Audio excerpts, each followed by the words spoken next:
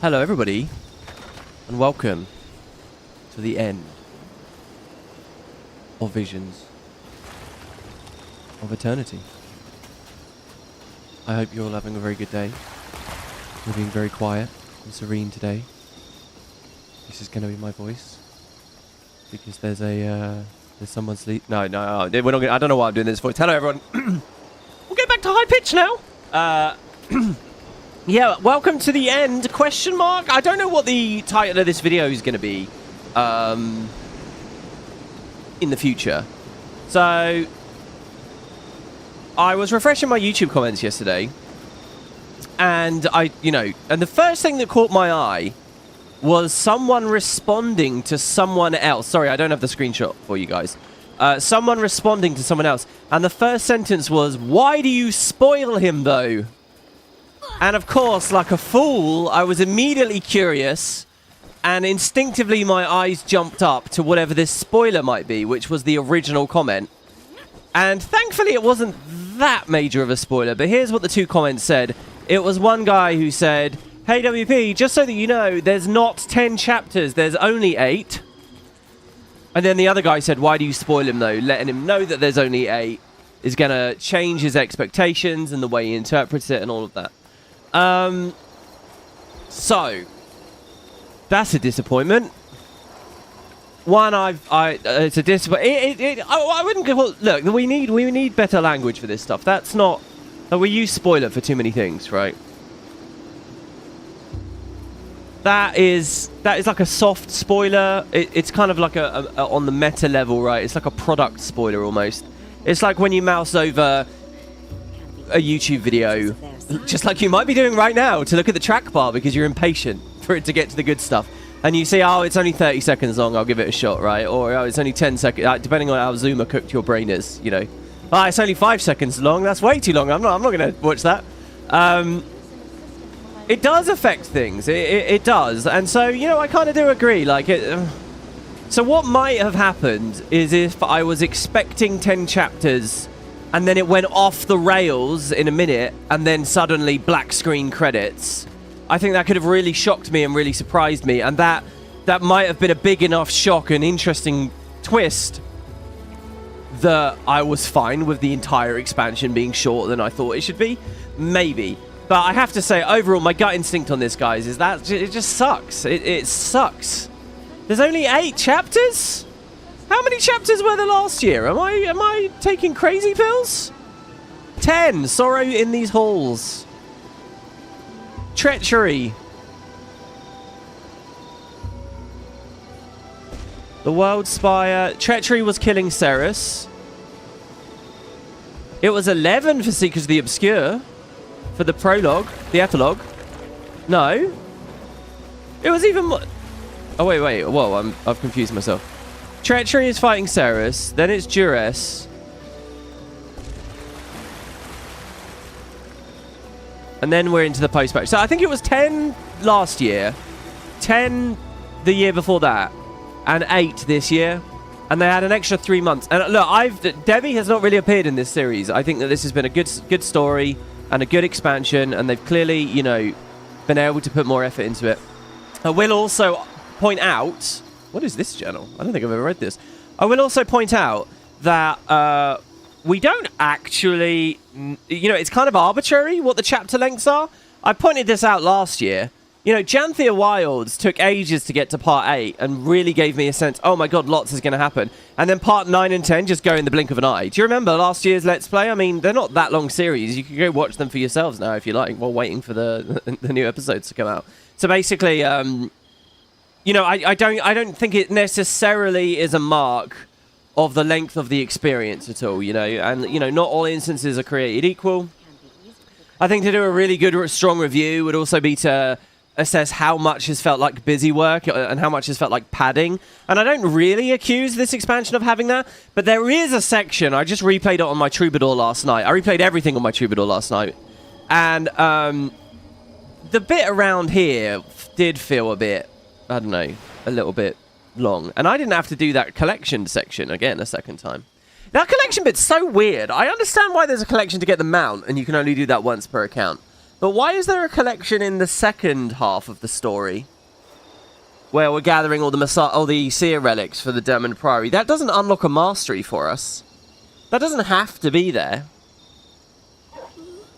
That's just Arenanet for the love of popping a full UI with multiple objectives, integrating that into the story, right? They just did that because they felt that was a fun way of traversing the story and a fun mechanism to have you do. But the problem I have with that is it's once ever. So are Arenanet fine with that being once ever? Or is it just the best they can do because it's tied to accounts and all accounts are... Like, sorry, achievements and all achievements are account bound. Do you guys know what I mean? Or are they specifically designing for that? Are they saying, okay, the first time you beat the story, we want it to take ages, or longer, let's just say, and then on your other experiences, we want you to have a quicker version because we know in truth it's shit and you just want to get through it. Like, that's always been my problem with account-bound stuff in the game, you know? If building a legendary is fun, let people build them for each character. The buck stops there, as far as I'm concerned. If unlocking dies is fun, let people redo it. You know, next year, I played Stardew Valley this year. In 2 years, when I get the itch to play Stardew Valley, I don't want to log into that game and be told, oh, by the way, spring is only 1/3 of the regular length because your account already did it, right? I don't want to be told, oh, you already skipped through the first 3 backpacks. I don't want to be told, oh, you've already got all your animals. Like, the joy is playing the game and unlocking things and progressing. Like, that's... Sorry, I'm on the high horse about account-bound stuff. Will I ever get over it, you ask? Will you ever just move on, WP? No! So anyway, yeah, we'll play the story. We'll see what we got. I got a couple of little updates for you. So here I am on Liz right now. She has done all the hearts for today. She's done these and these and these and these and these. There's been... I'm going to try again to get this new whole garden dialogue. Let's listen very carefully as we waypoint.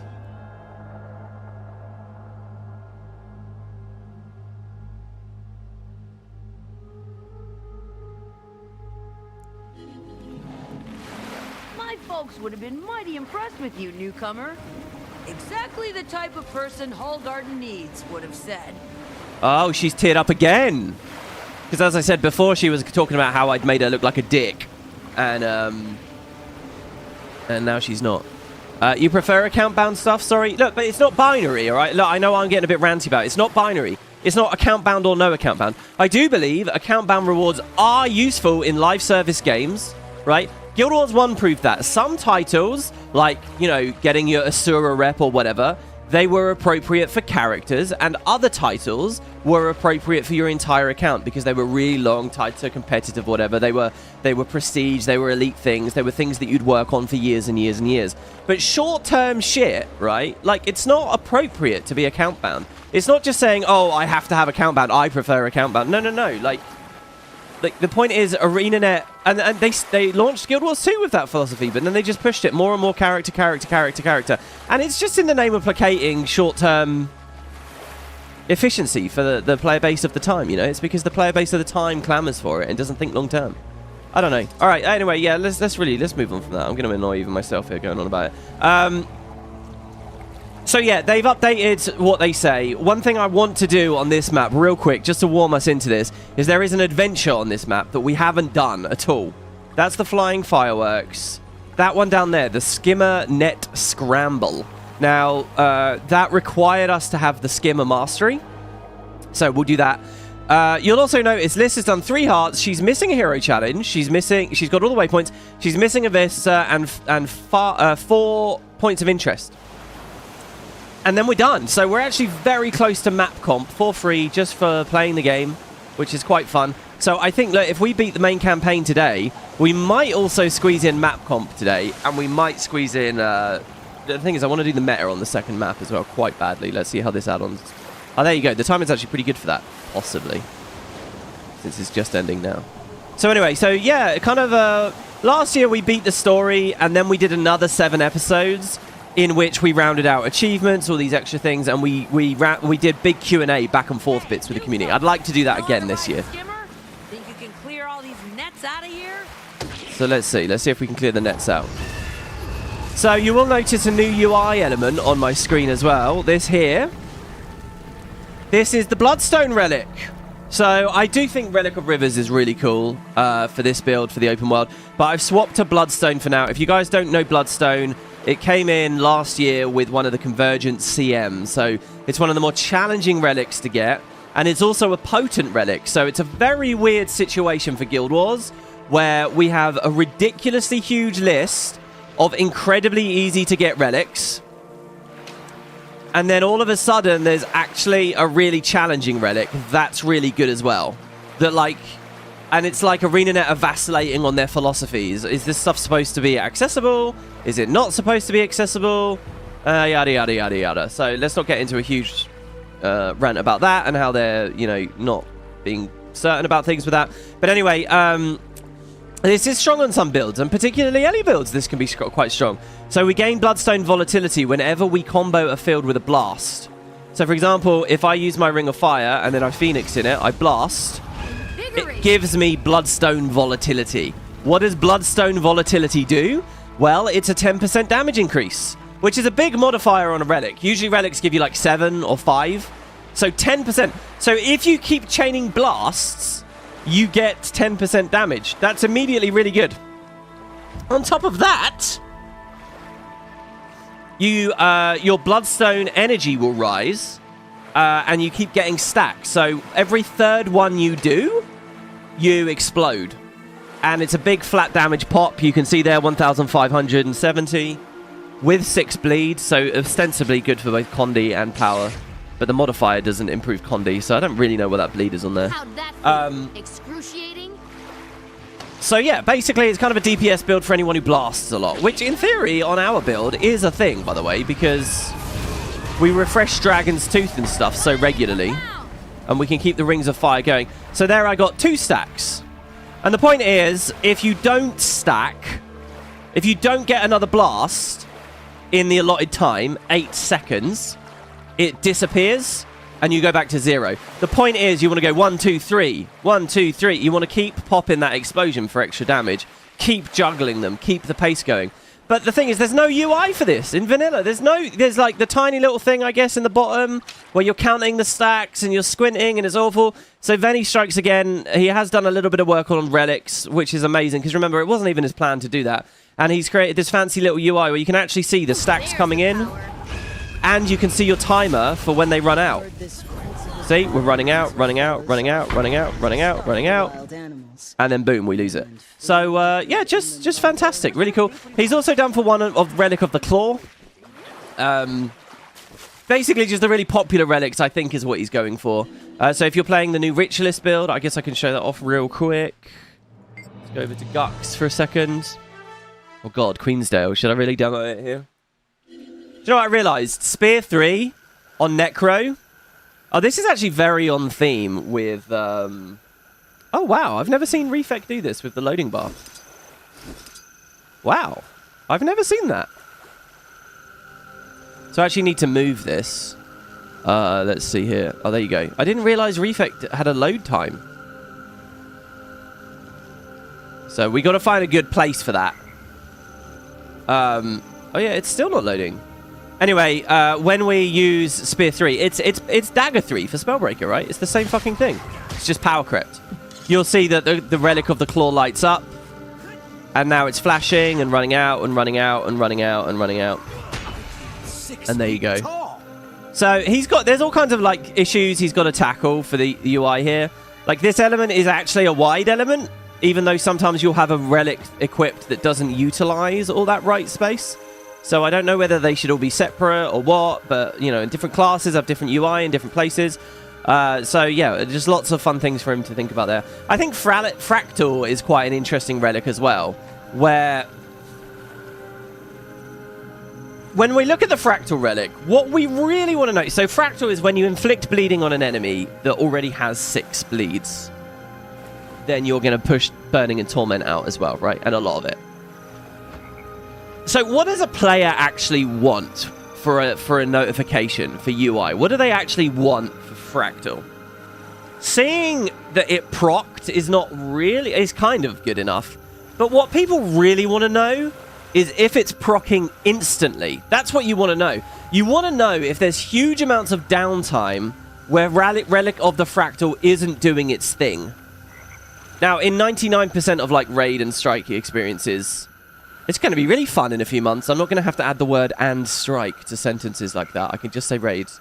In 99% of big group experiences, those bleeds will be there, so you don't really have to think about it. But in open world, you know, when you're playing on your own, that becomes much more interesting, right? Like, how early into the fight am I actually getting the Relic of the Fractal up, you know? So I wonder whether the notification should be a bit different there, like almost like inverted. Like, a counter actually would be quite cool. So it shows, okay, throughout this fight, Relic of the Fractal procced 20 times. And then another day you're playing and you see it only procced 3 times, and you're like, oh, fuck, that's clearly not working. We're also talking about Condi builds that don't produce their own bleeds, which is also quite rare. But there are some, like Willbender, I think, is one, where it's just so stacked onto the burning. People like run Sigil of Earth just to be an engine for Fractal. Anyway, we'll see what Venny does. All that kind of stuff's really fun, I think, and really interesting to think about. As long as Venny finds it fun and not tedious. You know, it's a cool project. It's very fun. He's there in chat, actually. Can the add-ons also delete the buff icon that's no longer necessary? No, but you can... Yeah, Venny's working on something for that as well, which looks really crazy. If you go into the Discord, the channel that he's posting, they've got some weird experiments going on. They've got an experiment where they've rebuilt the health globe UI. Just rebuilt it on their own. And I think... Does it look janky or does it look completely accurate? I don't know, but... Like, they've just remade the whole thing so that you can, like, have the bar in the middle, and presumably you could put different animations and stuff on it. Really, really fascinating. Very talented, and a lot of just grit and a lot of hard work and a lot of effort going into a lot of that stuff. Who knows where the game will be?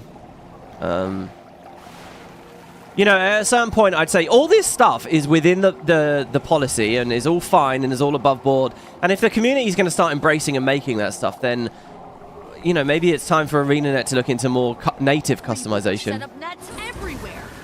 Got a skimmer and enough skill to blast them away? Or figure out what they're doing like WoW just is. It's so funny to me that Guild Wars is getting all this stuff now while WoW is turning it off. Like, how is it these two studios have reversed philosophy? How are we in this situation? So I've never done this, by the way. I don't know where I'm going. I think I just have to dash through the nets and not miss any. So let's focus up.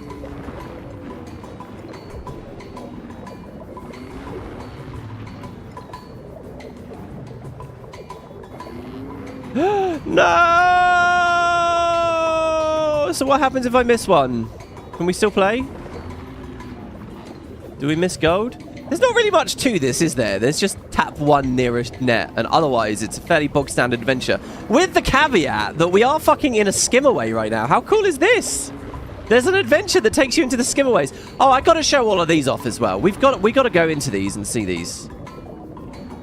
Don't worry, guys. When we get into the second section of the LP, possibly... Oh, we missed the second one.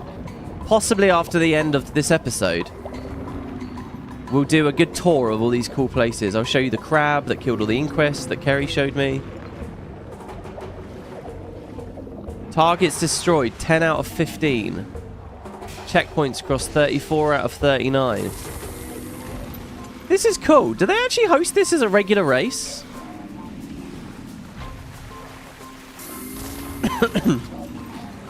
I think there should be like a big meta event thing in the game. That was pretty good. Nearly as good as the locals, I reckon. But not quite. Alright, hold on. I'll get all of them. He said not quite. We'll try that again. There should be a big meta event that starts in Lion's Arch called the Grand Prix. And what it does is it hops you from race to race to race to race to race. And every week, the 5 races it picks are different.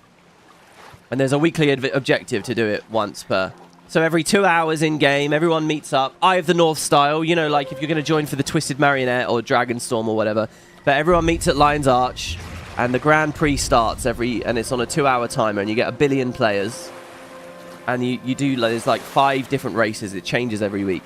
How cool would that be? All right, we need all 15 nets for gold. And that's all that actually matters. Not the timer, just the nets.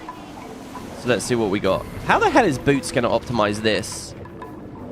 It's underwater. There's not much more he can do for speed than just pure skill, right? There's no cheese. There's no teleportation guns or personal waypoints. All right, where's that tricky one? It was this one, wasn't it? So I'm going to curve out on the right. I think I dashed too early last time as well. There's another one. I feel like I missed one last run that I didn't even know existed. Shit. It's okay, though. Remember, timing doesn't matter.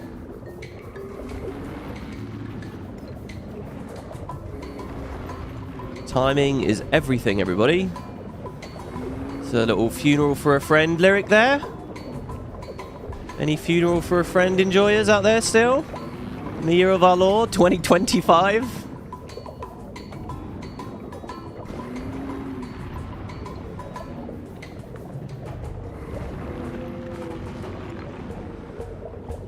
Okay, what do we got? 12 out of 15. I'm missing 2! Am I not missing 2? I'm blind as a bat. God. I could sing you some Meatloaf there as well. Let's not. Ah, there's definitely a net somewhere. A sneaky net. Or... That's everywhere. Got a skimmer and enough skill to blast him away? What are you waiting for? is it right at the start? 1. Shit, did I actually miss that? I missed that one. Let's not freak out.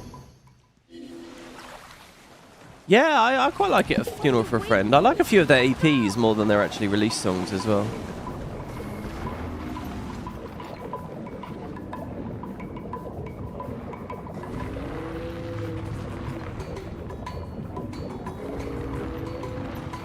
I feel like there must be a moment where there's a big gap, right? And I'm just not spotting the net.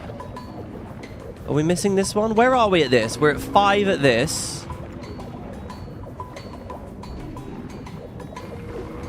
6.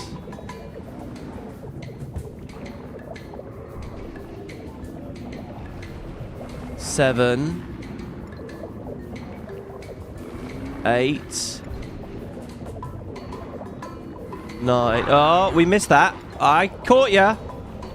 9. Are we actually toggled onto the ley lines right now or not? I don't think we are. A friend of mine was pointing out how bad that UI is earlier, and I totally agree. It should be open and closed wings. It shouldn't be like a slightly grayed out icon and then a regular icon.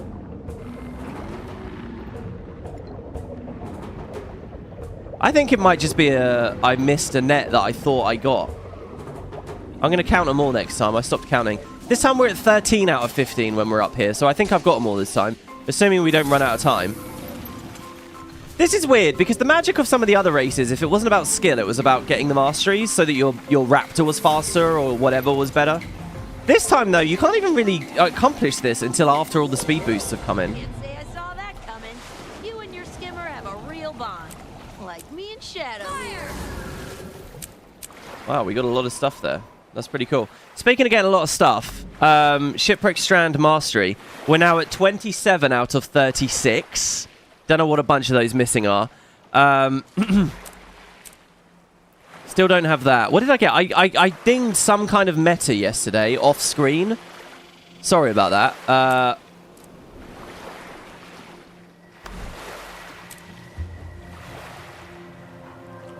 Was it just in Castora? No. No. Was it in the Starlit World? Oh, I think, yeah, it was this. Okay, in the Starlit World yesterday, I'm going to show you what I did, actually. But I got an achievement, and it procced the first relic. Remember how Shipwreck Strand gave us the Pirate Queen as its first relic? Well, I got the first relic from this one now. It's the Relic of the Mist Stranger. So Raz's relic, who has no impact on this map, it seems, or even in this expansion, really. But anyway, this is siphon health whenever you hit a foe, which I'm actually really interested in as a concept. But I don't know where it would be applied. If it doesn't do enough damage... Because this is a weird relic. This is just a bad relic, sorry. The reason why this is a bad relic, in my opinion, is because it has no hooks into any specific build, really, right? A relic that says your lifesteal effects are improved is good, because it has use for some people and less use for other people. You know, if they ever added a lifesteal heavy elementalist elite spec, I'd be like, oh shit, now there's this plethora of new items like this relic that I'm interested in, right? So that's good gearcraft to me when they have specific hooks. This doesn't. I mean, you could say, okay, anything that hits fast, like a hammer spellbreaker, hits really slow, so it's obviously bad. But a Warhorn Tempest has lots of ticks, so it's good. So yes, but it's kind of soft, you know? It's not... So because it's so ubiquitously applicable, it's very binary. It's either going to be a DPS bump or it's not. And obviously it's going to be conservatively balanced, so it's not. So that immediately just kills it for huge swathes of the game. And if it was, then it would just break Relic diversity at the high levels, so that would also be bad. So then all we're left with is, okay, is it fun as a resustain mechanic? And, okay, what are you going to resustain? Why do you need to resustain? In the group formats, you have healers. In the solo formats, you never take enough damage anyway. Maybe it has space in World versus World. That's how it always goes with so many of these relics. There's just like this tiny caveat, this little extra bucket, this catch-all fucking thing called maybe in World versus World. And it's just not satisfying. It's really not. Even if you're actively playing World versus World... By the way, the bucket is not just a World versus World bucket. It's a roaming in World versus World bucket. Even if you're roaming in World versus World, it's still not very satisfying to earn these as rewards throughout the course of my adventure and have no application for them in that adventure. Right? Like...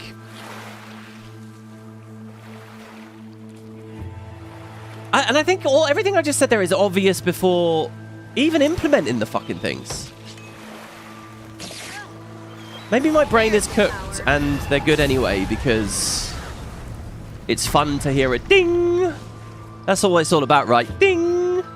You know, this is essentially just reward X, you know? It could be whatever, just as long as there's something on the list. And you only realize how fake it is, really, later. You know, there's 6 relics that came in on base. They seem to be really excited about them. But the truth is there's like 2 that matter. Anyway, so why did I earn that, I hear you cry? What's going on, WoodenPotatoes? You earned an achievement? Off screen? I don't... Oh, fuck. Off! Ah! Let me waypoint. There you go. We maxed out Bloodstone Relic. I think actually, is it the 4th blast? I wonder if he has a fancy little noise on that. I'm sure he doesn't. Because he didn't even really want to do relics. So getting too fancy with him.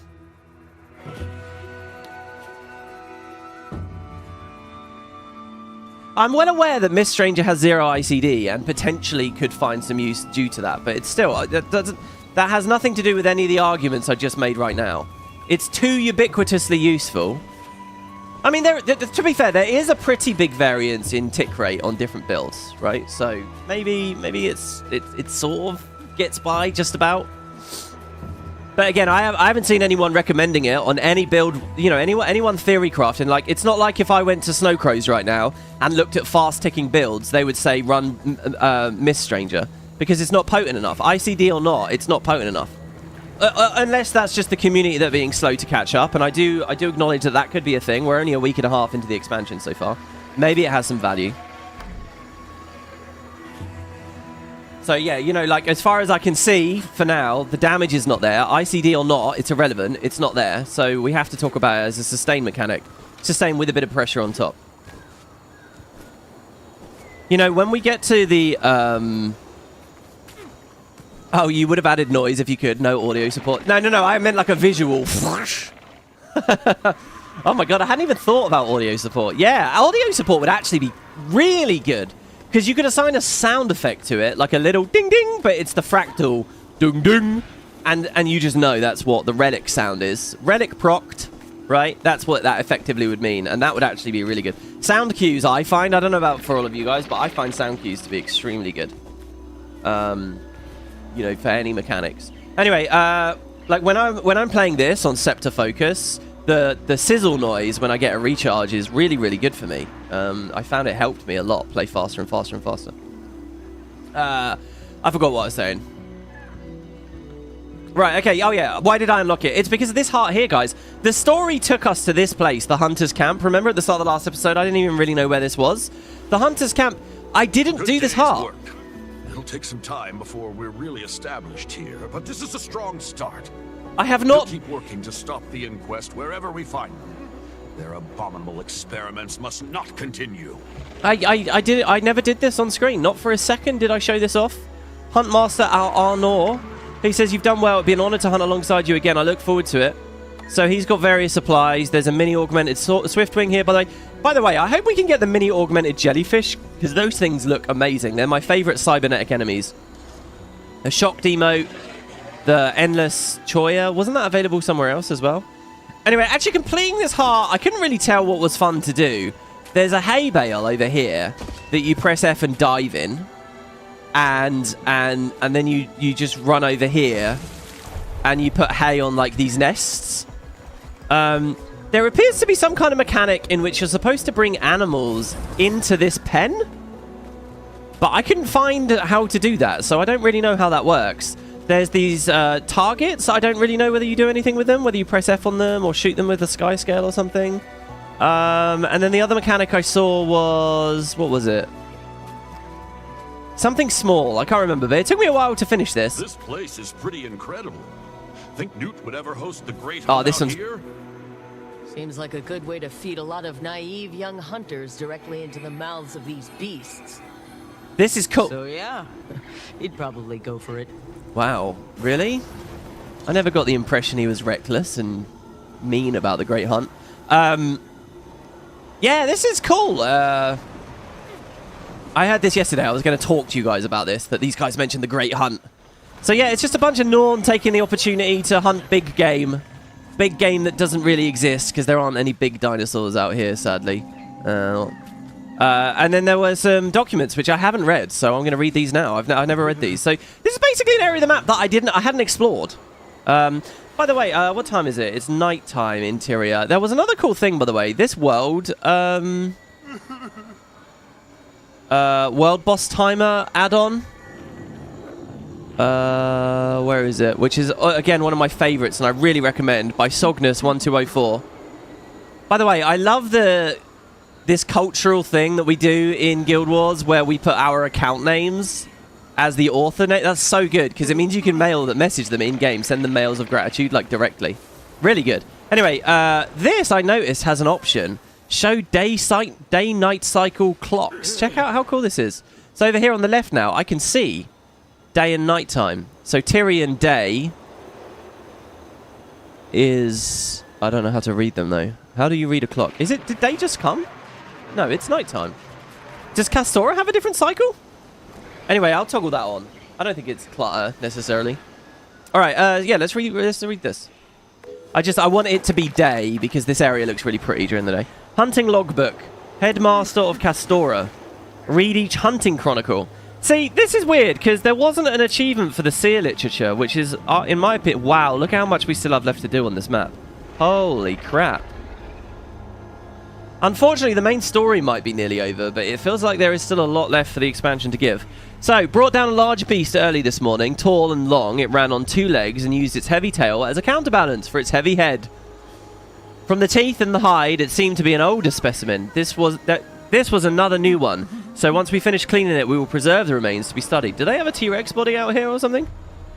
Spotted the tracks of another, footprints much wider and flatter. We will try to pick up the trail before dusk, and we will continue to search tomorrow if needed. Spotted a different kind of tracks by the stream today, heavy and bipedal. Likely an inquest golem. They hadn't accounted for the ground pressure, and it nearly sank into the mud. Fools have no idea what they're doing on terrain like this. That's awesome.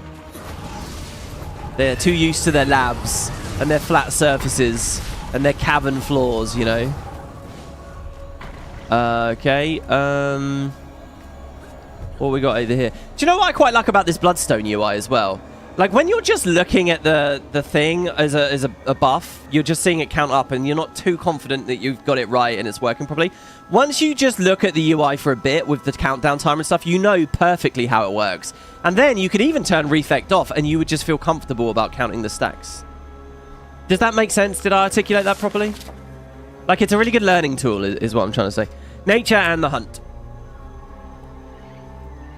It is a mistake that many make to say that hunters are damaging nature. After all, are we not a part of nature? Oh, God. This justification. When we tracked a deer, that's like, you know, when like a psychopath kills a bunch of people and he says it's not my fault. And they say, of course it's your fault. Well, it's not my fault. Society made me this way, right? So it's society's fault. I'm not accountable. There you go. No one's accountable for anything because it's all nature. It's all natural. It's all whatever, right? When we tracked a deer by endurance alone, claiming it only when it overexhaustion took it, with nothing but our bare hands, were we not a part of nature then? Why then would a bow of wood and animal sinew not make us why would that make us unnatural? The hunt is not about the desecration of nature, but the celebration of our history and our traditions. So long as we do not overhunt or act cruelly in taking our prey, we are not doing a dishonorable thing. We are a part of the same cycle as our prey, and it's best we never forget that. Yeah, but look, oh god, do we get into this? Again, I watched a really good Louis Theroux documentary about this, alright? I won't get too long with this, right? But there's a really good Louis Theroux documentary where he goes to Africa. He goes to South Africa, sorry, specifically. And there is a tourism company there that sell hunting trips to wealthy Americans.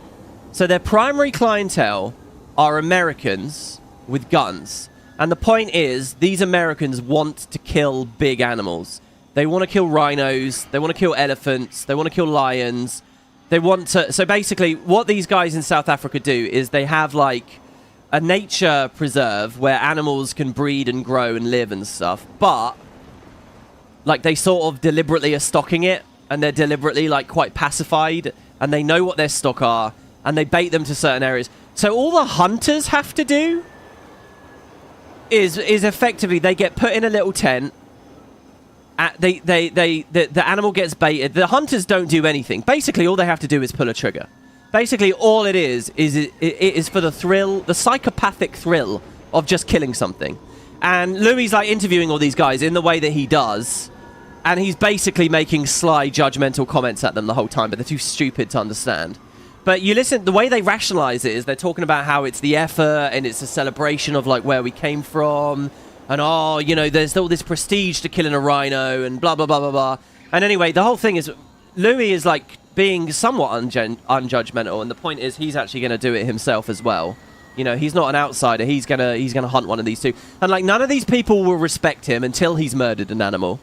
You know, like hunting for and in the end, like, well, I won't spoil the documentary, so it kind of builds to. And the question is, will Louis pull the trigger, and how will they react when they do or don't do it? And basically, at one point, one of the guys that's running the company sort of blows up at him and gets really annoyed and wants him to turn the cameras off. Because you realise, for the guys running it, it's just because it's a way to earn money for them. It's just because there's money. It's just because these Americans will pay it. And on the other side of the coin, like, why are these people so enthusiastic about this when it's clearly not a sport, right? What was happening in that documentary anyway is clearly not.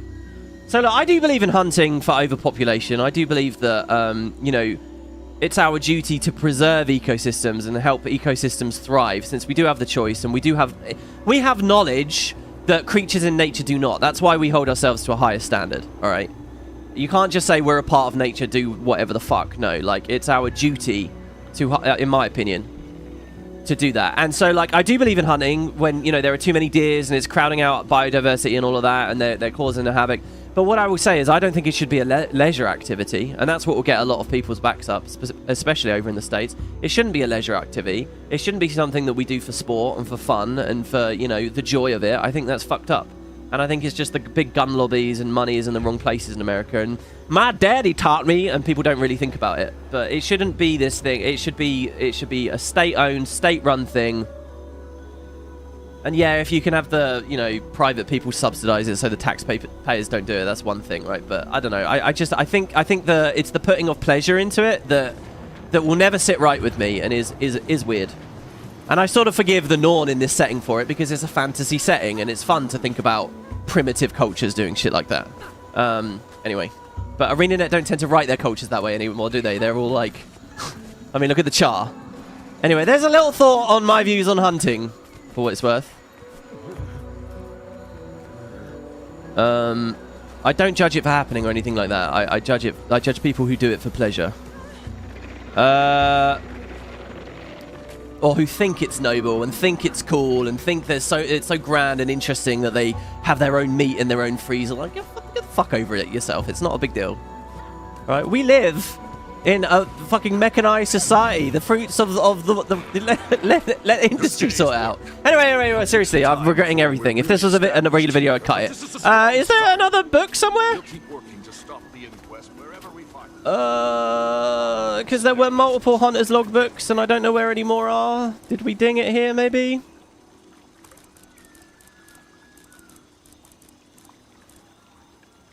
Hunters. Shit, what was it called? I don't even know what the progress of the achievement, because I was going to pin it. Maybe it has hints on where we'll see them, you know? I'm about 2 minutes from just giving all this up now. I've done all my preamble. I just want to get in on the story. Let's see. Subreddit, free animals. We have progress. Here you go. Hunt Master of Castora. Annals of the Great Hunt and Rites of Passage. I will eyeball it. So there's a logbook. Nature in the Hunt. You can't talk about this in a map with a hero point about petting a fox. I am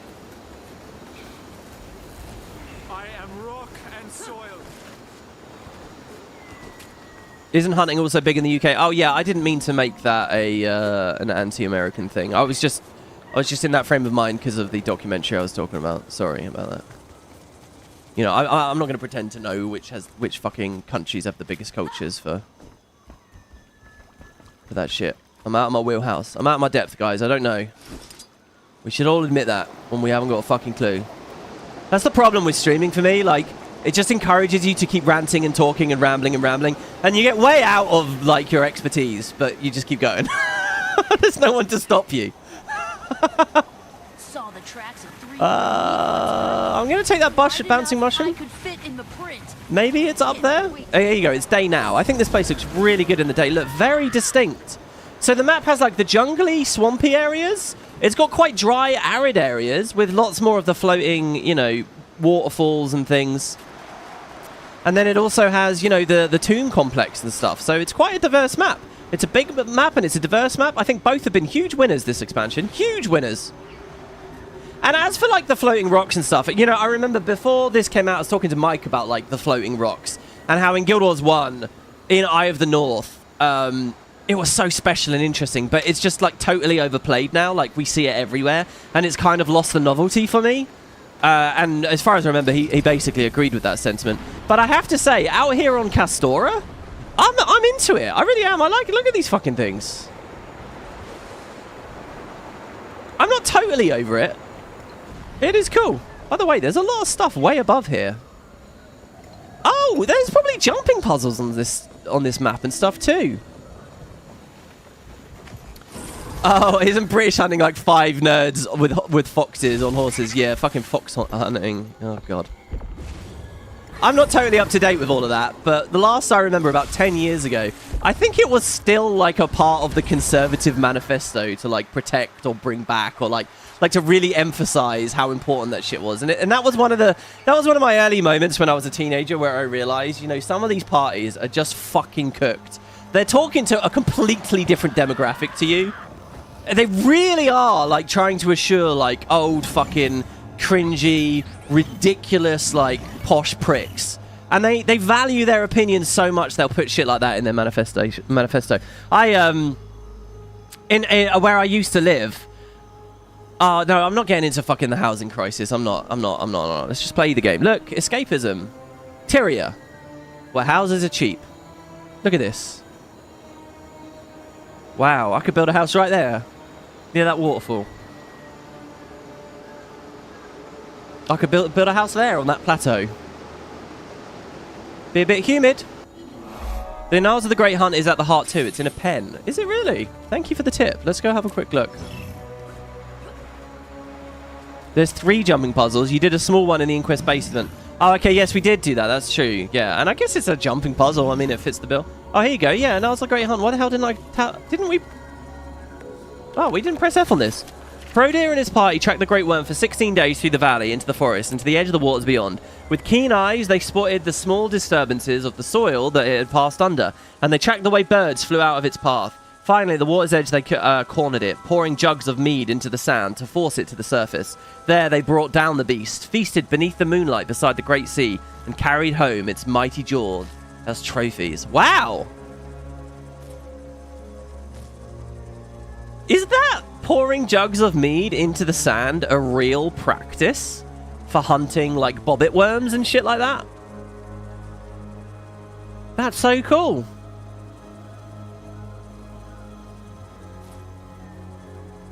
That was I'm really happy we got that, because that was actually worth it. And then rites of passage, and it's cool to get a little bit of Norn influence in here.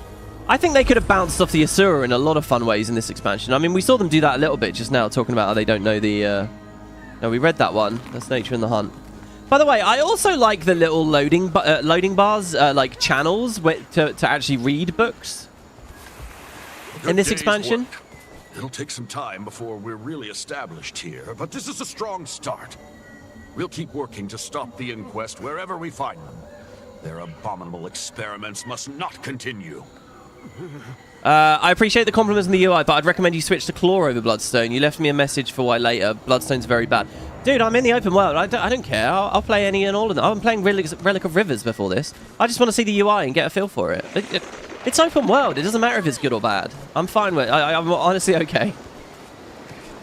I don't play any group. Look, it's different when you're in a group and your performance directly impacts everyone else's enjoyment. So you got to try your best, and then you do need to conform. But in solo gameplay, you know, I'm not uptight about that stuff. In fact, I think it kills the game to be uptight about that stuff. As long as you can get by, have fun, have some different experiences, see different animations, see different UI, enjoy the content that they put in there. That's my take on that. Yeah, and anyway, for group stuff, I actually don't have any Bloodstone builds at all right now that I run. I have a Claw build with the Ritualist, and Spellbreaker. When I play Spellbreaker, I have Claw as well. Oh, so I actually get Attacker's Insight and Claw. That's going to be fun. Any tips, guys, on this last book? Oh, okay, catch that, Kitbake. Houses are so cheap, I didn't even know I owned a beachfront homestead. Yes, we have to go there too. We do have to go there. I don't know. I think I'd have to take a wide berth around the area. A bit southwest of the waypoint, I think. Says Alex Jedi 13. Southwest of the waypoint, a bit. So basically where we were standing. Let's see. This is southwest. More southwest. More south. No, that's a survival cache. Oh, defend Asa Wild Walker. Time limit. I've noticed that this map has some extremely long events. And I'm not sure I'm all about them.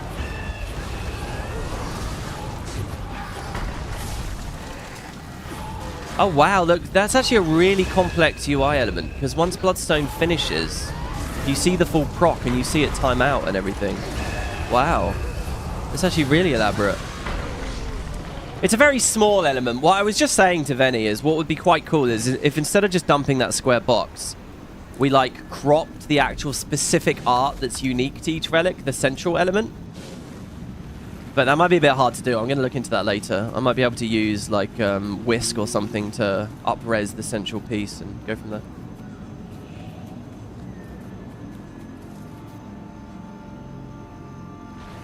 I don't know. I don't want to do this event. Let's move on. There you go. That's the Hunter's Camp, guys. Am I on NA today? I am on EU today. This is EU today. So you guys are welcome to play with me, but I think I'm going to be in a story instance in just a moment.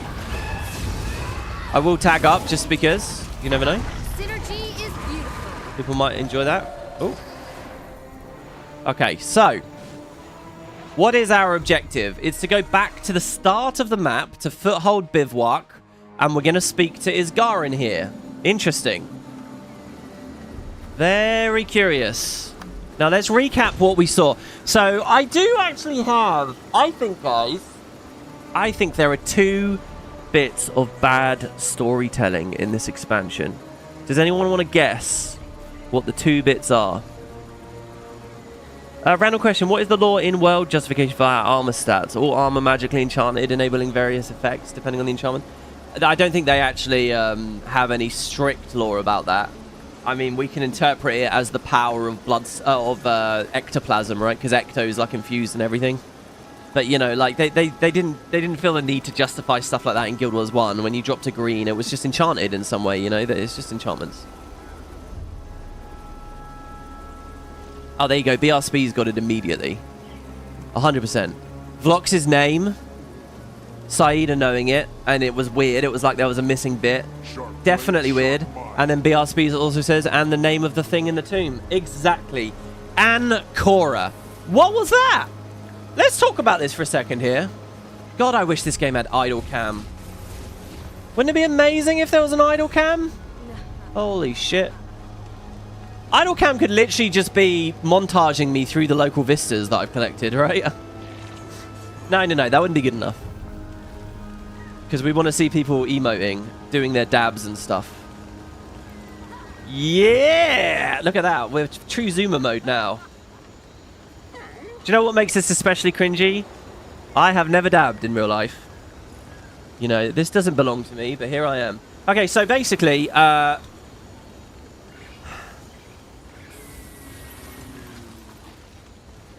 we go into a tomb where clearly some great rites are performed.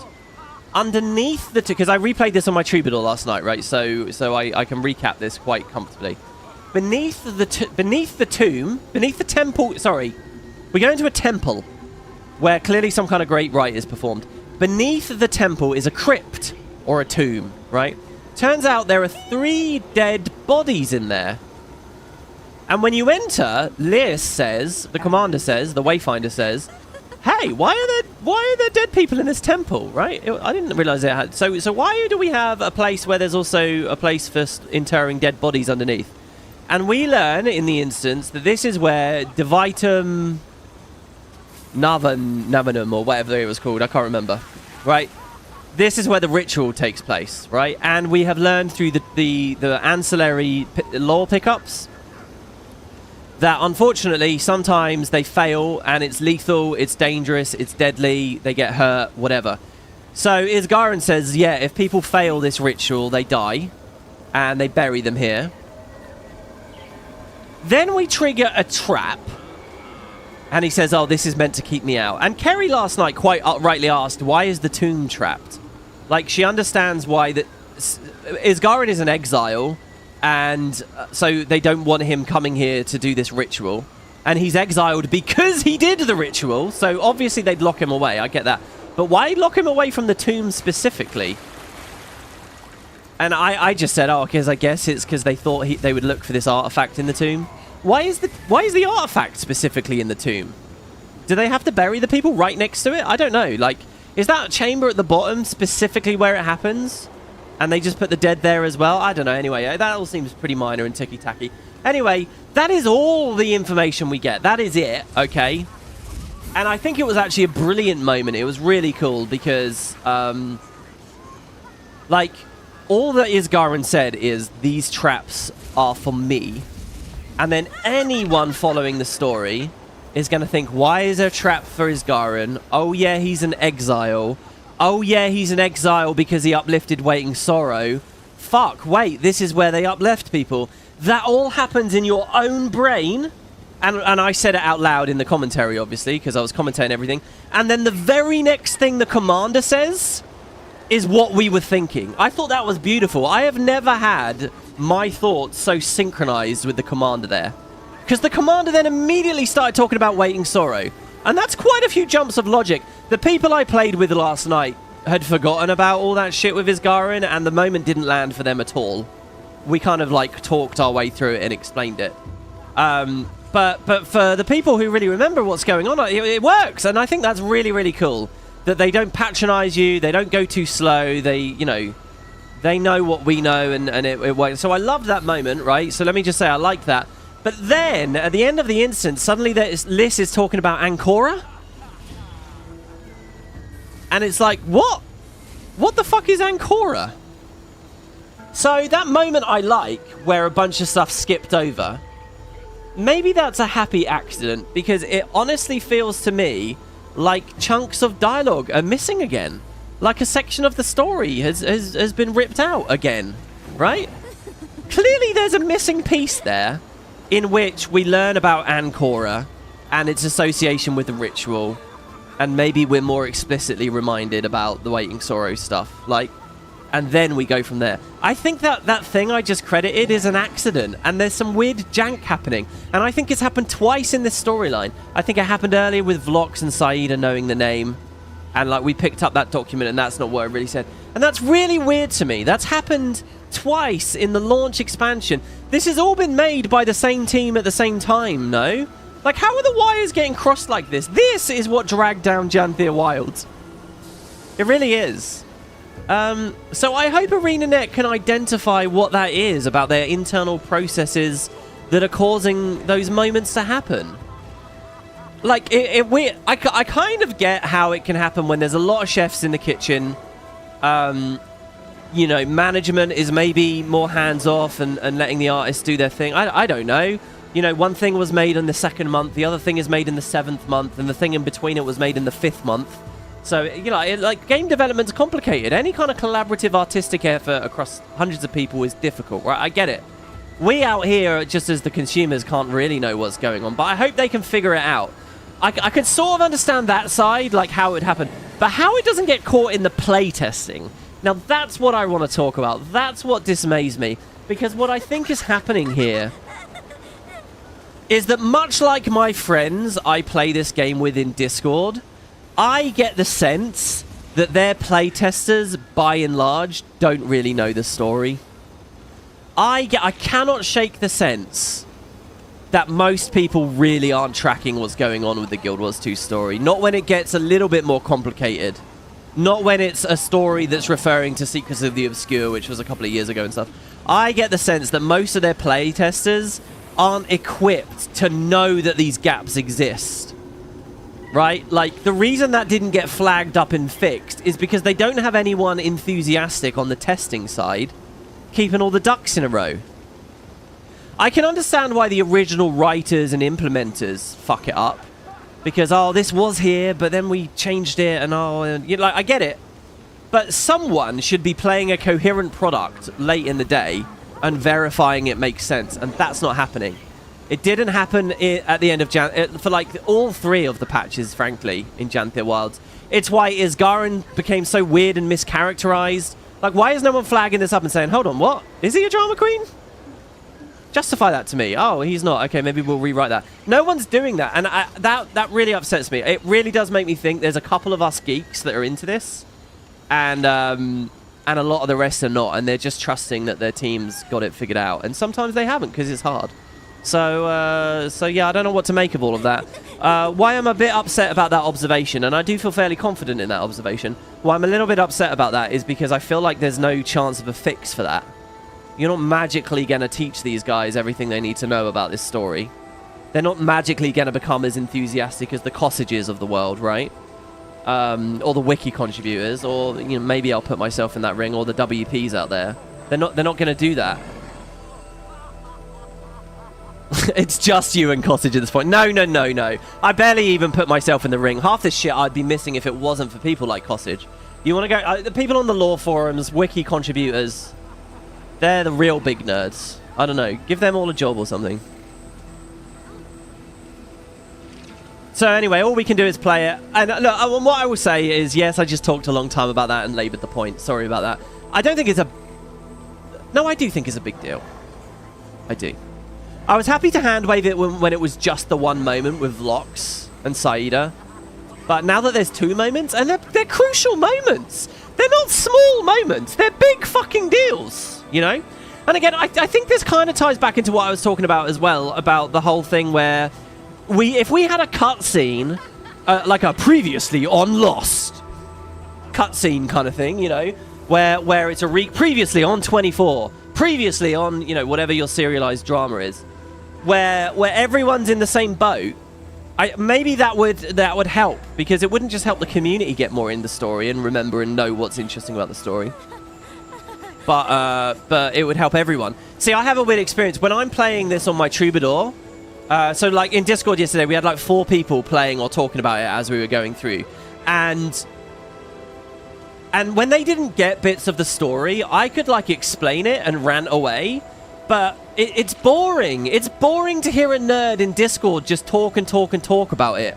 Like, without a pretty cutscene, without pretty animations, without actual stuff to see, it's boring. Kerry mentioned last year, like, when I was drowning her in info, trying to get her interested in the Bavaniso stuff, she was like, look, you know, I'm trying to enjoy it. And she was trying to enjoy it. But at the end of the day, it's just not that fun reading lore documents, right? It's for people who are only casually interested in the game, they're not invested in that at this point. They're not. It kind of sucks to just have someone rant info at you. A cutscene at the beginning of the X-Pack that actually just illustrates all of that. If we had seen Zin dissecting the seer, right, in a cutscene, that would mean so much. And unfortunately, the solution I'm banging the doldrums about here is an expensive one, and it's a money thing, and it's, you know. And that sucks, and it sucks to have to spend more money. That's why, as I say, guys, buy VOE Ultimate, and look at this, look! Character slot expansion? Now, you could do that with gold, but I'll tell you what, the credit card's a lot easier. Look at this, a 2025 Extra Life donation bundle. But look at that, Guardian Angel Blish. Now, that's worth a $5, in my opinion. I think that is, alright? Let's see what else we've got here. What is the most expensive thing on the gem store? Look at that. Only 5,100 gems for all the vibrant companion mounts. Look at these things. Wow. Look at how vibrant these companions are. Look at that. Look at his big feet. Now, for just a measly 5,000 gems, you could get these. That's not much. All right.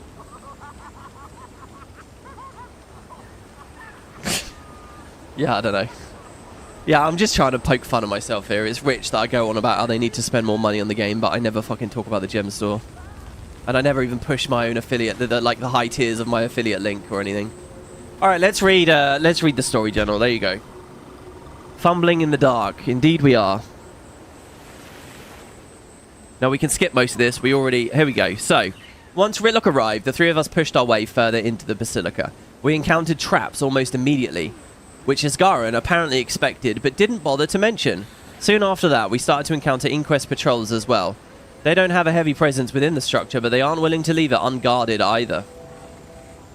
Yeah, it's funny, Isgaran was wrong about that. There had been people who had been there. Our descent into the... Does that mean he underestimates Vlox, basically? Is that tacitly what they're saying? Oh, yeah, and just to recap on the Ancora thing, Liz talked about Ancora as though she knew, and then when you leave the instance, she does it again. She says to Vlox, I know about Ancora or whatever. You know, sorry, I'm going to rant slightly more. You know what I would also like? I want to ask you guys in chat or in the YouTube comments. Don't you guys think it would be cool as well if we had patches fixing that sort of stuff up? When we have those big gaps, when we have those incongruent moments in the story, it would be nice if Guild Wars was the kind of game where they said, added 3 missing sequences to story chapter 8, which explain where Saida hears about Vlox. Added up the prologue of VOE. Introduced a little more to the prologue of VOE just to improve that. But the game doesn't really do that. They've done it a couple of times. Like, Season 2, they took the time to introduce where you get Mordramoth's name years after the fact. That was brilliant. That was fantastic. Season 1, that should you could... slow the inquest down considerably. Holy fuck, is the meta up already? No, it's not. Who's talking to me then? I don't know. Season 1 kind of a bit. I mean, it cut more out than it added. But they don't really do stuff like that, you know? Like when the voice acting was missing for COVID, they went and put some in after the fact. When voice acting was just missing just now because of the strike, they've gone back. But they haven't expanded on it, you know? And that's a shame that that's an obvious line in the sand. That's been a shame even since 2012 with the personal story. So, you know, I would feel better about it if I played Janthia Wilds and there were these weird holes and issues, but they had a precedent of actually fixing this stuff up. I wouldn't feel so bad about it, and I wouldn't feel so bad about the Vlog stuff right now, but they don't do that. So I think it's just going to be a bit awkward forever, and that sucks. Right, okay, back to the journal. Our descent into the depths of this basilica was met with more resistance, both in the form of seared defense mechanisms built to keep us out, and Inquest soldiers aiming to do the same. We encountered a lot of signs that the two had run into each other as well. There are dead Inquest everywhere and plenty of freebooters too. It seems the Inquest hired them to clear the way and trigger as many traps as possible. Yeah, and we did learn that from the... Oh god, I just heard a really loud creak noise to my right, which is right where my fish tank is. I reserve the right to leave if it dumps gallons of water everywhere and ruins the ceiling. It seems that Inquest hired them to clear the way and trigger as many traps as possible. At the base of the large staircase, laden with seared defences, we found the doors to a large chamber being actively guarded by another contingent of Inquest. Once they were taken care of, we made our way inside. That final chamber turned out to be a crypt containing the tomb of... So I'm very interested to read this, because this is where the story journal would be weird and different, right?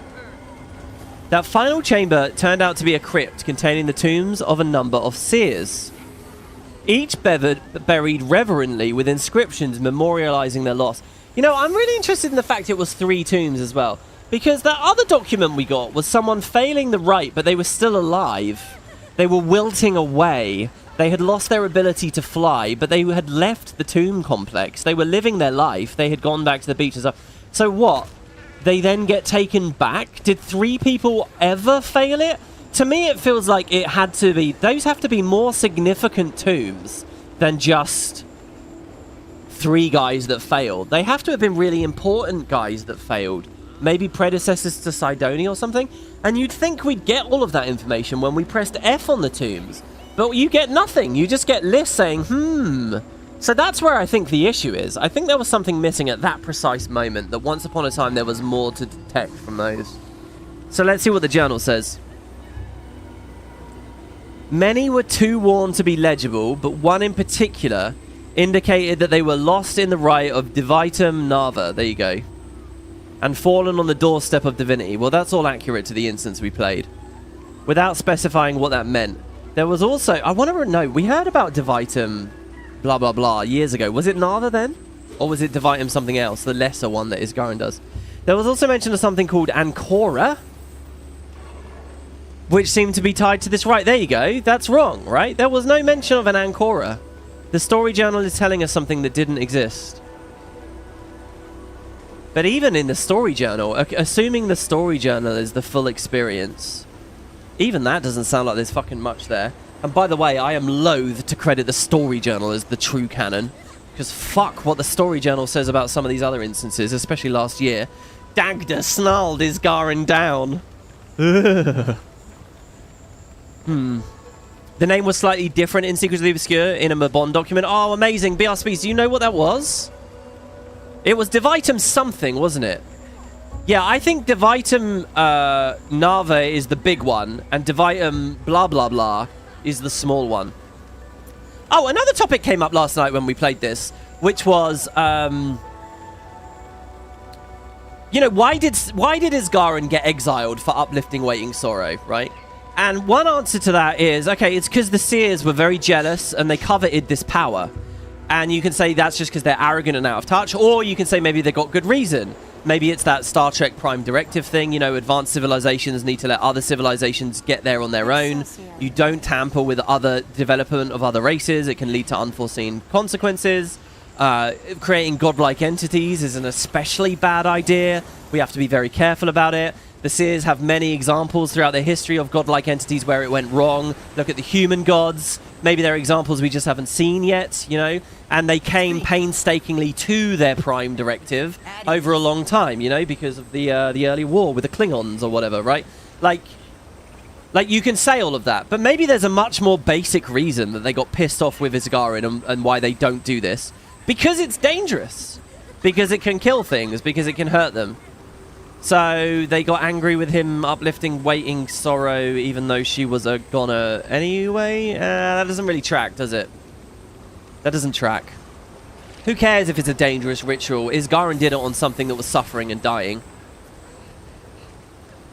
Unless the Waiting Sorrow bit was a special case and it's because Coda is real, but I don't think it's that. I think they were pissed off that he went rogue and he did his lesser version and it wasn't fully vetted and tested. And they're stuffy and slow. That's what it is, right? Which is tropey, but I like it. Anyway, so yeah, there was also a mention of something called Ancora, which seemed to be tied into the right. Our investigation stirred up an especially powerful and heavily shielded seer construct that had remained dormant when the inquest were here. A seer construct? What was it? I thought it was a ley line anomaly. Yeah, it wasn't a unique boss model. That's a bit of a disappointment. Was it another enchanted weapon? And the mechanics were quite uninteresting too. It was just press F to turn off the beams. I mean, Christ, go back and replay Season 2. Any of the boss fights back then were more involved. Isgarin suggested it was because this one was meant for me, but in his usual fashion offered no further insight. That's funny. In the story journal, the commander doesn't know what that means, but she figured it out in instants. After a prolonged battle, we managed to disable the construct, and I finally got a moment to interrogate Isgarin on what was going on. I'm still livid even as I write this, but I'll try to restrain myself. He knew the whole time, or merely suspected, if I were to take him at his word, that the inquest were after this Ancora, an incredibly powerful staff that was used in the rite of Divitum Nava, one even more powerful than the ritual used to create the wizards. Like true ascension or what, a transcension, I don't know. We've been groping blindly in the dark while he just kept to himself. Would he have ever told us if we hadn't learned it ourselves? He says he will give us further answers when we return to camp, but that remains to be seen. The story journal doesn't mention one of the best lines of that, by the way, which was the Mabon reference. That little bit about Mabon saying, what were Mabon's last words? That was such a cutting comment from Liz. It was so good. Because, yeah, why the fuck isn't this guy opening it up and trusting us? I'm totally happy with that storytelling, and I'm totally happy with him being a dick, as long as they justify his closed-offness in a nice way. Give me the tragic backstory. Show me how being the last of his race has broken his brain. Show me how people have abused his trust in the past. Show me why he is so superior feeling, right? And justify it. Make it grey. Give me a good argument, and then it's beautiful. It's brilliant, right? But until they do that, I think a lot of casual players are just angry with the character, and it's hard to argue with them. You know, they should be. Do you know what's really bad about this UI? Because they have these two elements up here, the entire thing can only be X width. Right? Like, this should follow the whole panel, really, but it doesn't. I would readjust that myself, but you know. Okay, so then it says down here, I need to contact Vlox again. I think his intentions are good, but the kind of power he's after, we need to move quickly now. There is still time to prevent this catastrophe, but only if we find Ancora first. What time to prevent a catastrophe. What catastrophe? They're getting a bit Scepter of Ori again here. Don't tell me there's a catastrophe when I've got no evidence for a catastrophe. Right? This is purely that we're prejudiced against the inquest. That's fucking it. I don't know whether I like that. Anyway, okay. And Vlox was a little bit on the nose in that final sequence there. Oh, I'll give the power up. Kerry immediately said as well, like I did. She said, I don't trust him anymore. But I hope he's legit. I do. I hope he's legit. In the same way that I hoped Pather was not legit. Right? So Arenanet's track record is 0 for 0 on that. Wait, 0 for 1, 0 for 2? Or 0 for 1, let's say. Pather spent the entire expansion feeling like the best story would be for her to betray us. And she didn't. This time I feel the best story would be for him not to betray us. And I'm thinking he will. So let's see. Will they go for 0 for 2? We might not even find that out today. It might be in 6 months or whatever with the final thing. So Isgarin, here we go.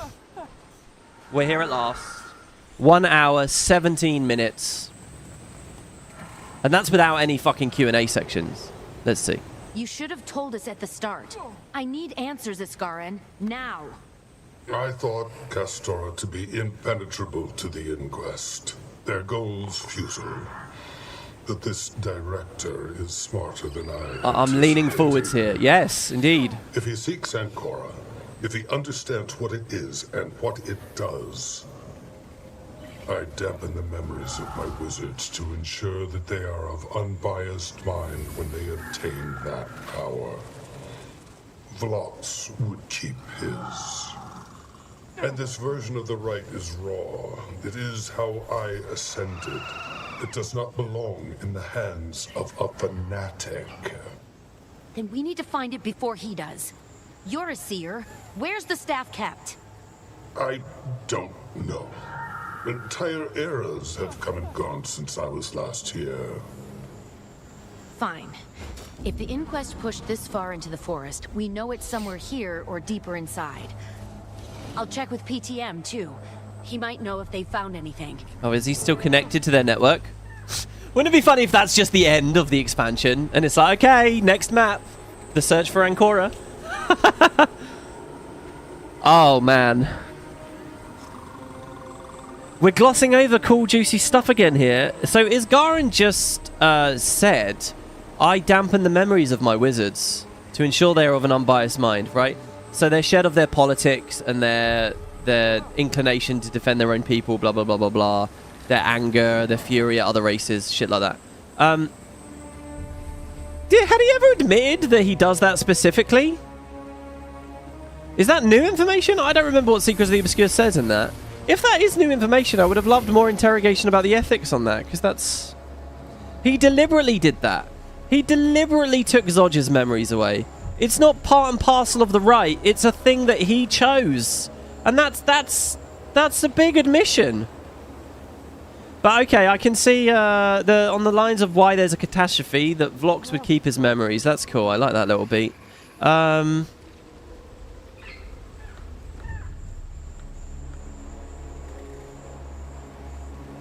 This version of the right is raw. It's how I ascended. I love all that. It doesn't belong in the hands of the fanatic, and we suspect him to be a fanatic.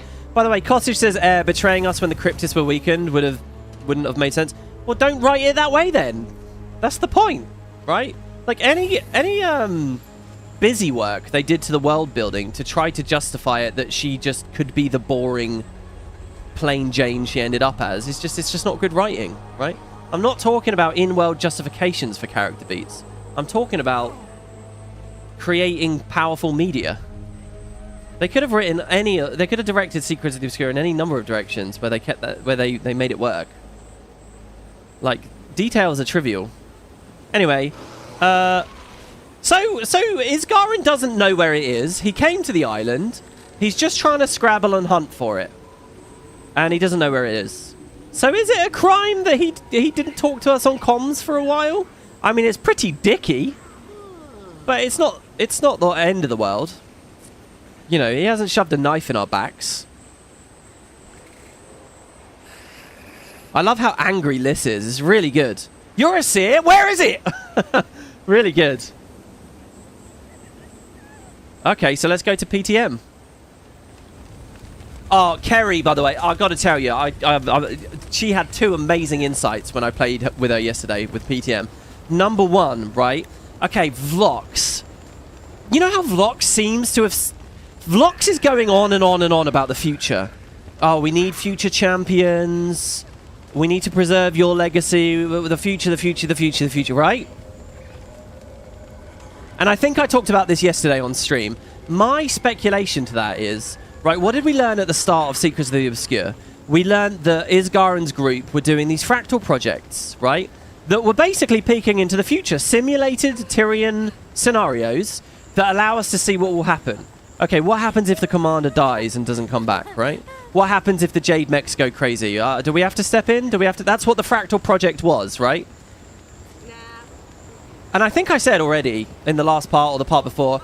Isn't it curious to think that maybe the Inquest are doing the same, and that's why Vlox is obsessed with the future?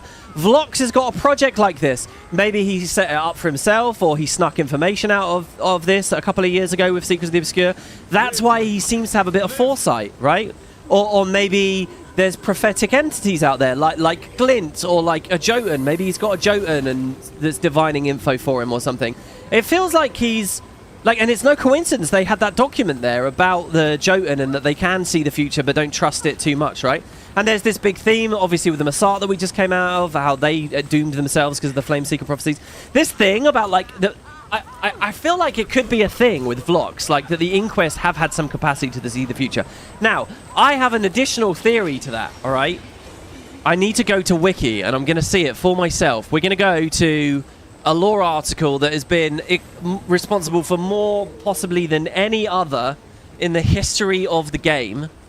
Okay, no, not including the movement of the world. What do you think it is? I'm getting the screenshot right now. Feel free to put your guesses in chat. Wiki will have it. Wiki, you never let me down. I'll give you a hint. There's 5 words in the title.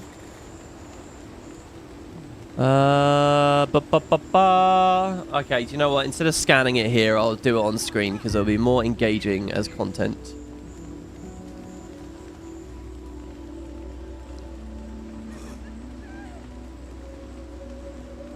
Alright, actually, I'm just going to get these two. What document am I going to, guys? What document am I going to?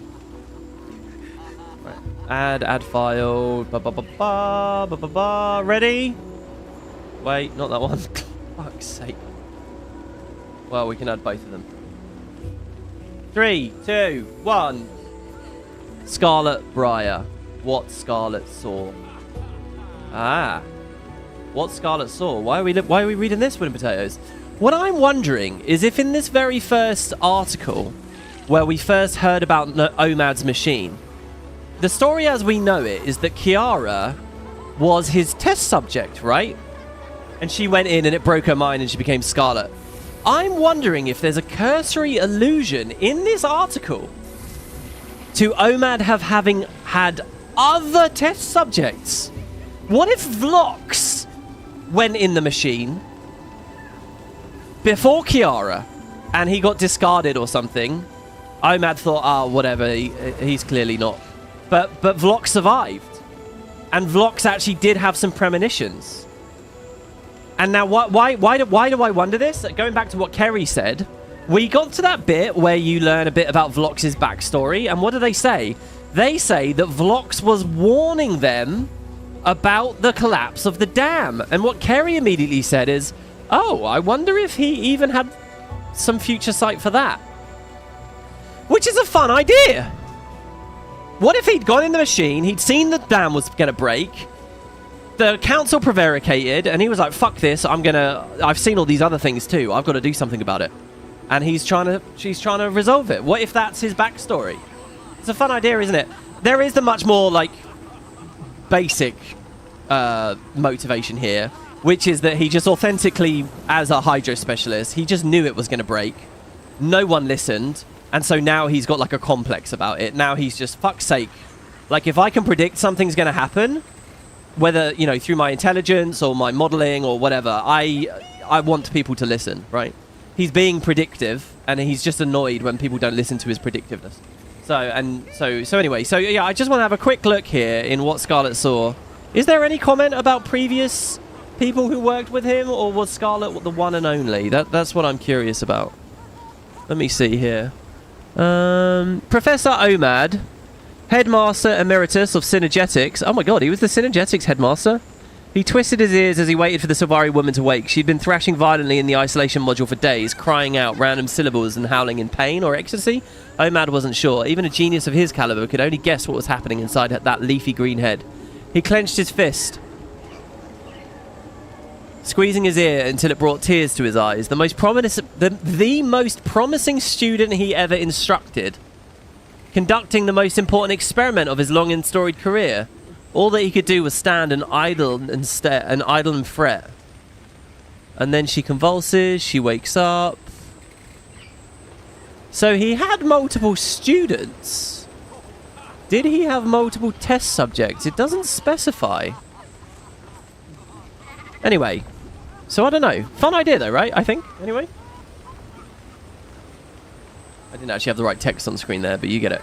Okay, Vlox knows Guild Wars 3 is up and coming and is trying to strengthen the world to stop it. I mean, you could put it that way. So yeah, I don't know whether he went in the machine or anything, but again, he did have that. Oh, the other reason I'm thinking about this is because he did directly mention what we saw in the machine, and it's like, why does he have an intimate knowledge of what we saw? Is it because we've shared that information and people have written treatises about it and shit, you know? Or has he had his own experience with the machine? Did he maybe go to the machine after we left it in dry top? I mean, that's another possibility, right? Like, what happened? We didn't destroy the fucking thing, did we? Isn't it still just sitting there? And there were inquests all over this place. Like, what actually happened in Season 2 in the dry top episode? There's inquests all over. We used the machine. What did we do? Just fuck off? If there's a story where it's like, oh, I went there afterwards, I would totally buy that. Right, let's go see. Let's all go to the lobby. Will PTM know his full name? Oh, he's petting the dog. Oh, yeah, okay, I'm finally back to PTM. The other Kerry thing, right? Okay, you know my theory was that there's a guy's brain in this. I thought it might be Vlox. Obviously, I was wrong about that. Now I'm just wondering if the Inquest are stuffing innocent people into machines and ripping their memories as they do so they don't remember who they were, so that they'll be subservient. Doesn't that sound like the fucking Wizard's Ascension, right? That Isgaren's doing, by the way? Isn't there a brilliant parallel between those two? The story should go into that. Vlox should gloat to Isgaren at some point before this story is done. Vlox should say, you know, you're ascending them and making them forget who they are. So what? I'm creating cybernetic people and making them forget who they are. What do you want from me? It's the same fucking thing. Don't judge me for that, Isgaren. That should definitely be a scene. Anyway, that's my theory about it. Here was Kerry's theory. She said the damn thing. But check this out as well. It's a dog. PTM is a dog. I mean, she said it as half a joke, but I 100% can believe in that. That's why he can talk to the dog. That's why he's a companion golem. That's a dog. It's a dog in a golem. That's why he's so nice. It's Vlox's dog. I 100% believe that. Listen to... I don't know what PTM's about to say, but just listen and imagine he's a golden retriever like... fuck, who's that guy in BoJack? Alright, here we go. PTM, have there been any updates on whether Vlox has found... whatever it is he's looking for? Most objectives are still listed as open, although a handful now say empty. We have not located the object. Perhaps the archaeological sites could provide more information for your search, Commander. Digging is a fun activity. He likes digging! Limitless potential for discovery. Thanks, PTM. I'll do that. Oh, that's so cleverly written. If he is a dog, that's so cleverly written, because you're always going to think he's just consoling the other one. Yeah, Mr. Peanut Butter, that's right. If that comes true, that is not my theory. That was her theory, but she might have nailed it. Oh, God, we have a collection section. Okay. Collect Seer Ritual relics for clues about the hidden location of Ancora. Is it behind that other door? Surely... Where is this going? Surely it's just going to say go to the next map. Oh my God, we're in the exact same place as last year. Where last year we were waiting to go to the Masat civilization place. This year we're waiting to go to the Seal one. And I'm going to have all the same questions about assets and the maps will be fun. And... Alright, another story collection. Like, I like these, okay? One of the problems I've always had with the Guild Wars story is that it's very linear. Go from A to B to C to D to E to F. It's always fun when you get a choice. No, do you want to do this first? You know, the personal... And we don't get, like, personal story-style branches or anything. This represents non-linearity, right? We can go in a variety of directions. So I like, you know, in a small way. I mean, I'd much rather it be like, okay... Like, my dream with it really would be, okay, so Heart of Thorns comes out and you beat Verdant Brink. But now you make a story choice, and some players went to Auric Basin, and other players went to Bloodstone Fen, right? Or whatever. Like, and you can do the 3 chunks in totally separate orders, and then they all come together at the end for Tangled Depths and Dragon's Stand or whatever. This is kind of trivial, but at least it's non-linearity. So I like this as a function of the story. But again, it's like, what? So we're just we lose it on our replays. We only ever do it once. If it's valid, it should be there every time.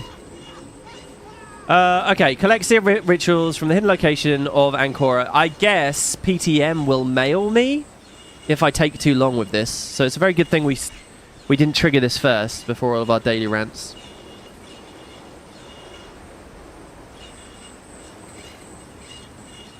So objective list is open. A handful say empty. Okay, so we're still just one step behind the inquest, though. Okay, so a Castoran magic sample. The ley magic of Castora seems to have been pivotal in amplifying the seer's own magic. The shrine this sample was collected from sits on a particularly potent nexus. Beneath the waves lies an ancient battleground and an even more ancient shrine. Beneath the waves. Is it possible this is back on map 1? Like, beneath the waves. I'm assuming it's the Starlit World, but there's not really any waves here, are there? And if it's beneath the waves, I mean, fuck, man. There's a lot of waves on that map. I love that I can click it up there, like it's pinned, and I didn't have to pin it. I suppose we could double pin it, actually. That's funny. Lies an ancient battleground and an even more ancient shrine. No idea on that. I'm going to try the next one. Shadowstone allowed seers to amass reserves of magic to perform great... Oh, by the way, I actually read Shadowstone on Wiki, and it was not very useful. The Wiki page for Shadowstone is actually fairly out of date at this point. It still talks about it as though there's only one Shadowstone, and, you know, there's an expansion about it a little bit from Secrets of the Obscure, but there's nothing for this expansion stuff. Wiki basically just says Shadowstone is like...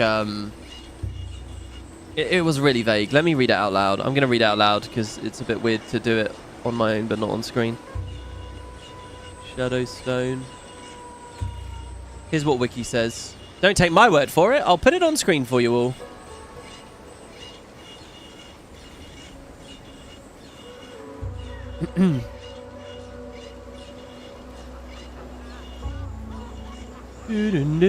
I hope the music's loud at the moment because I'm hearing it loud and I'm loving it. I'm very immersed at the moment. Look at this. Studying Guild Wars lore with WP in the jungle.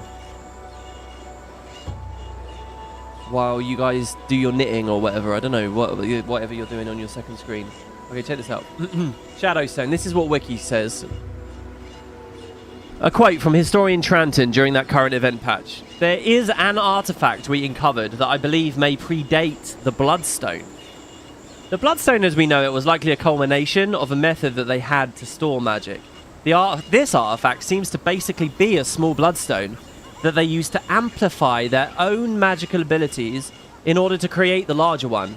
We call it a Shadowstone. So that's what Tranton says. So basically... Shadowstones are effectively the same as Bloodstones. They're just of a smaller scale, I guess. And they're not, like, used really to lock magic away from the dragons specifically. Right? They're not, like, one big thing. So anyway, then Wiki goes on to say, the Shadowstone, like the Shadowstone, I kind of feel like there's lots of them, is a seer artifact, because we found a small one in the current event, right? Seer artifacts, which, according to Tranton, was used to amplify their magical abilities in order to create what eventually became the Bloodstone. It appears to be able to contain excess magic within it, and the one we found in the current events had 4 sockets for 4 Bloodstone slivers. But obviously all these ones we've been finding in recent story are not that. In 1329, the Pack Commander had encountered a high concentration of magic. That was from the start of Season 1, the Bloodstone explosion. And we were suffering from strange symptoms, which included seeing visions of leyline anomalies. So we were presented with a side quest to contain that magic inside our body within a reforged Shadowstone. And then they have this little update for Seekers of the Obscure. There exists a massive Shadowstone known as the Spire's Heart. It's at the center of the World Spire in Amnitas. This artifact was created by the last known living seer, Isgaran, and he's using it to keep threats out from the mists. It's currently under assault by Norris. It's actually not currently under assault. Well, in Secrets of the Obscure it is. Now it's just damaged and being repaired by Waiting Sorrow. So yeah, some of this is a bit out of date, and please don't interpret this as me bitching about that. It's a huge wiki, it's a huge game, there's a lot to update, there's not many people who do it. So yeah, and then their reference, by the way, to this, that they're justifying... Actually, where is that reference? I don't see the... where it's marked. Anyway, all hell breaks loose. This is what Mabon said. While you kept Tyria safe from the threat of the dragons, we watched you from the clouds. Until recently, the World Spire has powered a shield that guarded this world from the mists to an extent. The final dragon cycle weighed heavily on our ability to shield ourselves. Nightfall came, Balthazar, Tyria has suffered still. But when the cycle ended, the magical ecosystem was fractured. The lake stilled, and now you can see to the bottom. Aurene has begun to restabilize the magic. I can feel her at work now. But until we mend the spire... Why is this on the Shadowstone page? This isn't really about its nature as a Shadowstone, is it? But there you go. So anyway, Shadowstone, just think of them as Bloodstones, but not the Bloodstones that, you know, were being used to protect from the Elder Dragons. And anyway, what's key here is that they amplify seer magic. I'm guessing they draw that magic from the land, like how these trees around are drawing magic from the land. Maybe, something like that. I assume another reason why this ritual, Divitum Nava, let me just see if I'm actually retaining that finally. Yeah, Divitum Nava, or Divitium Nava, actually. I guess another reason why the seers might covet this ritual and not want people ascending constantly is because it might be taxing to Tyria's magic. We might literally be stealing magic from Tyria as a place. All this lovely, pure, regulated magic that we've set up from the end of the dragon cycle, we're stealing it to create these godlike entities. We're borrowing from the planet.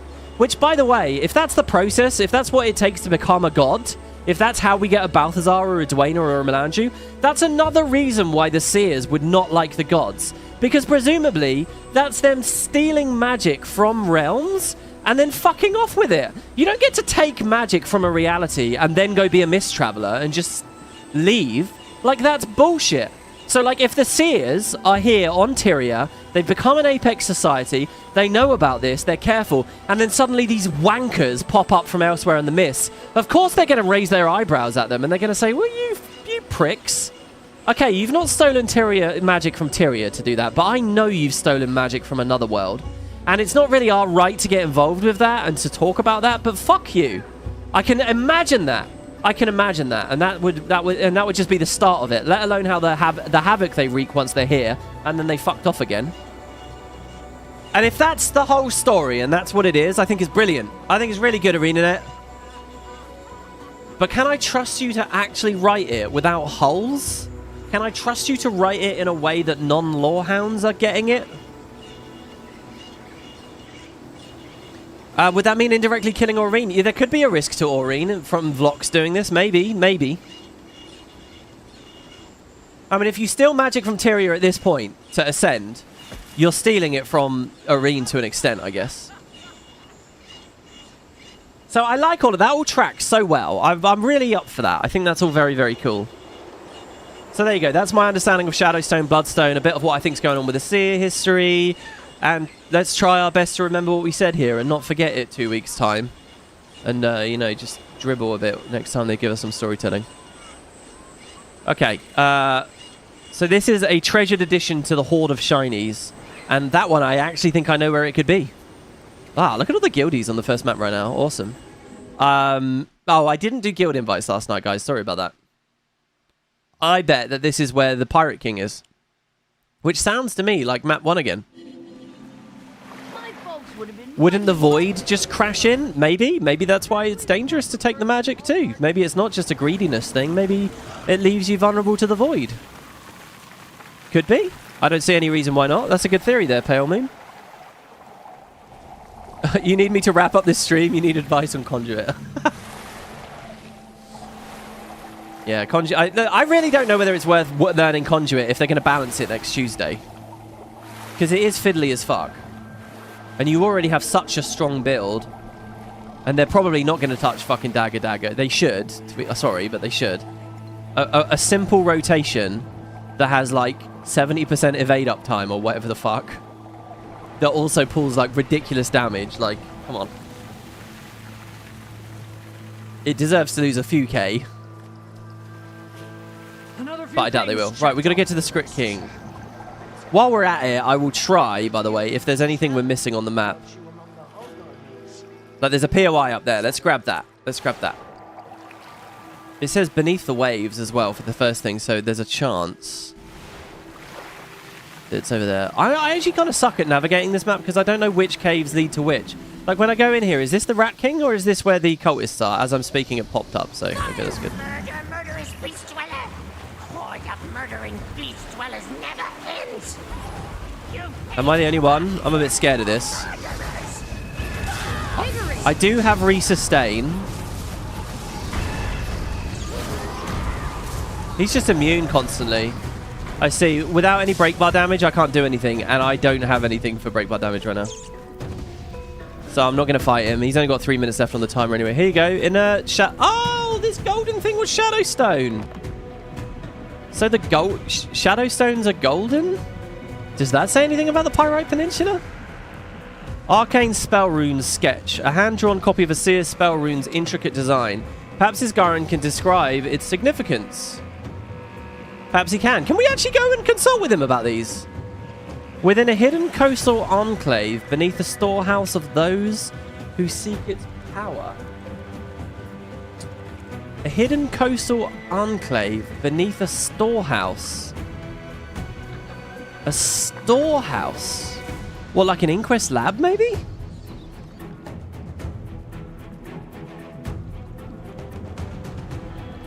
Nothing jumps off the page for me on that. I'm gonna try another one. This would be an astrolabe. A complex network of metal plates and engravings points to usage beyond charting celestial bodies. It likely also calculated the ebb and flow of magic for optimal periods to cast laborious spells. Fresh salt air fills the nose while waterfalls pour down onto sibling squabbles below. Sibling squabbles. What siblings squabble in this expansion?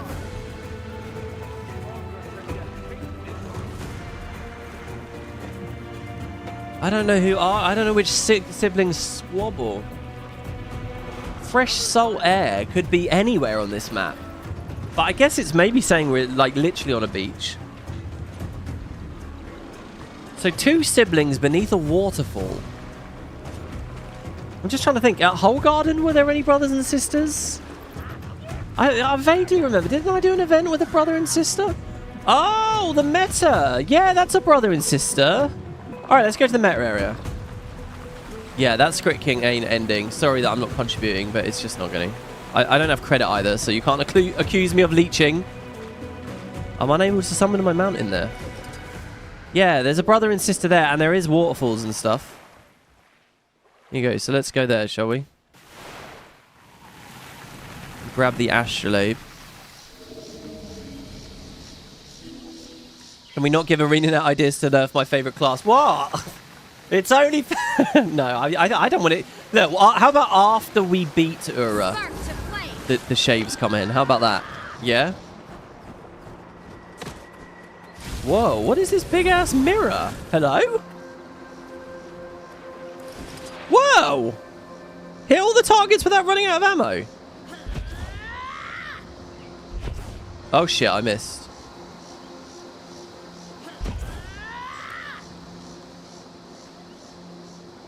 Am I on a time limit? No. Oh my god.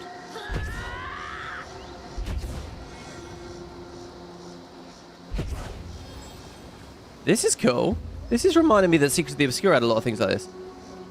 Oh, I only have 3 bullets, so I've got to hit all the target. I've got to, like, get a multi-hit somehow. I've got to hit 2 at once. How the Christ would I do that? Oh, wait, the golden one in the middle? Oh, the golden one in the middle is AoE. Okay. Okay, let me try that again. I reckon I can get them all then.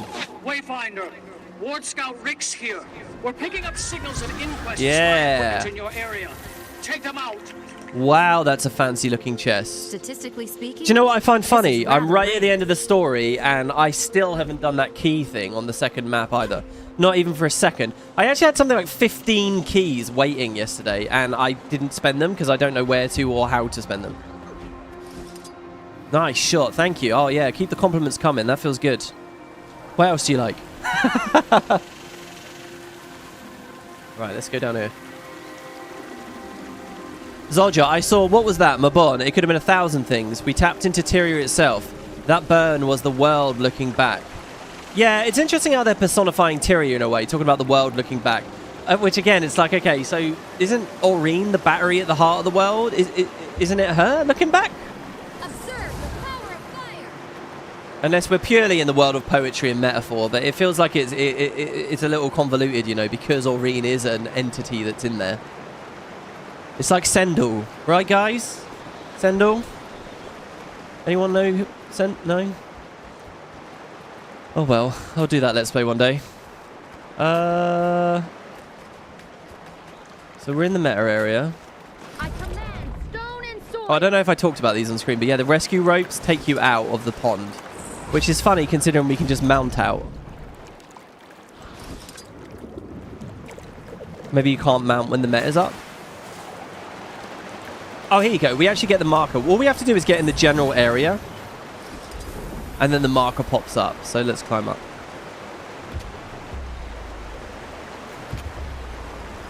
Here you go. Here's the astrolabe. This is a nice little cave. Oh, we got one of these ring things again. Okay, so figured that one out. A simple but elegant dish. This is a gold ceremonial platter for spell components and offerings. Time and the elements have dulled its grandeur, but the quality of metal and craftsmanship is nevertheless impeccable. You know what? That makes me think of two things. One, that first platter you can steal at the very beginning of Morrowind. That's worth like a bunch of septims at the very beginning. Secondly, you know, I mentioned I was watching QI. They mentioned on that the Holy Grail, like what the idea of what a Grail is has changed linguistically over the years, and what it actually originally probably was not like a chalice or a cup you drank out of, but it was a serving platter. The Holy Grail, as it was originally written about and referred to, was the serving platter. Isn't that interesting? But over time, it generally became known as something that contains things, and then more specifically liquids, and then like what we think of it as today.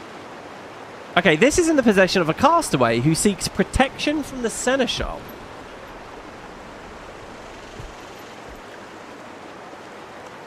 In possession of a castaway who seeks protection of the Seneschal. Well, I can go to where we fought the Seneschal in the story, which was down here. No, where did we fight this? Where's the map entrance? Or exit, rather. It was over here, wasn't it? This is where we fight the Seneschal. Maybe? Shit, I don't know. I can see a player in my squad is standing very still, conspicuously over there. So I'm going to go look and see if they're at one of the objectives. I think we've already been mailed that we were too slow. Oh no, we haven't. That's a very guild invite. It's interesting as well the way the timing on that mail kind of tells you how long Arenanet expects you to be on a step like this. Right? Are they imagining we get an hour of gameplay out of this? An hour of detective gameplay? 2 hours? Like, what? I've always been curious what they think each step sort of comes in as. Because on my streams, obviously they look really long, but for regular players, it's a fraction of it. So that guy's in a skimmer way, and I don't know how to get to them, so I wouldn't know how to get down to him. It does actually say, though, when I go underwater here, it does have the marker. There is something down there. The question is, where are the skimmerway entrances?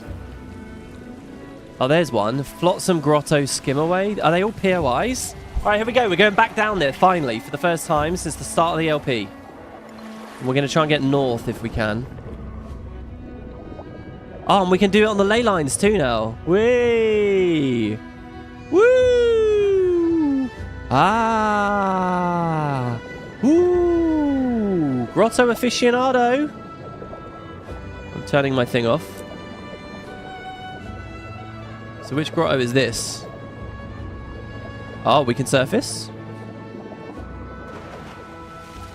Hey, nice. You can see the roots of the tree. And an ancient sapling. Apparently this is my 4th grotto. I only remember going to 2. Hello. You just led me here. It's 2 ancient saplings. Wait, 2? Or just... Did I just do one? Getting healthy. A splendid chest. Oh, I like that the story takes us here. Primeval Shrine.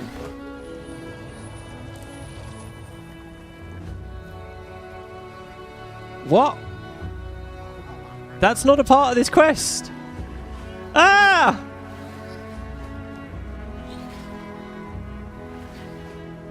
Oh no, it was. It's this. The castor. It's called a Castoran magic sample, but it's actually the shrine. There you go. So we just sampled the magic from that. Okay, let's try another one. Yeah, I don't know. A castaway that seeks protection from the seneschal. Here's an ancient tome. Inscriptions upon the pages are not in a language familiar to me, but it's clear by its uncanny state of preservation and hum of magic that this tome contains powerful spells. I should read these descriptions second. Really, they should say question mark, question mark, question mark until I get it, and then I know what it is, right? We should just read the hint first. In an underwater sanctum, an ancient tome floats among a flurry of blossoms. Underwater flurry of blossoms. That again, that sounds like another Skimmer destination, doesn't it? Oh, there were 3 saplings. The grotto ones were really tricky to find. Okay, well look, we're in them now, right? Are they all connected, or are they like isolated little islands? I think I'm just going to swim around. What's tricky is I kind of have to keep flicking my eyes down to that mini-map.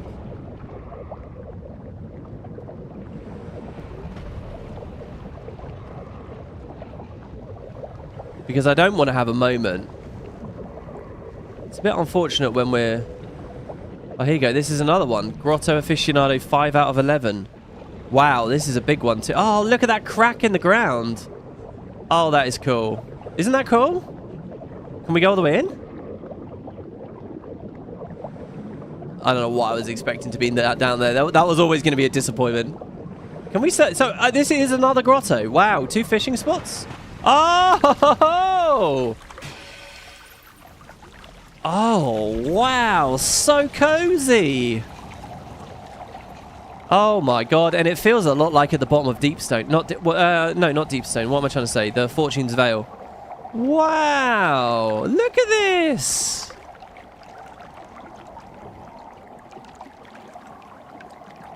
I'm thinking more and more that the bottom of the Fortune's Veil was some kind of seer location. You get a part of an achievement for diving into that crack, as it's the lowest point in Kator...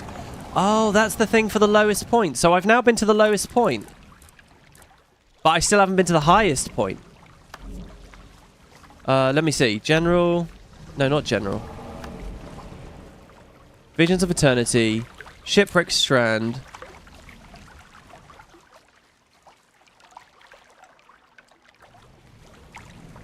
Oh no, I haven't done it. As above, so below. Go to the lowest and go to the highest. Oh my god, that's great advice. Let's see if we ding it then. Let's go back down. Maybe there's a really deep bit of the trench. Oh, this looks pretty deep here, doesn't it? No, not good enough? I can only assume it's really obvious, because I don't think the developers would ever encourage us to, like, grind our nose against rocks like this. On the off chance. Like, I assume that it's possible to just get it by being curious and almost accidentally. Down here?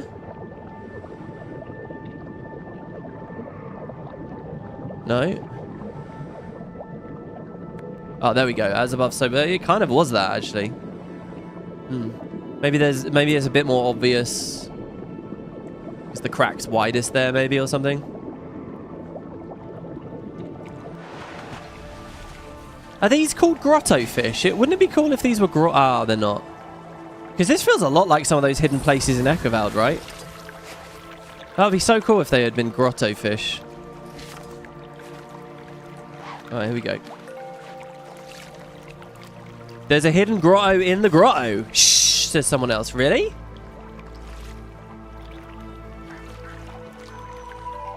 We got to listen real carefully for when we get a fish on this. Because I can't really see the bobber back there. Bobber. By the way...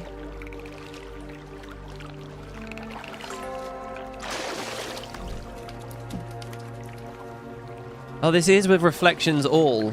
The water looks very goopy in here, doesn't it? There's actually no difference between the water texture in here as you change reflections. These look like... This looks like water where the... when you're running like graphics off, and there's actually no difference. So I guess it is actually. I wonder if that's a mistake or they wanted that to be the effect. It's certainly very striking.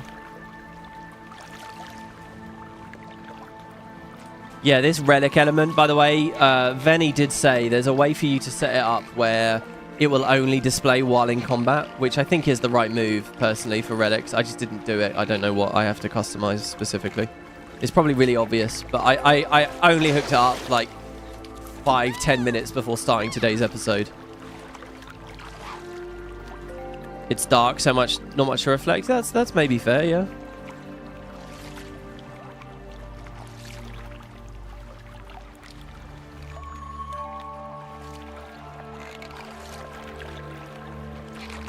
Oh man, the music. The tranquility.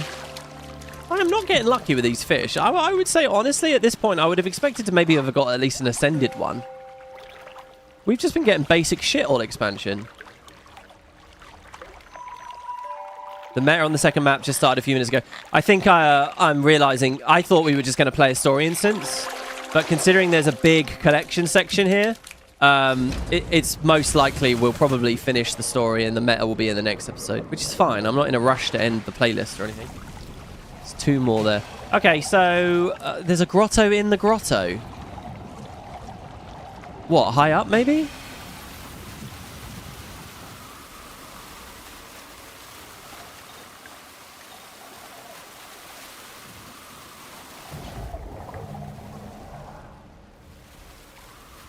There are fireflies high up. That's cool as well. Actually seeing fireflies fly?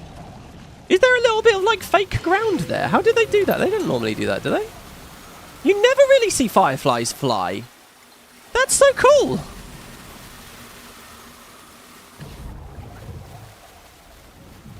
Think about it, guys. Fireflies and furflies and all that shit, that's been in Guild Wars since launch. And you never just see them drifting around up there. We've had griffins since Path of Fire. We've had sky scales since Season 4. We've had flying warclaws and all kinds of shit more recently. And yet no maps have ever done that. But that's really good, isn't it? It's under the sea, behind the seagrass, in the water, next to one of the pillars. Fucking hell, man. 1, 2, 3, 4, 5, 6, 7, 8, 9, 10, 11, 12, 13, 14, 15, 16 pillars. I'm going to go for this one, because at least it's got a beach by it. In the water next to one of the pillars. What is it, though? What do you mean a grotto in a grotto? I don't even know what I'm looking for. A cave?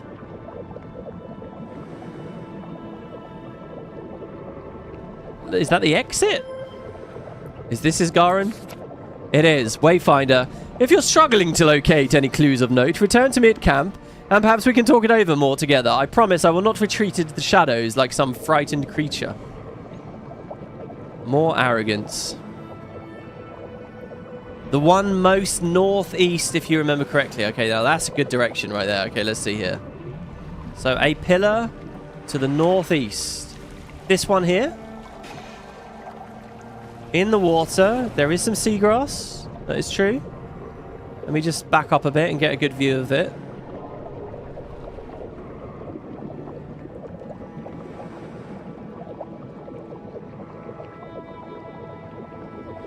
You are joking. How the fuck did you guys find this? Wow. Let's just enjoy this for a second here. I know it's not quite as tight as some we've seen before.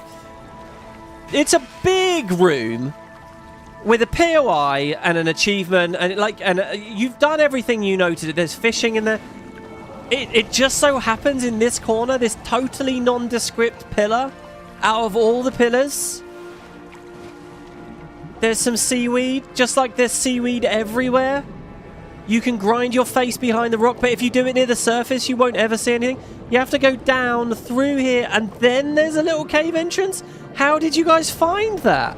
Why did you even know to look for it? This is the ring finding adventure in Oblivion all over. I don't know about that. I think that was a little bit worse. That was long. And we didn't have anyone in chat who knew to help with that. Just another highlight of the year for me. Why did you guys know to... Oh, because it's a part of the... it is an official grotto. Does it say grotto in a grotto or something? No? How did you know to even look? You don't in that achievement text. It doesn't tell you.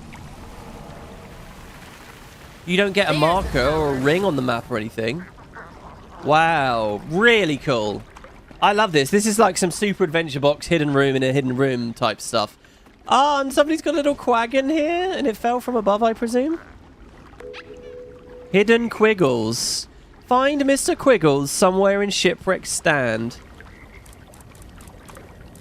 Quiggles is not a recurring toy, is it? What was the fluffy toy we built in the last year?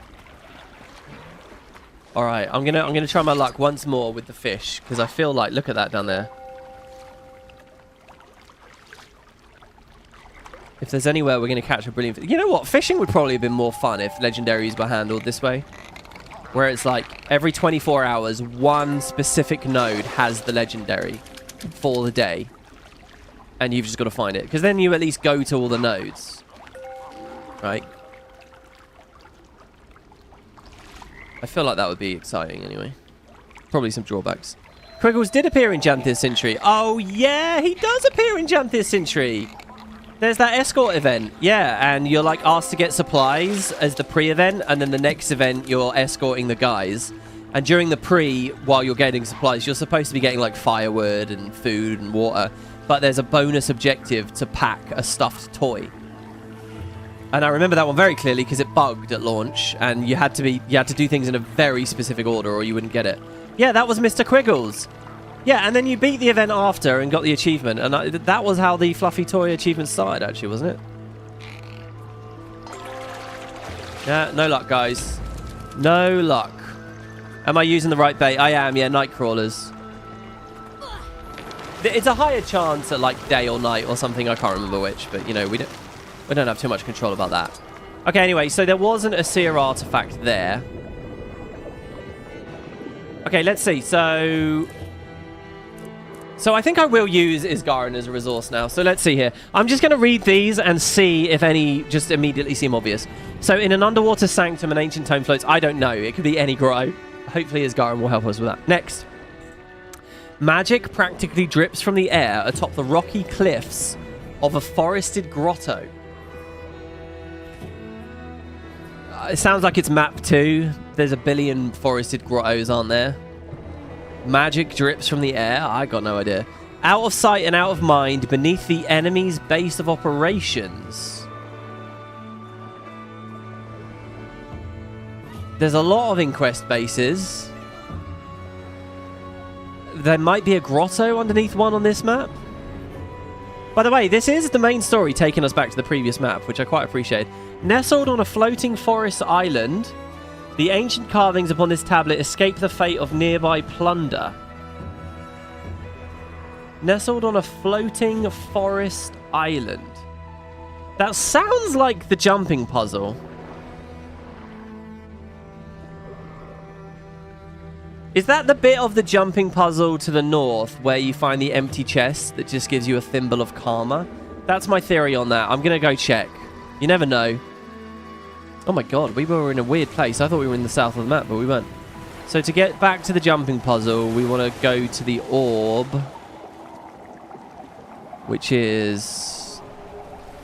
I wonder what feedback Arenanet have been getting from these steps. I'd be happy for them to use this in future mini-X packs and future updates like Living World and stuff. Because it feels like a nice, natural, fun, immersive way to lengthen the story to me. But there's going to be fucking whiny, bitchy nerds saying, it's padding! If I'm not listening to dialogue every second, it's padding! Padding! But I quite like it. Another few things checked off the list. Thanks, Commander. There you go. I've been hearing chatter about you among the Hull Gardeners. Good chatter. Keep it up. Thank you very much. Kerry was looking into how to craft the legendaries so far, and apparently is a lot of map resources and a lot of map currencies and things. So there's reason to play for ages. Oh, I can see I'm near one of the objectives right now, just as an accident. What am I going to do? Ignore that? I don't think so. Oh, this is the platter. Hey, get your paws off that. Oh, they won't just let me take it. I found it, fair and square. Well, where did you find it? Carson has this plan about luring crabs, so I was digging around in the sand looking for bait, and then I hit gold, literally. This will be way better than luring crabs. Better for what exactly? We're trying to appeal to Kayla to earn her favor and protection. The little crabs love food and will happily follow you around if you feed them. Well, Kayla's a crab too, right? Never mind. How does the platter factor into this? Duh. Do you think Kayla would listen to our pleas if I just threw a meal into the sand? No. But served on a gold platter? Now that would make a good impression. Oh, God. Nice, we get an option. You said it yourself, crabs love food. I don't think Kayla would be too impressed by inedible gold, dented, tarnished gold. That's the charming response. The dignified response is, if I were Kayla, I would rather protect those who demonstrate worth through character and treatment of others than flashy displays of wealth. Really now? Or the ferocious one, I've seen firsthand how Kayla reacts around artifacts like this. You don't want Kayla to catch you with this in your possession. Rethink your plan if you like being alive. To be honest, this isn't even ferocious. This is just the only sensible response. What I would like to see when I click this is the screen go red. Ready? No, they still don't do it. You raise a good point. I suppose I'd be better off helping Carson. He's excited about his idea, but he lacks confidence. He'll need backup if we want it to work. I don't suppose I could take the platter off your hands then?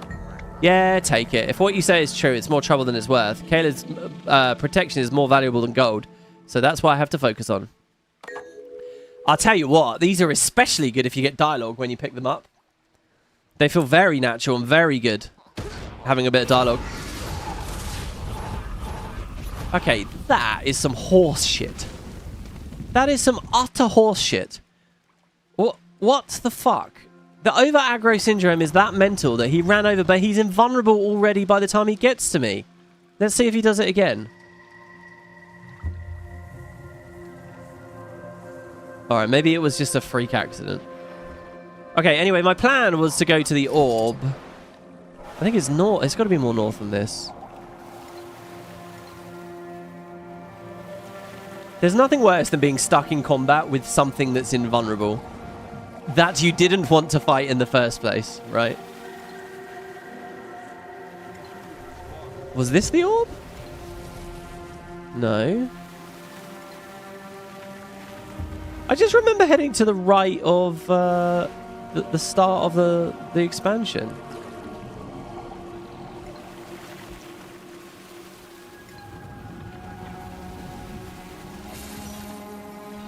I'm so lost. I do not know this map at all. Maybe it's over here?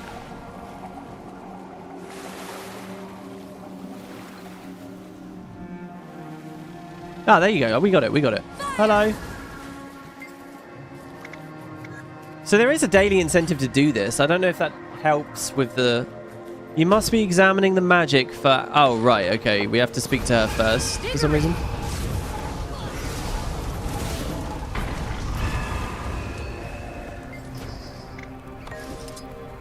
Alright. Interact with all 4 orbs.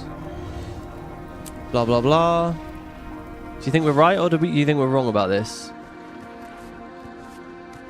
Now, we can cheese this with the Jade bot, so that's what I'm going to do. Well, that's the cave already. And I don't see anything up there. And there's nothing on my mini-map. I think we were wrong about this one. While the Jade bot recharges, let's read another thing. Outside and out mines found on a floating forest. Oh, do you know what? I've got another idea, actually. What if it's just up there? Not necessarily on the jumping puzzle, but just that big floating area. This massive landmass over here. With the bouncing mushrooms that you can climb up to.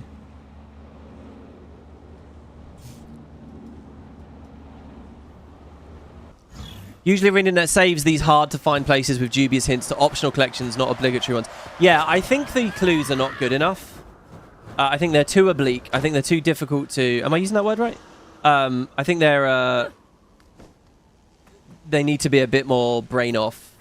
Simple. And if they put a bit of dialogue at each objective, then that's brilliant. With the caveat that it's once per account, and that I don't think that really fits. No, it's not up here either. I mean, I would call this a floating forest.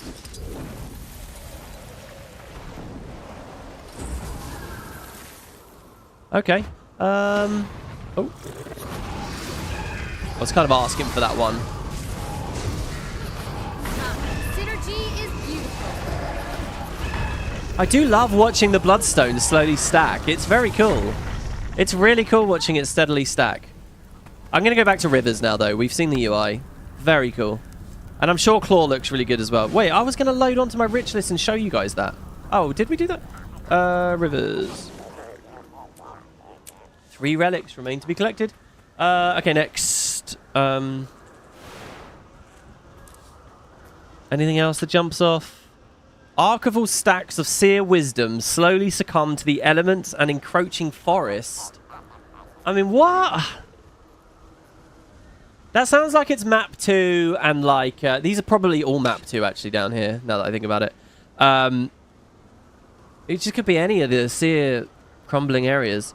An ancient fountain of magic whispers quietly deep within the forest. Well, that could be the celestial... The thing that looked like the Mystic Forge that it said don't drink from or whatever. Lay magic courses through a grotto at the forest's edge. Home to Wavehawks. That's probably where you get a juvenile Wavehawk as a ranger, but I don't have that info. I don't know that. Alright, let's see what Isgarin thinks. I'm coming, you old blue bastard. Wait. There's a Molmond reference? Where? When? In one of the flavor texts that I haven't read yet. Thanks again for the help, Wayfinder. Everybody is here with their own motives, you know. The Priory to study, the Legions for intel, the Sly Crew for profit. But they all respect you, so they work together. Not hard to see why it's a valuable trait to have. Oh, that's really sweet, isn't it? That's Maybe I'll get there, eventually. Maybe. Vlox would like you to. Alright, where can I search for clues? Do you require insight on something? On many things. My memories of Castora are vexingly tenuous. So much has changed, but you might try searching these areas. So we got the Castoran magic sample. The ancient tome was under that tree. The platter we already got. The Shadowstone shard we already got. That was the script. The arcane spell rune? I don't remember us getting. The astrolabe we already got.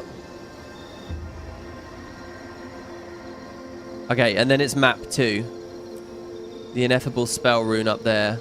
There's the Inquest lab. Okay. So let's go. Let's finish the map 1 ones first. There's a weird delay on popping the panel there, so I ended up spamming it a lot. Did you miss Ritlock having his moment yet? Ritlock hasn't really done much in the expansion yet. He's talked a lot of sense, but his specific connection and whether there's like a Raza connection, why the final relic is called the Relic of the First Revenant, I got no idea. There's been no Ritlock moments yet, but I'm expecting a big one because of that relic thing. So hopefully. Wow, and now you've just revealed to me there is a Ritlock big moment. And don't panic, guys. That's not a major spoiler, is it? Once again, this has been another Let's Play done live where we're really invested in the story, and you've all been fucking brilliant with regard to not spoiling stuff. It's been really good. Everyone's been very, very, very considerate. And that's difficult to do, you know. Okay, so what I'm going to do is get this mastery point that we're missing as well. Oh, why did I do it that way? I need to remember that I can fly now. I can fly, but no, it can't be true. I could fly if I wanted to, like a bird in the sky. I can fly. My favorite quote of all movies of all time comes after that scene, which is, one day you're saving the whole galaxy, and then suddenly you find you're sucking down Darjeeling with Marie Antoinette and her little sister. I fucking love that. It's so absurd.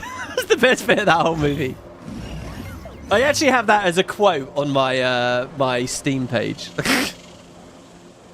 There's a POI here as well. Where is the marker that I put down? Seriously, what? Am I crazy? I did put a little marker down, didn't I? And now it's gone. Why are my markers not appearing? Oh, no, I'm on top of one of them right now, right this very second. I think we got to go in the cave.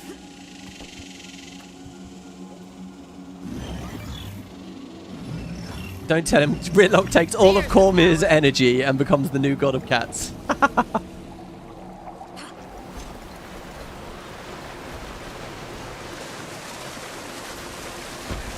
Oh, come on. Why the fuck? I was holding space to rise there and it just wasn't letting me. Experimentation continues apace. Wayfinder! Great to see you, pal. Agent Merrick here, undercover. So bad news. The animal tests they do in here are not pretty. Brain stuff. It's no joke. Good news, they set up the security. Okay, well, what the fuck? This didn't take me anywhere near the tree. Like, not even slightly near the tree. So there's the tree. Oh, this is the tree, the one that was in the early press and everything. So I put a marker here, but there is no...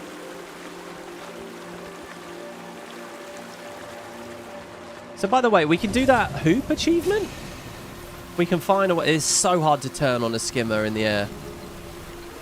It's so hard. There you go. Feeling loopy. Pass through 2 out of 5 loops. Do we have to go on? Is it in a skimmer way underneath again?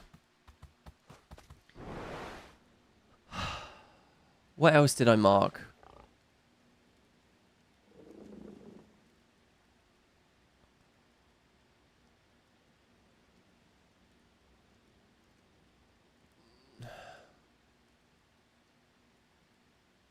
I can't, I honestly, I cannot see. All I can assume is that because I map hopped, the commander specific markers that I put down vanished. So they won't hold across maps like regular things will, which is not a mechanic that I knew existed in the game. I mean, I use that UI so rarely. So let's go back to Isgara and let's pop the fucking thing again. Now, let's see. Okay, the first one is there. It's not under the tree. But, well, no, we had that Castoran magic sample. So they work together. Yeah, Ancient Tome. Hard to see why it's a valuable trait to have. Maybe I'll get there eventually. In an underwater sanctum. Okay, so here's what we're going to do. We are going to find a POI called the Skimmerway near that, and then we're going to try and go. We could go back to Flotsam Grotto and go south. The blue hole, maybe? Let's try and go in that blue hole and go north. It feels like it's slightly closer, and maybe that will get us to where we want to be.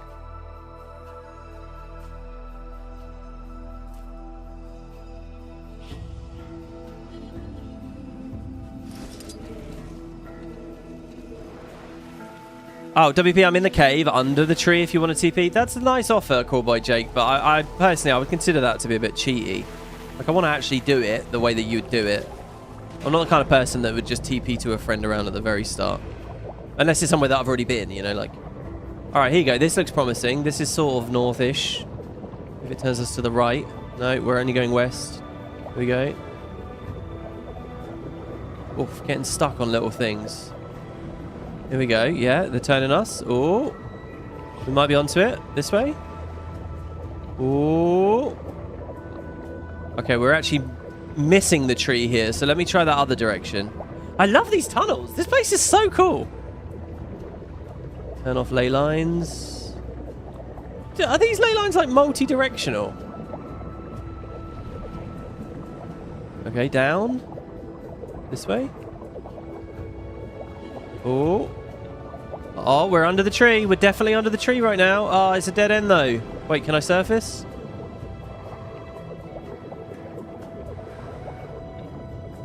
I want to get off the skimmer. It's a bit awkward. I feel like I should be on the skimmer in here, but everything about it is screaming to not be on the skimmer, because then I can at least see the small details. No, there's... Fuck, this is not the way to under the tree. Son of a bitch. Unless I can just rise.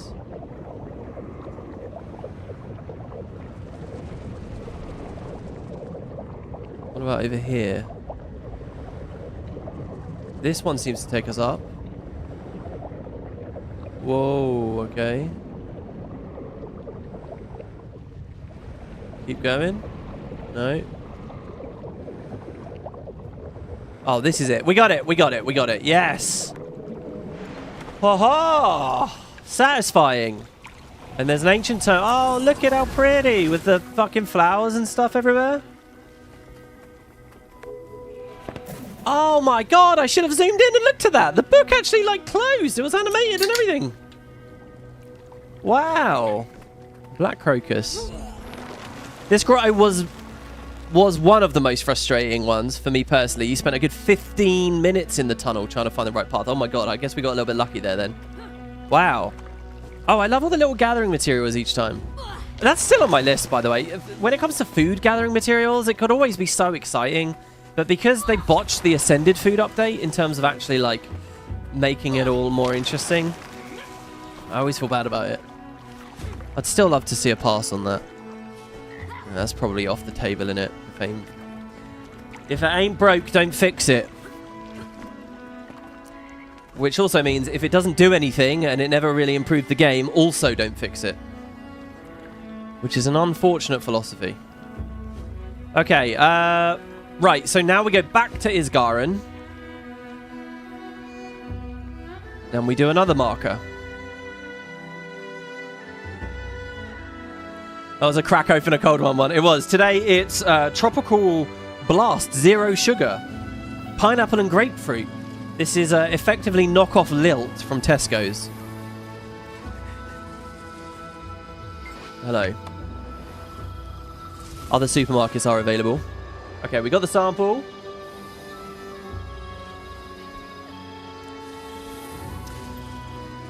Wouldn't this be a cool Let's Play if this was an offline Let's Play? What I could do is all of this gameplay and have had it rolling in the background while I discussed all those big juicy lore topics at the start.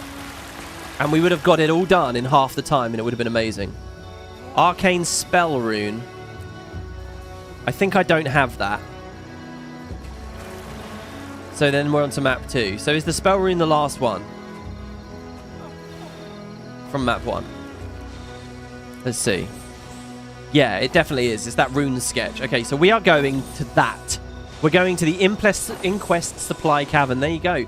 See, quite often with like legendary collections and side collections, moments like this where you go off on a wild hunt for objects, the hints they give invariably are direct references to terminology within point of interests or area names, right? Very, very often that's the fallback.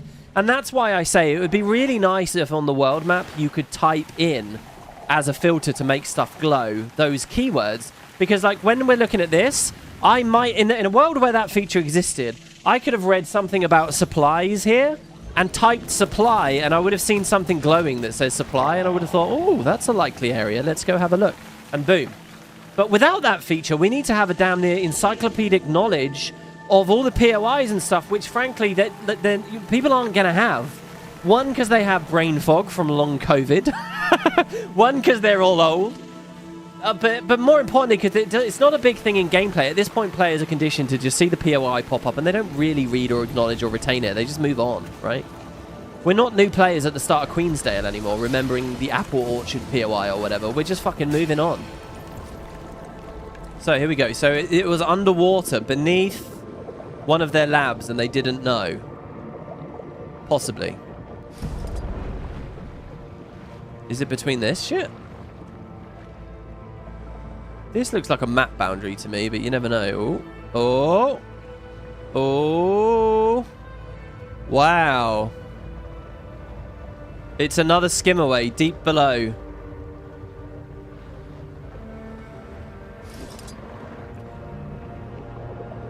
There's the power.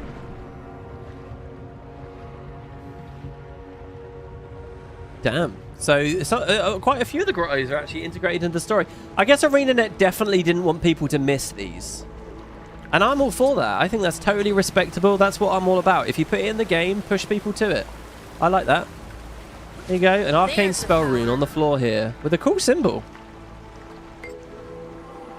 I wonder how all this Divitum Navo or whatever. I wonder how this all maps to the Ascension rites the Forgotten were interested in and that the Chosen went through in Guild Wars 1 and everything.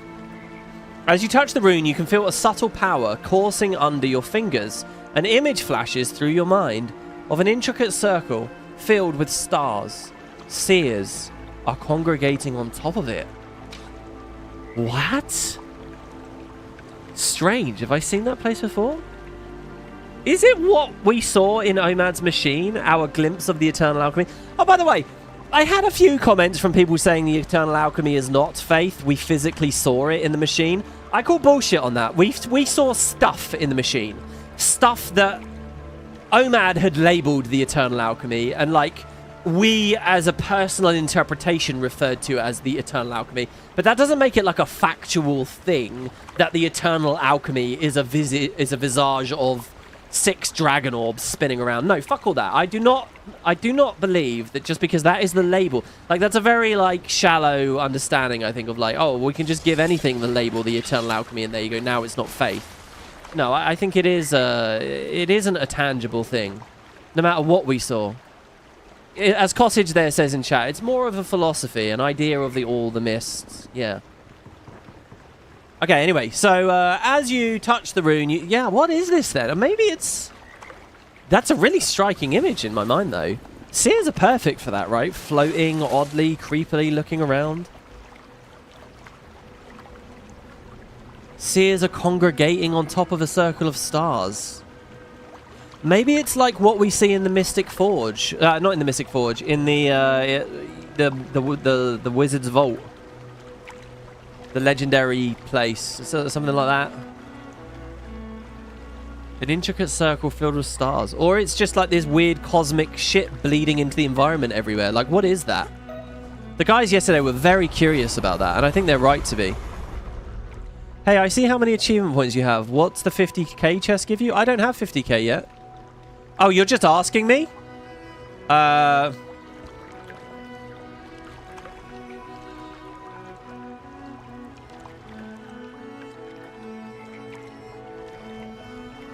responded, the 50k threshold gives you the same as the other 10k threshold, so like 400 gems and stuff. Unique rewards disappear in like the 30s. There's no unique rewards once you get to this point. Okay, cool. Another grotto found as a part of the main story. Fun, fun, fun. And now we're off to map 2. So there are 1, 2, 3, 4, 5, 6. Well, fuck me, guys. There's a lot of them here. A lot of them. Have you read all the descriptions of the items in the collections? Oh, actually, the 2 recent ones I got, I haven't. So let's read those. WP, read the collection items. Yeah, okay, I see it, guys. I see it. So... The Arcane Rune Sketch. It says a hand-drawn copy. So I sketched this, did I? Of a Seer spell rune's intricate design. Perhaps Isgaran can describe its significance? Well, we read that before. We read that one already. The gold platter. The ancient tome. Inscriptions upon the pages are not in a language familiar to you, but it's clear by its uncanny state of preservation and hum of magic that this tome contains powerful spells.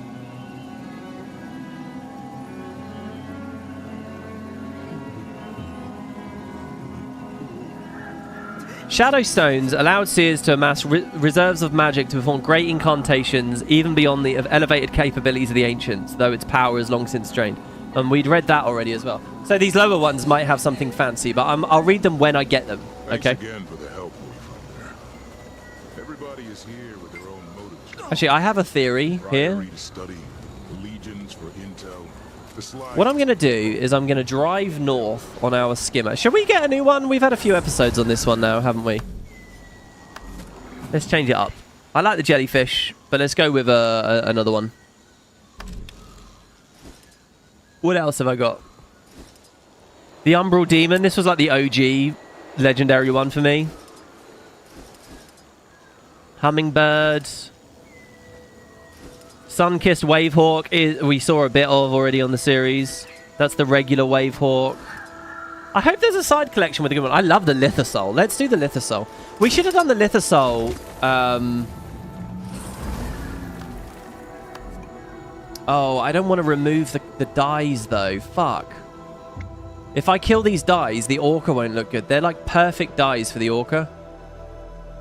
Oh, whatever. Whatever. Life is for living. Look at how good the Lithosaur is. I love this fucking thing. All of the lithoid mounts are brilliant. Yeah, so I'm gonna pilot north, and what I'm gonna do is basically just see if anything pops up as we go. And I know that there's one under the big lab, and if I remember rightly, there was another one slightly to the northeast of the lab.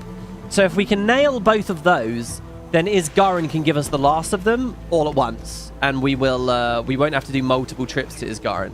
We can do it all at once. Do I have the Synergetics one, Dial Inquesty? I do, and we can do that, yes. Maybe we can pick that up on the next part. That's definitely a good idea. You could go pure Synergetics for this expansion. Oh, somebody did drop a comment, by the way. You know how when I summon my golem, it's tagged with Synergetic because I'm in that college? Someone said, yeah, they have a static Sasura, and their golems have static names. How cool is that? So, it wouldn't just be in their lab, would it? Or maybe it would, because they're studying it. I mean, that is the point, right? That maybe the Inquest have got a leg over on us.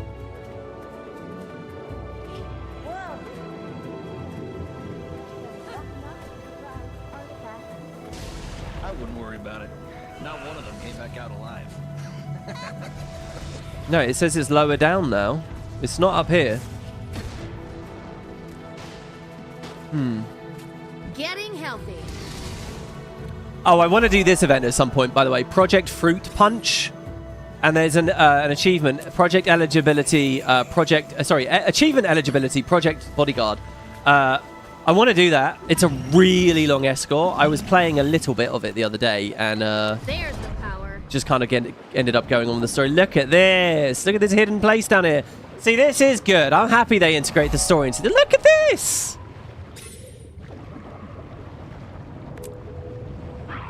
Secret Spelunker. There's 3 of them in this map. We did one right at the start. We got another one to find.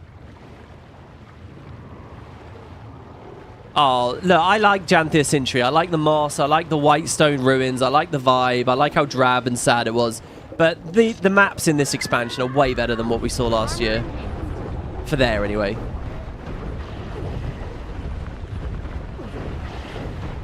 Go to the Dark Leviathan store waypoint if you want to see something cool and sad about a story that you read yesterday.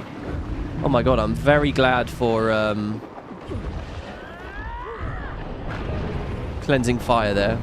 These things are fucking killing me. I'm actually going to die. Specialized Elements Earth underwater is just not doing well for me. We're actually going to die in open world. That's going to invalidate everything I said about stuff not mattering. No, we can't allow it to happen. We can't be proven wrong. I'm pulling out all the stops. If this takes too long, then shit's going to be respawning, and that's going to be awful. Okay. Overseer, just wanted to fill you in on recent developments at the forest base. Oh. Still no word on this thing the director has us searching for, probably deeper inland. Only just starting to touch the surface of these temples, though. They're pretty magnificent, actually. Trina! I need you over here. If you buck up the excavation site, damn you, just wait for me! We'll commence without you. I'm coming! Gotta make this fast. Blocks has Seb attacking another seneschal. This one's a lot angrier than the They are collaborating. But with the Alliance on our trail now, this is turning into a race. Seb is starting to escalate. Blocks is eerily calm. Oh, if only our mission leadership had your composure, Overseer. But I'll report back if anything else turns up.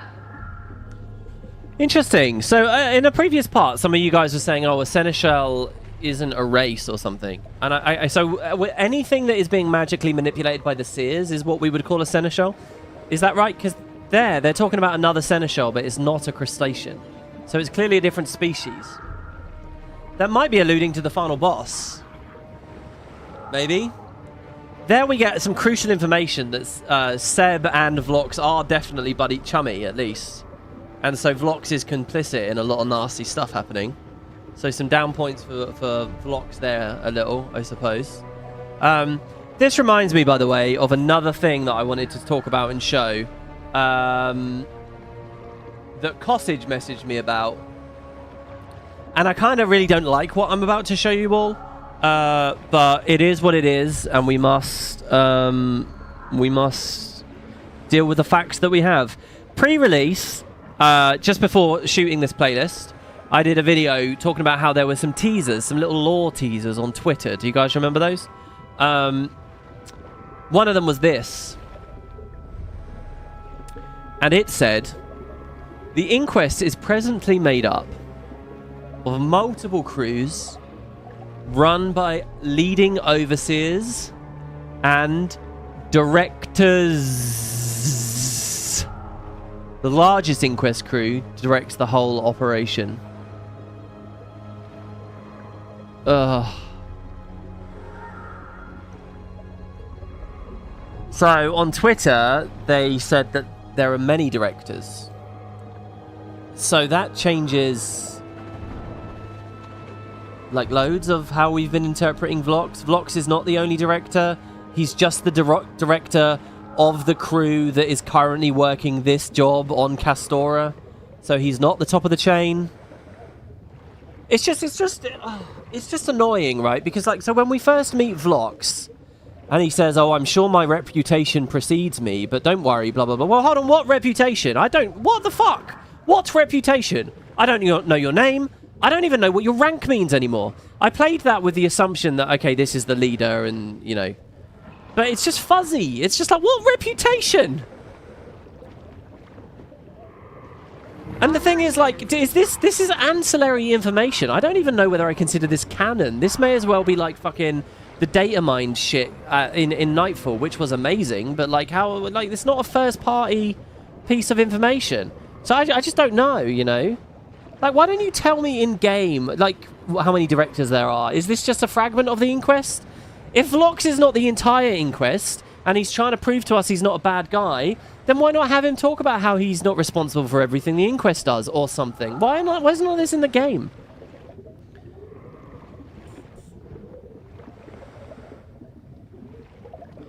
And so, yeah, G-Nick in chat there says, I'm assuming Vlox is the director of this, which is the largest crew, so he's essentially the top of the chain. That's another possibility. But again, like, the game should have it in there. So, yeah, I don't know, guys. I'm sorry. Look, what I can tell you is that my understanding of the Inquest before all of this was that they were one mega crew. Like, I literally read you the blog post in yesterday's part. The Inquest was a mega crew. This idea that they are currently fractured into smaller siloed things and stuff makes sense. I got no problem. It's easy to rationalize that they would do that. I got no problem with that. I just want the information to be nice and, like, actually laid out. And you know, when lore enthusiasts don't even have a grip on, like, basic details. In all reality, I don't know whether this really affects the story, but there you go. Okay, and while all of that was going on, someone's been whispering me in-game about a whole other thing, and I was trying to not let it distract me. So they said, go to Dark Leviathan Waypoint if you want to see something cool and sad about a story you read yesterday. Go to the Seer Ghost to the west from the waypoint. Yeah. Oh, wait, there's a Seer Ghost here? Yeah, I did a dynamic event yesterday where there were Seer Ghosts. Nothing happened in the story. A ghost says he's going to lead you to treasure, but he just gives you a runaround and laughs at you like he's really evil. Which was cool. It was cool to see Seers being, like, kind of blatantly bad guy-y kind of vibe. But they were using the Guild Wars 1 models again, which was cool. A Seer Ghost to the west will speak now. Do you mean directly to the west? Because the west could mean like this, or it could mean like this, alright? Or it could mean like this. I'm going to go directly to the west and just assume that I'll see a ghost. Like, directions have to be very good, guys. Like... Oh, there is a ghost. Nice. Okay, we found it. Oh, it's Lassia. Is this the one that failed the Ascension ritual? Oh, shit. Wow. Oh, my God. Amazing. Let's listen to this. Without fighting them. Look at this. Yeah, I see you fuckers. I see the lot of you. Hello?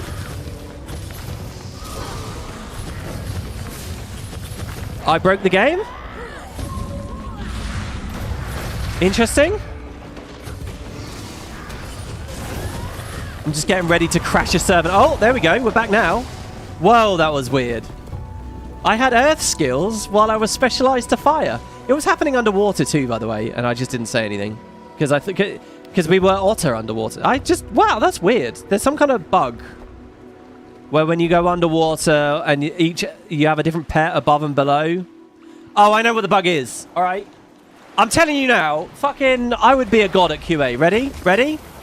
I have the Firefox, all right, above land. I'm going to go underwater on the mount. I'm going to dismount, and now I'm on the Toad.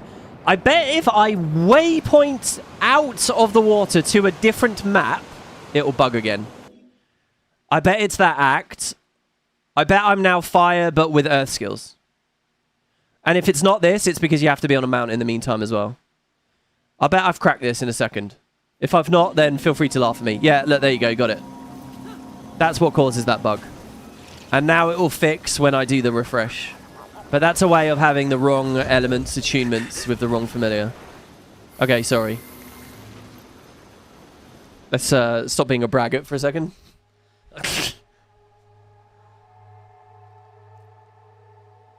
Clip it and send it in. If I was a responsible content creator, I probably would do that, wouldn't I? But as it happens... There you go. Mounting and unmounting fixes it as well. Okay, alright. That's enough. Okay, we've got to kill these things again now.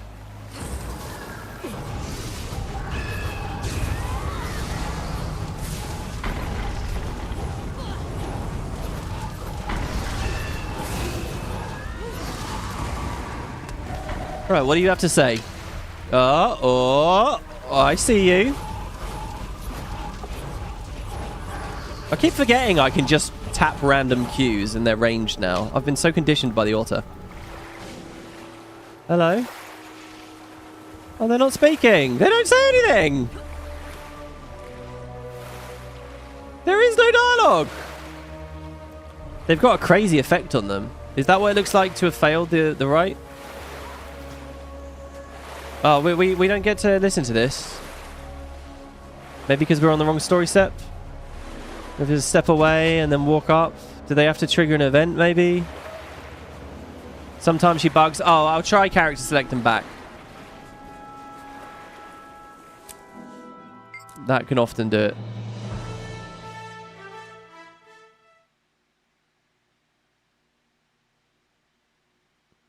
This is the same thing as us trying to get the heart NPCs to speak. For some reason, it's inconsistent in this expansion. Is someone else in another instance of this map? No. That guy was in a weird instance. Is that the end of the story I just saw? Path of Divinity? Or is that... Ah, that might be the POF, Tomb of the Primeval Kings, but... I'll try once more. We might just have to have a look later. Oh, there you go. Fresh Drunk says Vlox did also have the title / ability Inquest Kingpin when you click on him in game. So that he and his position of director... So that and his possession of director was enough for me to believe he is the head honcho. Oh, here you go. Got it. Sunrise. Oh, she's singing it. She's the song. Of a smile. Sandy palm swaying. I'll stay for a while.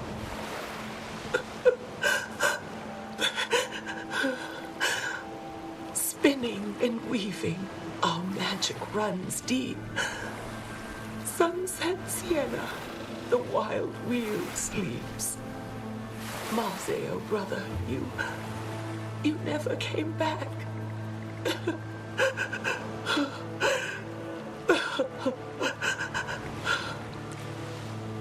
Oh, that was really well delivered as well, wasn't it? It sort of loses a bit of its mystique when you actually see it, doesn't it? But no, that's really, really good. That's awesome. What a great moment. Wow, guys. Did that only proc because we got to X in the story journal? That's lovely. And Mazio never did come back. It's a shame she's looking out at just more rocks. If she was angled like slightly over there, or I don't know, over there, that's where she should be looking. She should be looking back west, east, towards Tyria. Anyway, lovely. Oh. This inquest doesn't like that we've seen a ghostly seer. I like how the two maps kind of are. There is some zigzagging. There is a bit of back and forth. In terms of objectives, but also in terms of like bonus stuff is unlocking in the first map. It's really good. That's exactly what I was talking about the other day when I said it's a bit formulaic usually. You just bounce, bounce, bounce, but no. Okay, right. So we got this, but I believe there was another thing that was supposed to be near there and we just ended up leaving. So I'm going to go sail over there, skimmer over there. Also, we can read the description of that inquest thing. An underling's report to Kuda details recent excavation progress and delays caused by provocation of the forest seneschal. The forest seneschal. So this one isn't a crab, it's a different species. Based on where the logbox ended up, Kuda found the update unacceptable. Do you think Newt would ever host the Great Hunt? Ooh, I don't know. Maybe. Kuda's promo image also says she's the daughter of a former Inquest Kingpin. If that's Kudu, it means he was a director too. Ah, see, that kind of undermines the Kingpin term for me, because I never thought of Kudu as the leader of the Inquest. He was just higher up in it. I kind of hate the idea of Kudu being the leader of the Inquest. And indeed, if he was the leader of the Inquest, she should be talking about that, right? And how she feels she's destined to rise herself because, you know, blah, blah, blah, blah. So, Kudu's story, Kudu was kind of a pathetic character in a way, you know, cast away by Snaff, effectively. Not good enough. And then just went running and ended up, basically, in a way, just became another pawn within the Inquest. I always liked that about him. To have him be the leader, just, I don't know, it kills the mystique. To have him be the leader is to say that there was never a mystery at all. There wasn't a mystery, there was just a fucking gap in the writing where they never felt the need to spell anything out, which is awful. That's just there's no way I want to believe in that. So, oh, a red mushroom. And another one of those doors. Oh, this is going to be one of the Gwindalimbalindalil rings. So I've got to find a ring of mushrooms somewhere. How far can I take this?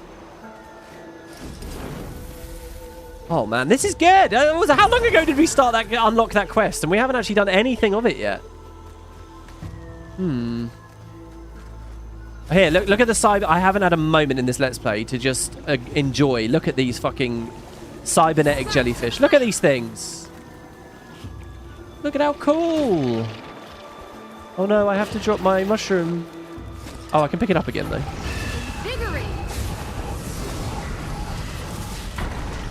Let's see what model they went with. Oh, they actually are mushrooms that we dropped. Nice. Oh, no, actually are mushrooms I'm holding. You know what? They look a bit like FFX fungars, don't they? A little bit. Oh, my God. Look, there's a bunch of... What is this? Failed experiments sitting around the fire? Hello?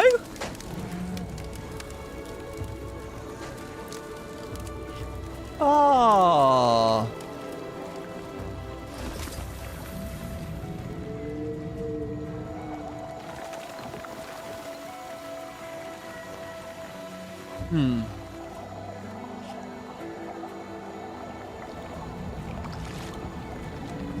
I don't know. I don't know where the deposit spot is. Nothing's obvious. This looks like a cave. This might be the third and final cave for us to explore, so... Oh, I don't remember ever coming in exploring all the way up here. Oh, we got dismounted by the waterfall. That's cool. Oh, no, we didn't. We just can't summon our mount. Wow. Holy fuck. Look at this place. Is this another jumping puzzle? The Sparkling Sanctum. Secret Spelunker done. Nice. What? Look at this place. Should we take the mushroom all the way? Do I need to press F on something to initiate this, or...?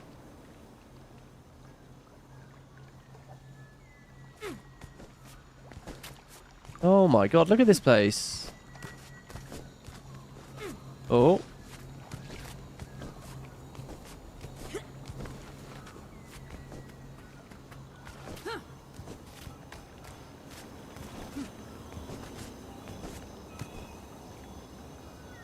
Okay.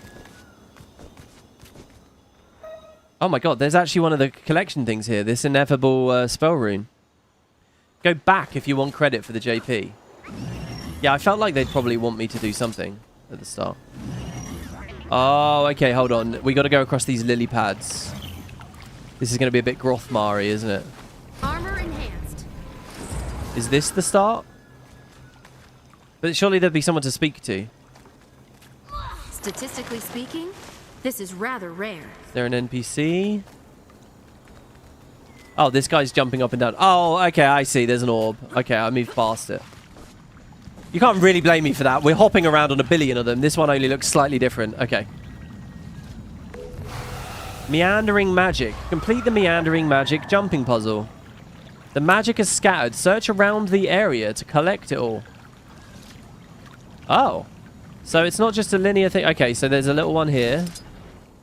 Teleport to the point of your most recently acquired orb. If the magic orb effect is at 10 stacks, you will teleport to the end. I see. Now, I don't have an achievement to, like, never TP. So this one's checkpoints are enabled? We're okay to do checkpoints here? Okay, that one we climb on.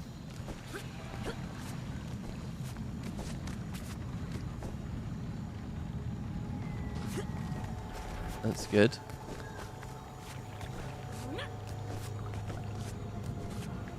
Oh! Thank you for the crazy chair. Okay, that's 4. That's 5. Oh no! Oh, it's okay. Just come back.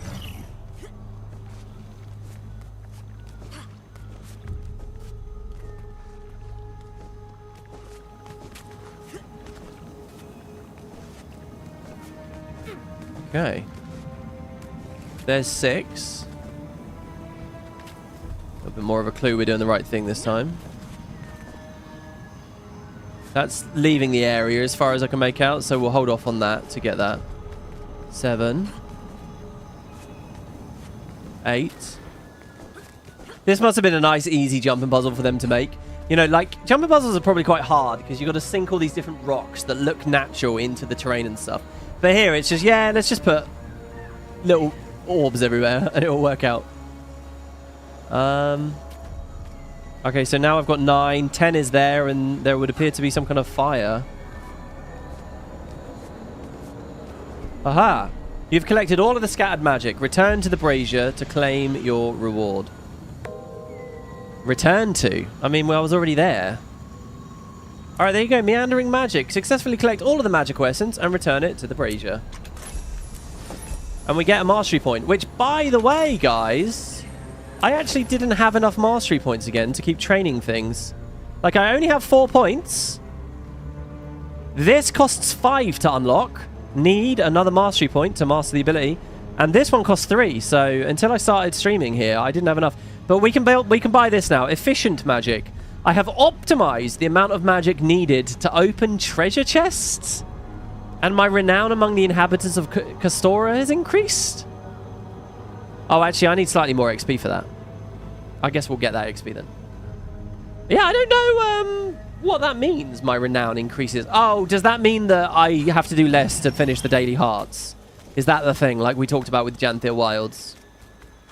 So now cashing in the tokens will just finish it for me? I wonder if that's what's changing the dialogue as well, actually.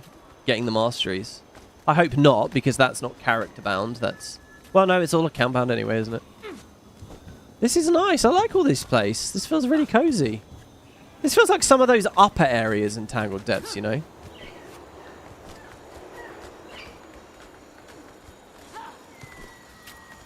I'm trying to keep my eye out to see if this thing we're about to pick up has juvenile wavehawks near it. Because if it does, I'm not allowed to mount it this time. But there's clearly, like, content up there. And I already feel like I'm out of bounds. So how do you want me to get up to those birds and things? I can glide, I can't mount. A jade bot will take me there. In 14 seconds.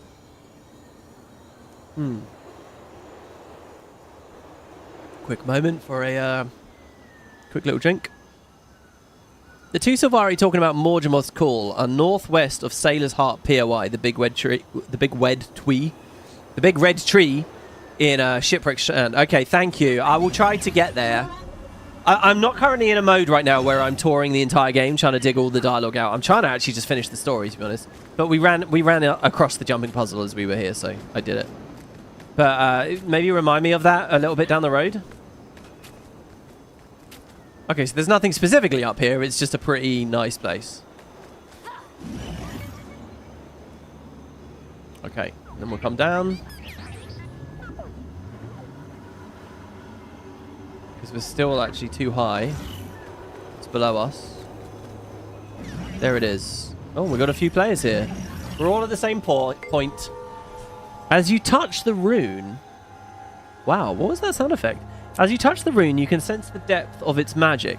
It's a little overwhelming. An image flashes through your mind. Grand temples and abbeys surround you. And I suddenly feel a longing sadness. Fascinating. It's like I'm remembering something that's gone. Did they literally just teleport their own structures out of existence? And all that's left is a bit of cosmic goop?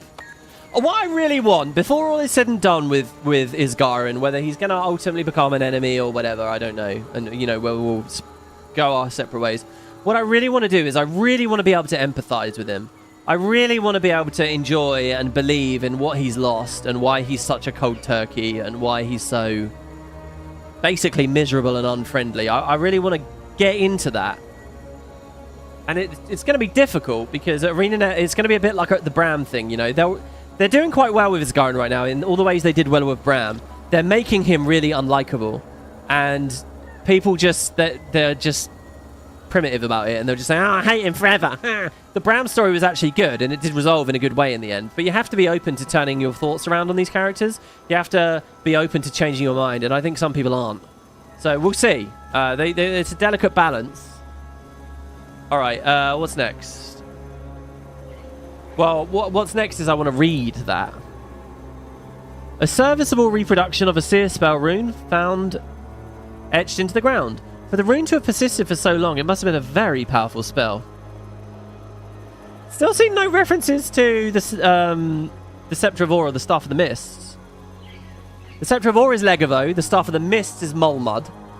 And now we have a new one. Oh, by the way, if you guys go to your bank and you go to weapon skins and you type Ancora Bellum and Ancora Pax, they're the legendaries. So maybe we'll actually get it by the end of the story and it's the precursor or something. And we rebuild it because it's going to get broken in the story or some shit. Anyway, that's cool. It's very similar to what they did with the Shining Blade way back when, right? Big new artifact, constructed by the Seers, talked about in the story, and hey, guess what? It's the associated legendary.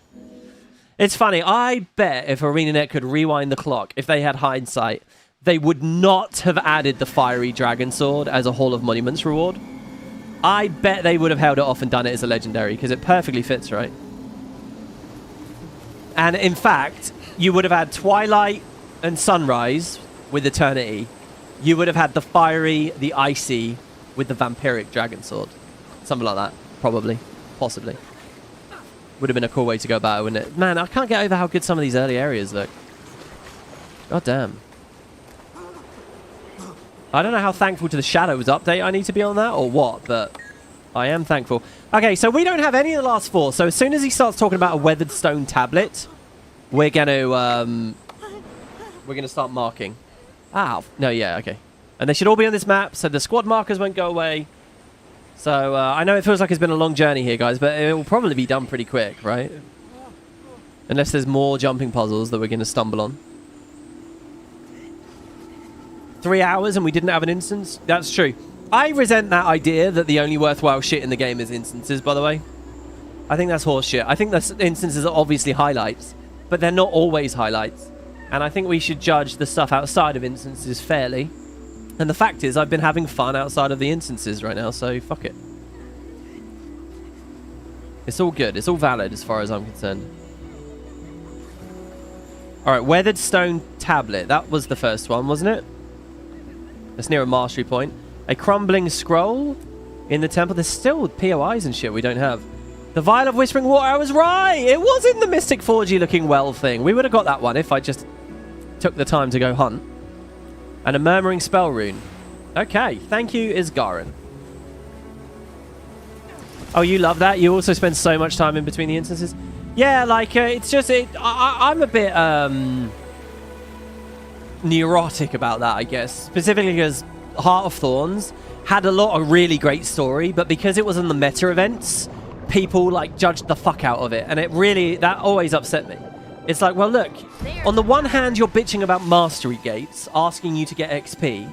On the other hand, there's really good story in the open world that will give you that XP. Why don't you just broaden your horizons about what the storytelling format is here, right? Clearly, it's fine. It's just you've decided that that's not the kind of storytelling you think it should be. And it's like, that was wrong. That was a wrong criticism of Heart of Thorns. And then Arenanet were forced to placate people with that and lowered all the fucking XP counts and stuff, which I don't agree with. Anyway, a murmuring spell rune. As you touch, are they all going to be runes here? As you touch this rune, you think you hear... No, they're not going to be, because we've had an inquest thing in it. As you touch the rune, you think you hear a voice. You can't make out anything it's saying or what it is, but it feels angry. An image flashes through your mind. A graven image of a seer standing guard. I should report that one to Isgarin as well. Yeah, but he's not actually going to tell me about each of these things, is he? Here's a line work reproduction of the seer spell. The rune. Although this drawing doesn't depict the this drawing does not depict the disquieting effect that the magic emits. I think it's good. I think it's good and important to show that the seers can be manipulative, that they can be angry, they do feel emotions. Thanks again for the help. They're not, you know, they may have been an apex civilization. They may have had hard stances about, like, non-interference with other societies, blah, blah, blah, blah, blah. That, you know, they may be superior and all this shit, but at the end of the day, they were still living creatures, fallible, and on and on and on. And that's where they become fun, you know. I'm especially enjoying... It's funny to say this because, like, the Massart-Seer conflict has always been a bit of a fan favorite, right? For most Guild Wars fans, I would say. But it's always been kind of a fan favorite in as much as it's a bit of a mysterious thing. And yes, there's a lot of shades of grey with the Massart. Yeah, they did this terrible thing, but it was just to preserve themselves. Can you really say you wouldn't do the same and all that? But I like really enjoy the conflict today now, and it's not just because there's mystery, but it's because they're both really, really cool, you know? Both halves of the fight. They're both fun to think about.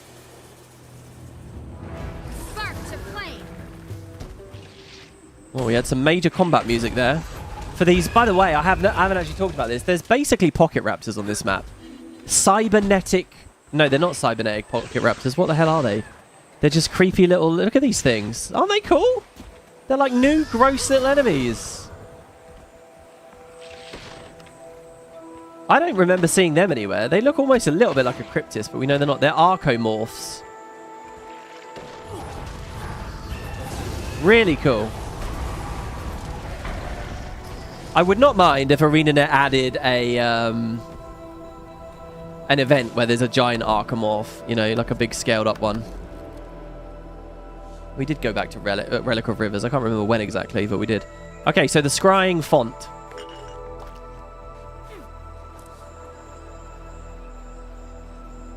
A vial of whispering water. The mystical liquid within the vial shimmers and shifts in a twilight mirage.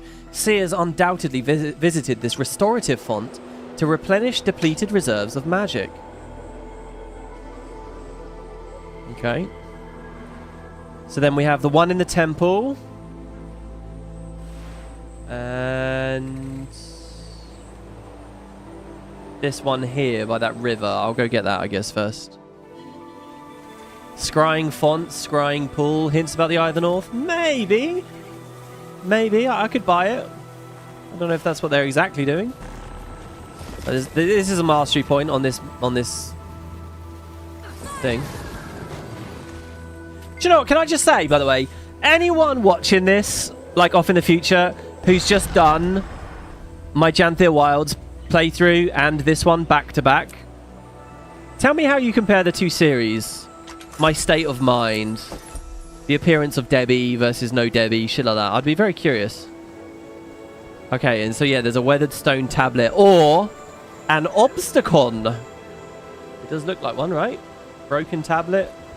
Well, no, it looks such... I don't know whether that would be an obstacon, right? Because it looks like it was always just a tablet. It's just cracked. It wasn't written on afterwards. The doorstep of divinity. Weathered stone tablet. The archaic and enigmatic writing appears to be a hagiography? What is a hagiography? Of 3 powerful spellbinders. This must be the guys in the tombs, right? 3 powerful spellbinders who sacrificed themselves for Ancora. Now at rest in the catacombs below the basilica. Oh! By the way, spellbinders, and they were literally doing that by tethering that monster. I see. So that crypt is where Ancora was made and presumably also stored. And that's why there's 3 tombs in there. Because it took the death of 3 seers to create it. So there is precedent of seers destroying themselves in the creation of their stuff.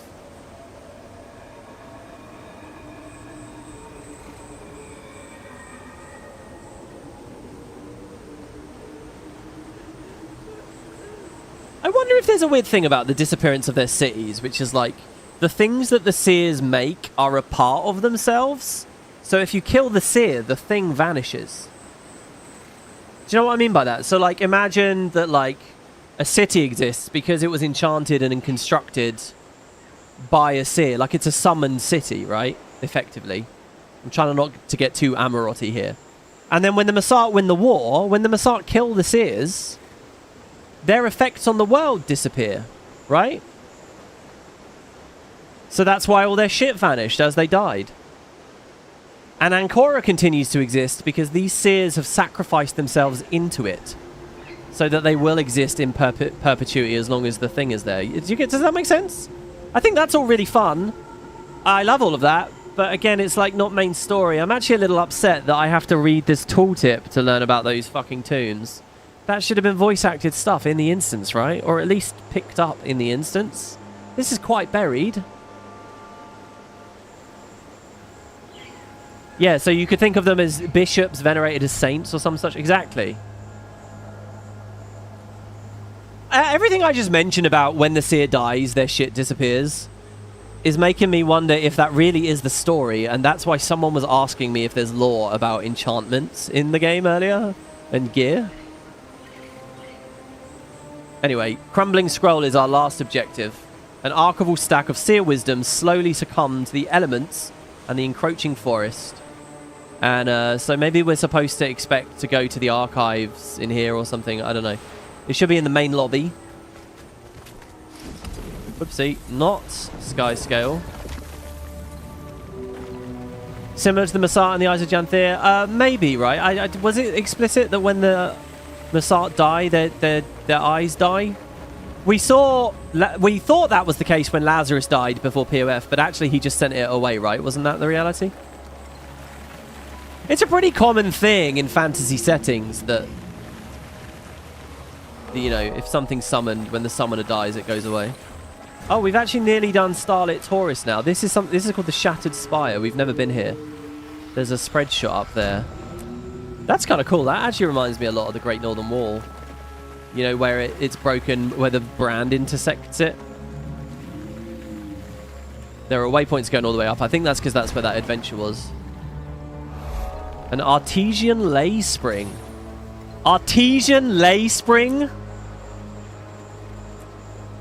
Artesian Ley Spring.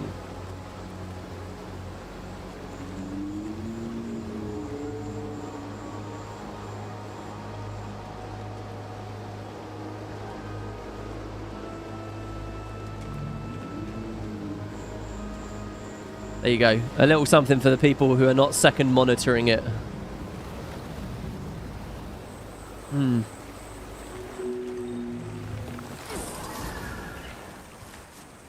WPM, I'm planning on doing the meta. I've already mentioned that. I was, but I don't think we'll fit it in now because we've done so much with the story here. Oh, it's underneath me right now. Oh, is it in the little tunnel, the Lion's Archie tunnel?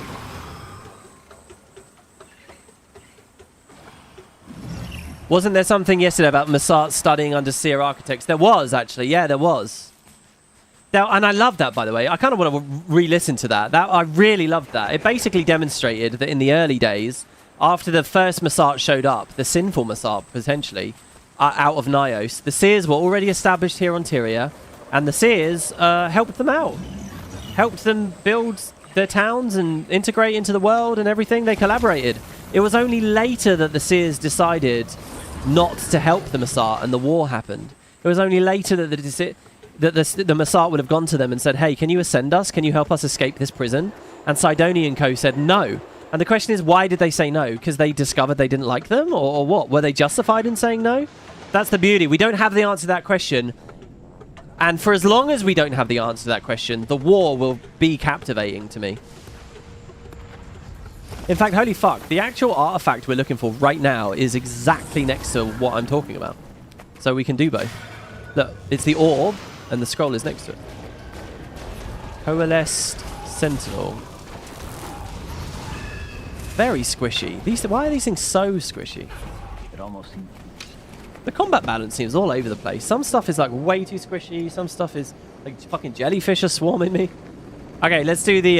well, let's do it in order. Here, so let's listen to this again, because I really think this is fantastic. Have you seen it? Abavin. The Mossad have come so far since their exile. It's remarkable. This guy sounds like Vizier Kilbron. I have.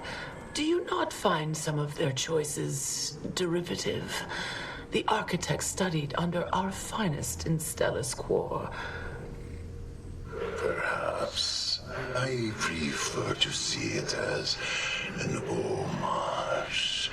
A thank you for our investments. You would. See, there's a little bit of smarminess there and everything. I like that. Really, really good. I love that we're getting all these locations about these races. You know, years ago, I made that Empire pack where you can play as all the different Tyrian races in space. I did my Let's Play on it. And I had to, like, invent fuck tons of, like, Seer world names and colony names and cities and everything. And I just had to make them up because there was no law. But now I could actually go back and I could actually say, oh, look, the Massart capital is Upper Vim or Bavanisos. Or for the Seers, it can actually be Stellus Quor. I have no real interest in updating all of that code, but it would be cool. It's doable now. Crumbling Scroll. Another testament to my greatness. All right, we've done it. The Doorstep of Divinity complete. That last thing. Crumbling Scroll. Barely legible within the curls of this delicate vellum is a meticulous catalogue of relics. Opening the scroll further risks irreparable damage, but one record can clearly be read. Mulmud. Sorry, Mulmund. Oh, it's Mulmund. I thought it was Mulmud. Wow. Okay, that obviously doesn't mean anything. Unless Isgarin is actually about to talk about all of these. Which will be fascinating. I would love to hear about the difference between Ancora and the Staff of the Mists and the Scepter of Ore. I feel like with the Scepter of Ore, especially, that deserves to be in the script for this expansion. That deserves to be talked about. Because players are actually fresh on that one, Arenanet.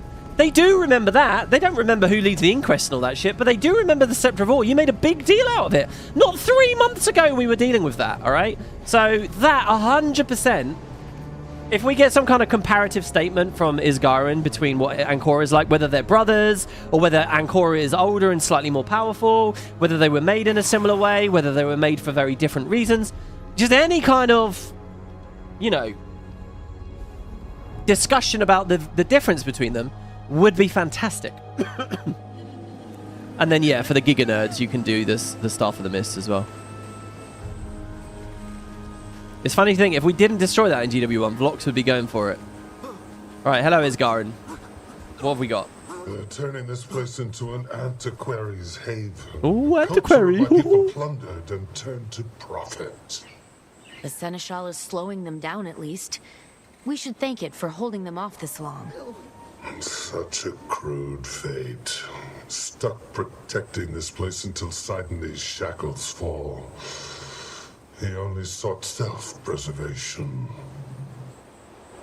Don't let my ire distract. Did you locate anything else of note? Please let me pause. I did find these runes. I want When to pause. Touched them, I saw images. Felt a little warm too. Definitely active magic. Runes? Where were they? Embedded into rocks. A modern seer. Shrines, spread out across the coast and forest. I found 3. Someone else is here. Describe them to me. Oh god, I can pause. You let me pause. Oh. Okay, so a few thoughts. One, we didn't talk about the Staff of the Mists.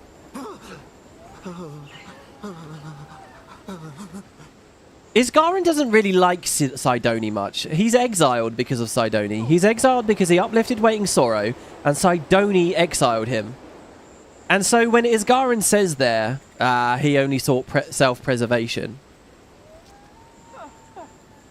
I think he's thinking about the Waiting Sorrow thing, maybe? I don't know. It's interesting he's called he, by the way, because I thought these guys were supposed to be genderless. And they're quite careless when it comes to the seer about the genderless thing. They're careful when it comes to like culture wars stuff, but here they're not. So I don't know. That's my theory about the runes, that someone else is around. Modern, maybe? I don't know. And yeah, going back to that first line, they're turning this place into an antiquary's haven. People are plundering it.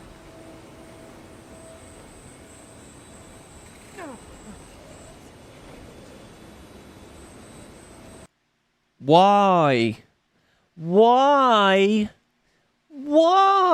is the antiquary digging up fucking Skrik guitars and shit when they have an expansion filled with seer artifacts and like 2 massive collection quests all about interesting ancient artifacts that it was clearly made to hook into? And they went with that. Why?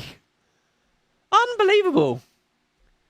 On the topic of antiquary as well, by the way, I saw a benchmark video because it's doing loads of damage at the moment, and I got really annoyed by a comment because someone in the comment said, "Oh, 67k," and everyone said that antiquary was bad.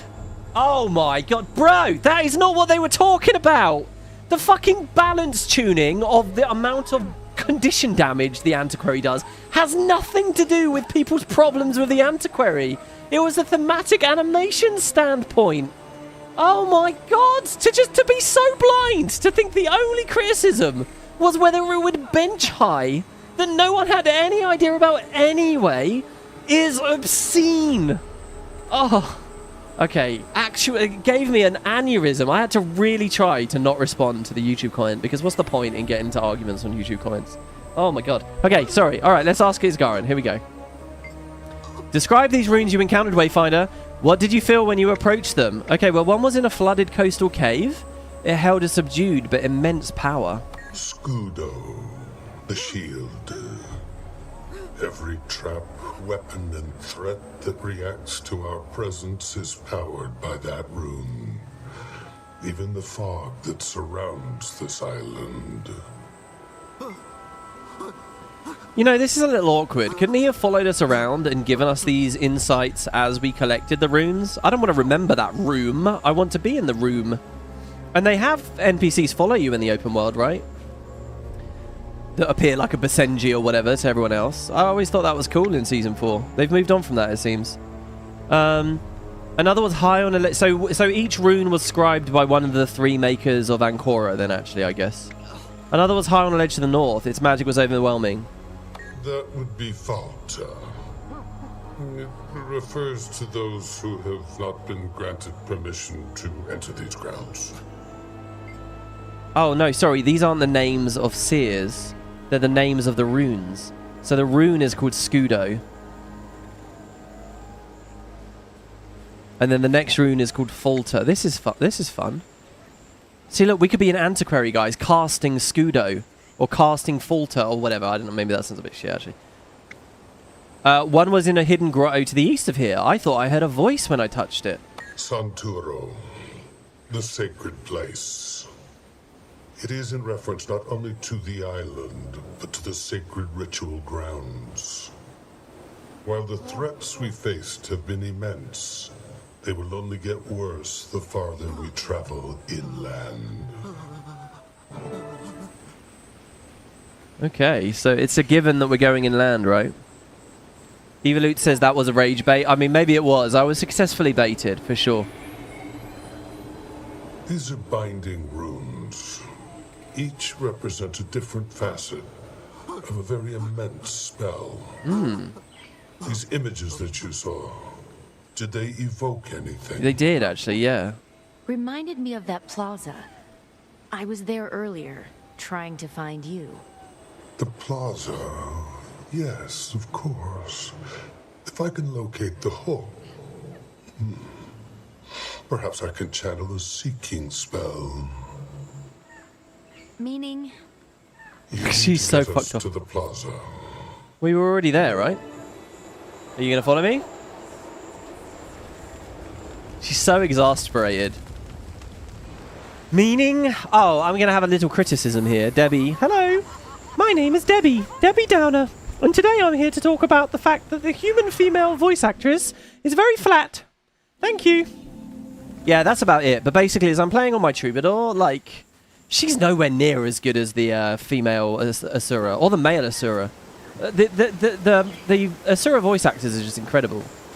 The female human just sounded really like, just like completely unemotive. I don't know. Have you guys felt that? Scudo is very close to escudo, which is shield in Spanish. Falter is fault. Santuro, I'm not sure how to translate. Debbie Potatoes, yeah. There's the power. So I don't know. I would love to hear some anecdotes in chat, guys. I would love to hear some anecdotes from you all about like how your commander's doing in this, like whether you felt really engaged by it or what. Male Savari's great. Yeah, I always remember Male Savari being very good. I so rarely play Male Savari. If you think about the characters on my account, I barely touch him. I think they're all just straight up Latin, so the Spanish similarity makes sense. Oh, there you go. Right, Path of Divinity.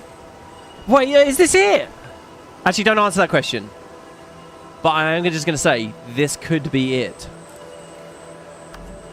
It's weird that the final instance is taking place on a plaza that we casually were walking through earlier. But there were a lot of interesting lore details here that maybe he can now talk to us about. After digging through various Inquest excavation sites and abandoned seer grounds, I returned to Isgarin. While I hit a few dead ends, I happened upon 3 runes embedded into the environment, and when I touched them, hazy images rolled through my mind. Seers congregating, a seer's statue and a circle of stars. Isgarin's interest was piqued. He called them binding runes, and said that they each represent a different facet of a powerful spell. When I told him that they evoked the ancient plaza that I found while looking for him, Isgarin suggested we go there. Yeah, I mean, pretty basic. Wow. Path of Divinity, Cloister of Stars. That is the final instance. Someone in this squad was playing this. Well, not the final instance, just the next instance, I guess. I don't know. Okay.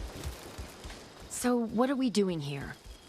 When someone casts a spell that requires multiple binding runes, it demands a lot of the caster.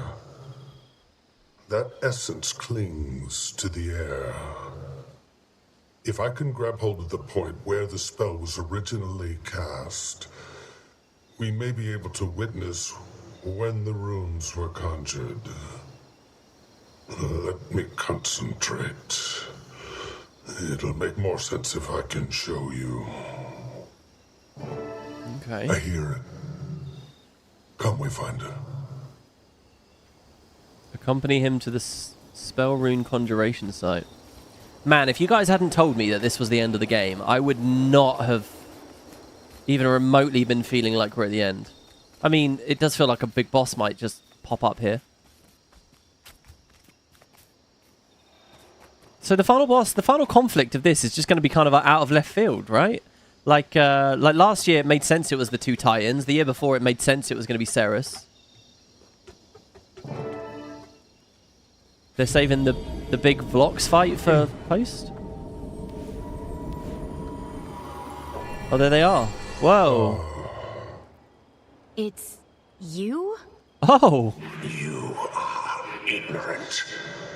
Echo of Sidoni, that says. All who turn to us for help to crumble. We already abandoned the Versat to battle Zaitan alone.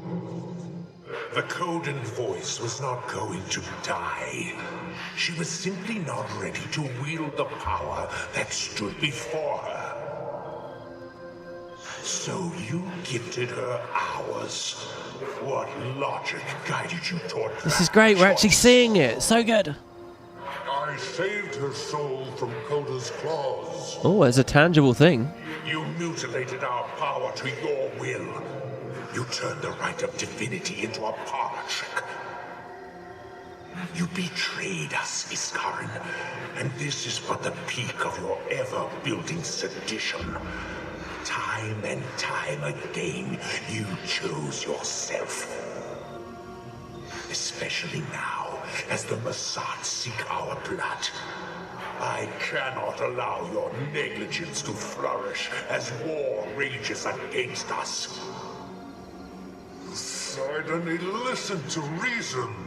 I have never stepped against you. You are too great a risk and must be struck from this place. You are not of my flock any longer. You need me. You are banished, Iskarin. Exiled from our people. No home, no belonging, no asylum. My Seneschal will attack you.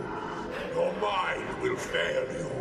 If you touch Ancora again, your flesh will burn.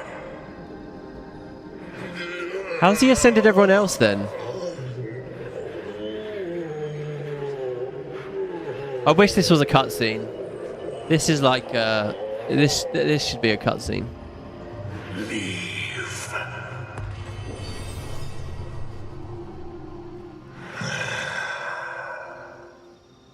Scudo, Falta, Santuro. Okay.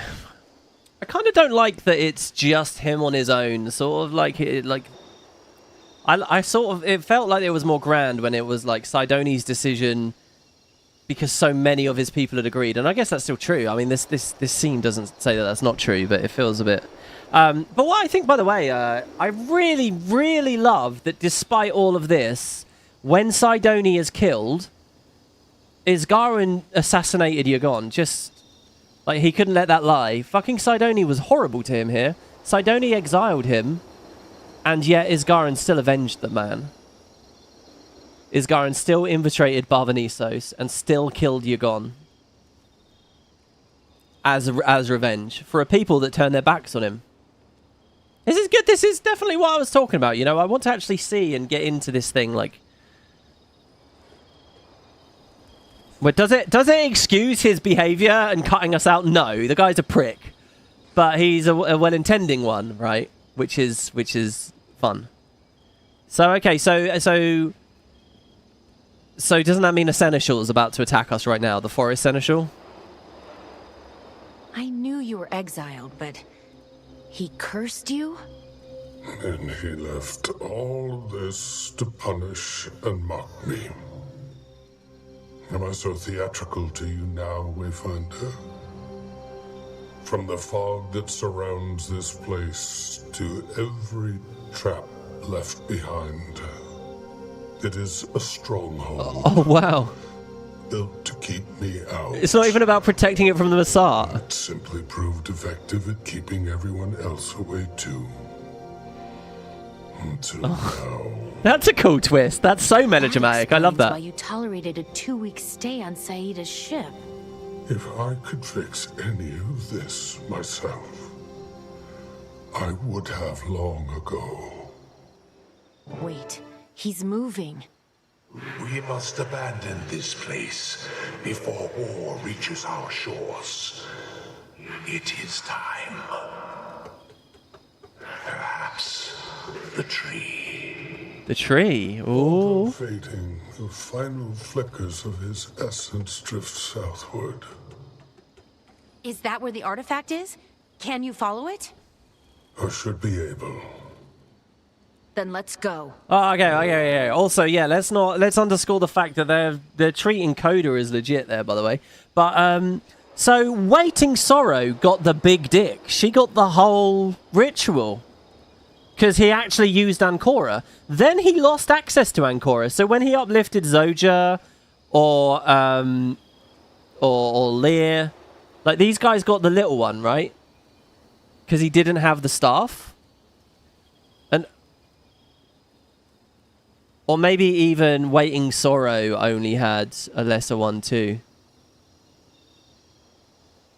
Imagine if Sidoni was his father as well. See, I don't want that though. I want to think of it as a civilization of millions of people, not just a fucking tiny little family.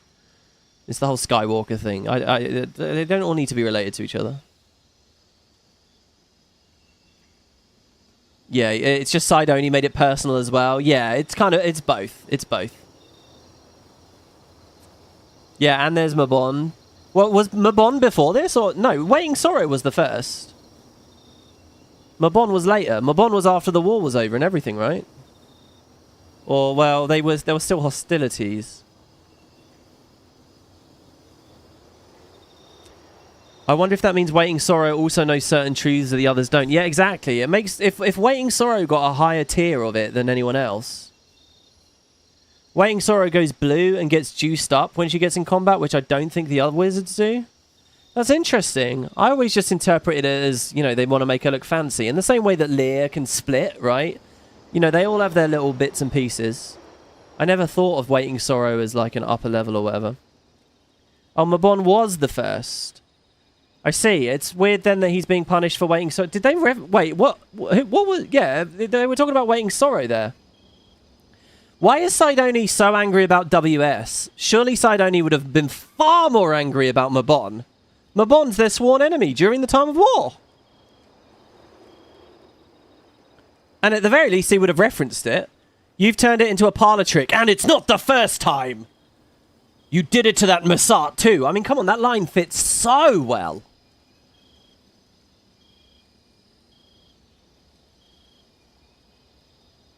Mabon the first, Waiting Sorrow the last. No, Waiting Sorrow was not the last. Lear and Zoja, at the very least, are way more modern than those two. I think Waiting Sorrow was first. Manevia says Waiting Sorrow was first there as well. I feel fairly confident Waiting Sorrow was first. And I think I remember talking about it last year. They didn't put quite an explicit date on it, but it was ages ago. I thought that Waiting Sorrow was first myself. But yeah, we'll have to keep an eye on it. We'll see. Obviously, I put a lot of stock into what Cottage says, though. I mean, he's there looking at the timelines and contributing to the wiki with it. Taking the voice away from the claw. Well, no, she'd already ran off. She already bailed. They came down here. She abandoned the claw. She's going mental in the woods alone, basically. Isgarin finds her and takes pity on her. And uplifts her.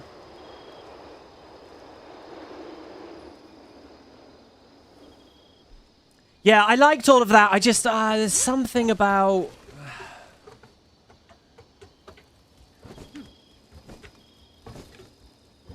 the emotion, maybe? I don't know. What's this about a tree? Are we about to segue into fucking the pale tree?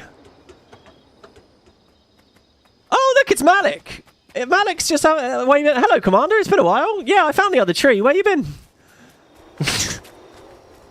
Oh, what's going on here? Meet your allies in the thicket.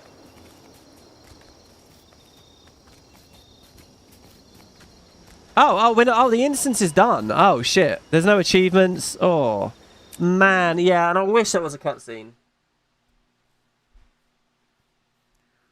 It feels like sometimes you get really big moments, and that coulda, woulda, shoulda been one. Okay, so we're going to the overgrown thicket. What is that? Just going to be like the entrance to the next place? No? Okay.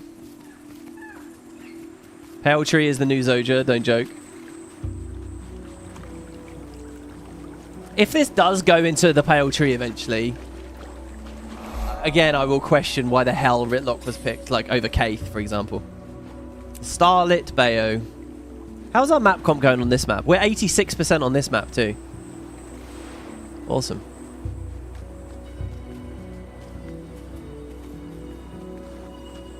Path of Divinity, next instance. Okay, now the end, question mark? I'm just looking back at the title of this video. The end, question mark? It would be great if it wasn't, right? If we don't hit the end. The vault should be near. Even though my senses are dulled, I can hear the low echo of Ancora's call. Let's spread out and find a way in. Really? You can feel it? Wait, no, Ritlock, speak! Saida, speak! Speak! There was a mastery point near here.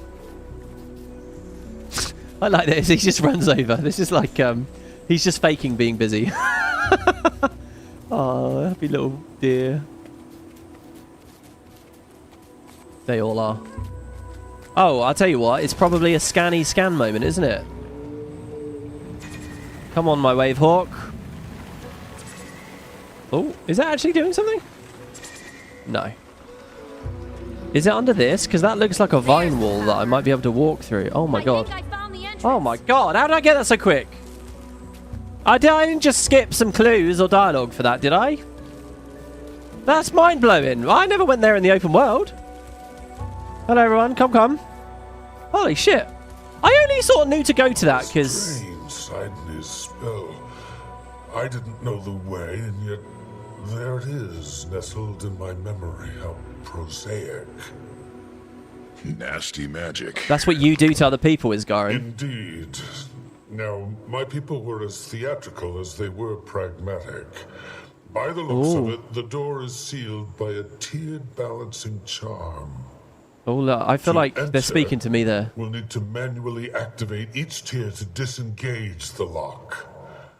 The activation points shouldn't be too far. But since we don't have a vault keeper in our presence, you will need to activate them, Wayfinder. I worry what it might do if I tried. I'll start looking. I think they are building to something about this memory loss stuff. It's there with PTM and what the Inquest are doing, and there are a lot of little nods to it as we're dealing with Isgarin and stuff. And I'll be so happy if they do that, because that felt like a sort of missed element of Secrets of the Obscure. And then because Janthea Wilds didn't really talk about it, I sort of felt like we were moving on. But no, I think they're doing it. Okay, here, I really feel like this is a pretty direct message to players like me, right? So like last year, the commanders call in Isgarin theatrical and melodramatic and blah, blah, blah, blah, blah. And I was not on with that. I don't think that. I didn't feel that. And my argument always was, no, he's not that. He's a pragmatist. He's like the reverse of that. He's as pragmatic as possible. And here, I feel like this is Arenanet sweeping in now, 1 year later, and saying, Porque no lostos. Right? Why not both?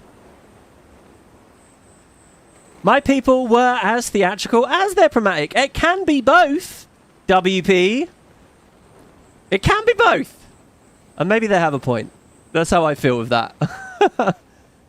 We have to manually activate each tier to disengage the lock. The activation point shouldn't be too far. Blah, blah, blah. By the way, have you noticed there's a lot less busy work dialogue in this expansion? For huge chunks of good Guild Wars 2 storytelling, there's like massive amounts of dialogue, but it's just about the convoluted bullshit we're doing to navigate the story. Like, here's this particular Magitech issue. Here's this particular MacGuffin. Here's this particular mystery box. And it's just like waffling about it for ages and ages and ages. They've really cut down on that this year. I really feel like they have. Like, they're quick about it. Get through that, and when the voice acting is there, they're usually talking about stuff I'm really interested in. As opposed to me feeling like, fuck, man, there's so much stuff we could be talking about, but instead we're going on about MacGuffins, right? I think they've improved on that majorly.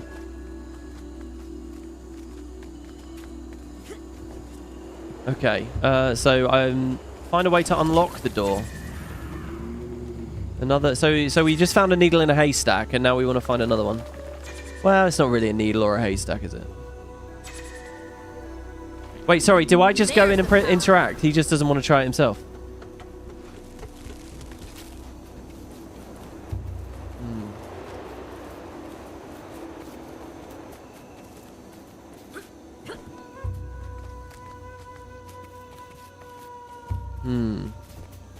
Did we climb the tree? Did we use our Wayfork Mastery to go up?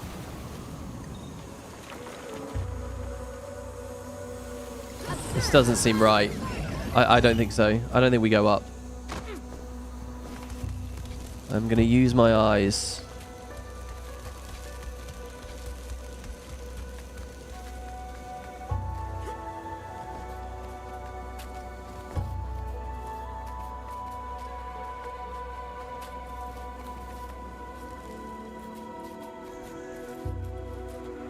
It's just a bunch of mower and shit around. They're just like ambience and stuff. I mean, it's interesting to me that they've actually put like mobs around here, even though we're kind of out of range.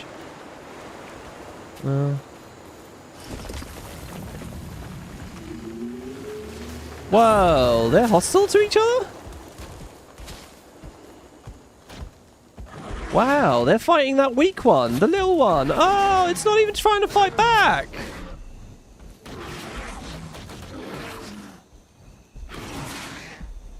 I always loved this, by the way. Like when we used to watch Elder Dragon minions killing regular wildlife and stuff. Oh. Could the key be underwater? I don't even know if I'm really looking for a key. I guess the door has a lock. It's not in the green ring, so I personally, I wouldn't expect it to be here. I would expect it to be within the green ring. Observe the power of fire. Unless there's another puddle of water somewhere.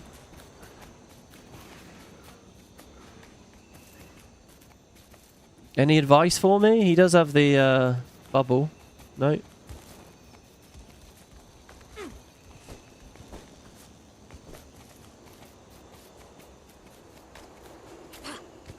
Maybe it is the skimmer. I'm going to start scanning again.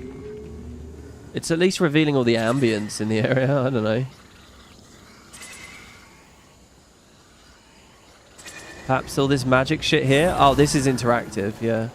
I felt that. You'd think the Seers would reinforce their territory a little more securely, given everything they've left behind.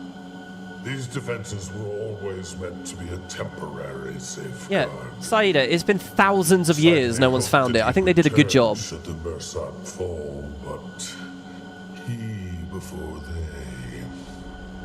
To their credit, only we've made it this far. Yes, Ritlock, yes, indeed. Do I need to weigh that down with a rock? No? Okay. Oh, what happens if I come here in the open world then? Look at that shit.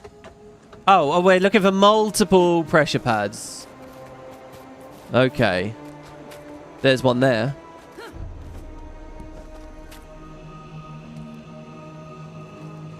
No dialogue this time? Remaining pressure plates found. 1 of 2.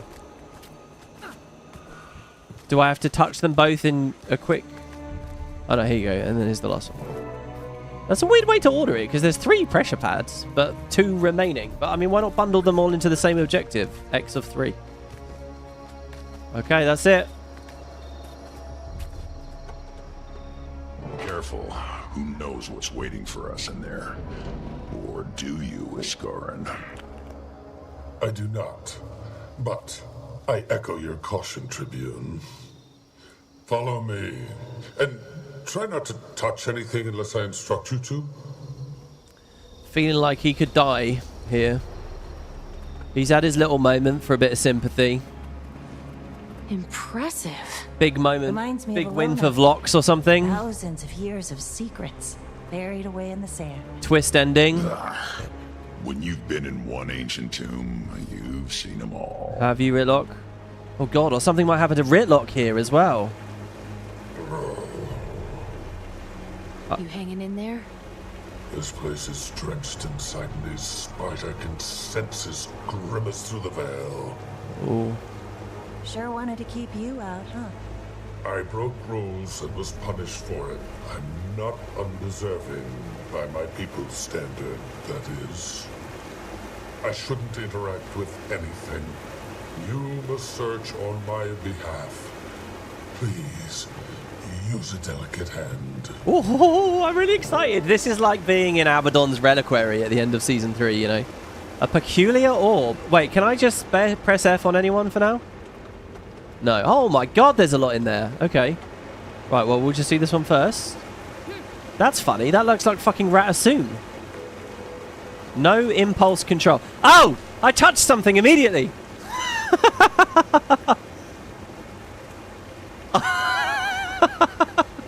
Oh, I didn't know she was going to touch it. She might have, like, divined or... I don't know. What's my excuse there? That's awesome. I was distracted, though, because that's clearly Ratassoon, but without the top chunk. I don't know. All right, fine. It's just a cube. Not all cubes are Ratassoon. I get it. So pretty. An artifact. Well, what else can I do if not press F on shit, is Garen. He didn't chide me there, by the way. Last year, he would have, you know, if you don't stand in his bubble in the Valley of Agony, he'd be like, oh, can you not follow instructions? I'm going to go here because there's a chance I'll just read from the wall instead of unfurling. I don't know. A lot of scrolls in here. Wonder if the Astral Ward or Derman Priory could preserve them. I hope they would, yes. Weird. I have like a skill bar just on. Whoa, that was very odd. I've never, ever seen the Guild Wars 2 UI do that. Never. That was really weird. Let's see what this artifact is. A scroll of some kind. No mention of Divitium Nava. Divitium Nava. Divitium. I'm missing that extra I, but I will get it, guys. Divitium Nava. An ancient artifact. This one appears to be like a mirror of some kind. Beautiful.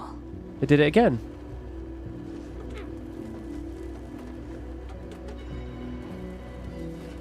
Look at all the artifacts I can't pilfer. Sorry, Scrit Snatch. The candelabra. Still lit. I wonder if the Seers had any idea that their creations would cause so much strife. Did you guys know that the Danish set their Christmas trees on fire? They like hang actual real lit candles on the trees. And apparently it's like not a problem. It's not a fire hazard or anything like that. It's fine. I mean, I guess like pine needles or whatever, they're very, like Christmas trees are very waxy and flame resistant, I guess. Flame retardant? What's the right word? But they actually hang real candles as like decorations. Apparently they tried to export the practice in like the 1700s to the UK. But immediately people were like, no, this is going to cause fires. So nobody did it here. And it's just like, what the fuck? No, it's fine, apparently. It used to happen in Finland too, but those could cause fires. The candles on trees is the inspiration for lights we use today, so kind of old-fashioned, I guess. They used to use... Oh, so it's falling out all over the world, is it now? It was usual in Germany too when I was a child. Some people still do it. It seems really posh and, like, fancy to me. Because, like, I mean, how much time are you going to get out of those candles? Not much, right? So you have to put the energy in of lighting all of them, making sure to blow them out, replace them as the Christmas season goes along. It's the sort of thing you do if you have a manor with servants. You know, it's a lot easier to just have a switch or an automatic timer for some LEDs. Like, I get it. Another ancient artifact. This is one of those seer weapons that we saw that the giant guy was holding. It's a staff we're looking for, right, Iskarin? Yes. This is empty as a pedestal. So what was on there? Did Vlox grab it?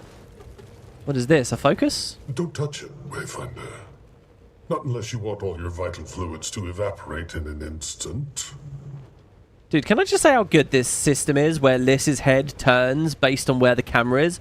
Because it really looked like Liss was listening to Isgarin there with her head cocked. She was doing that. And it's because I, the player, was doing that with the camera. So good. Honestly, this game's like very impressive sometimes. It's easy to forget shit like that. And then there's a key here. Probably not our artifact, if it's just sitting out. Well, we're definitely in the right place. But we need to go farther inside. An echo grows louder. Perhaps, yes, we must go deeper. There's been so much artifact collecting. 2 massive achievement-based sections. All of this in here too. This vault is sealed by Shadow Stone. Ancient seer magic used to store immense power.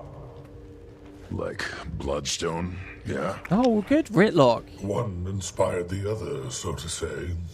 But Shadowstone is far more powerful and more pure. They explained it in-game, yay! The notice it is Well now, done. the stone is useless.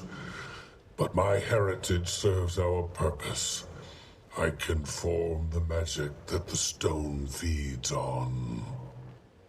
Wayfinder, you'll need to collect the coalesced energy and deposit it in the stone. Even inert, it reaches for me. And it's ravenous. So Shadows... I will begin. Prepare yourselves. So Shadowstone can kind of pull immense quantities of magic into itself through the seers, is that right? That should be on the wiki, by the way.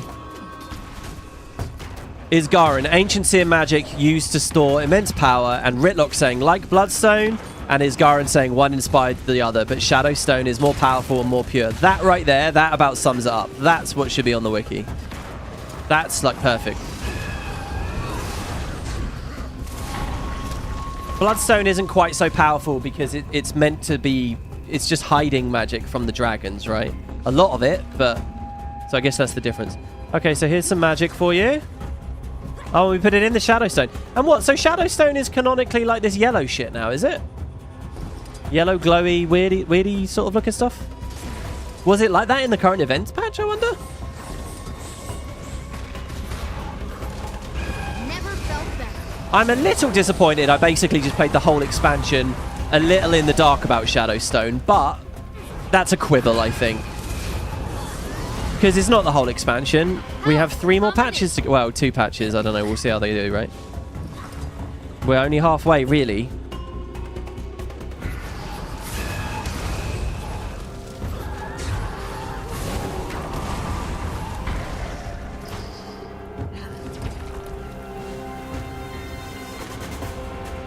Bloodstone isn't so powerful. You know, I seem to recall multiple nuclear-level disasters from Bloodstones.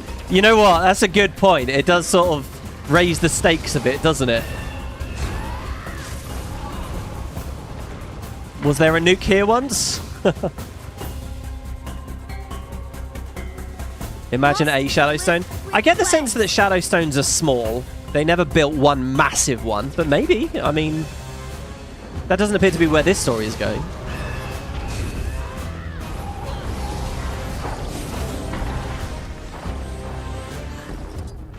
Maybe not so powerful means it can't hold as much without going nuclear. Yeah, I think the point is that it's that Bloodstones were like just epic storage. Like really, really epic.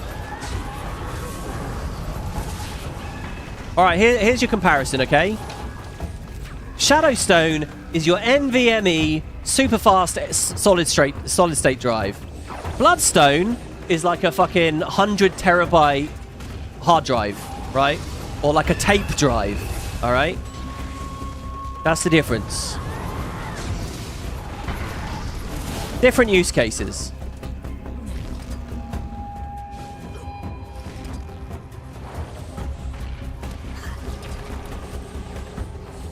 Oh, that's true. The one in Amnitas is big, powering the World Spire. Proceed. Okay. I'm no stranger to spelunking, but this one feels different. Is it colder in Look at here? this room. We are likely the first living beings to enter this place in a millennium. The magic senses us. It's curious. I love all this personification of the magic. What the fuck? What?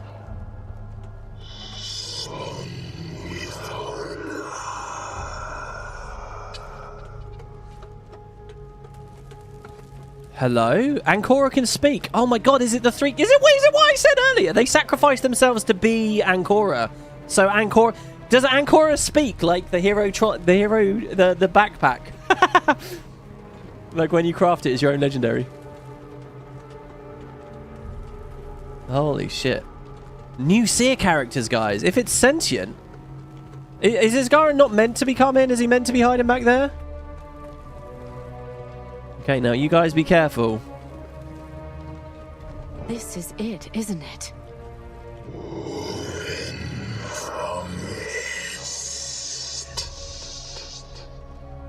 It is revolted by my essence.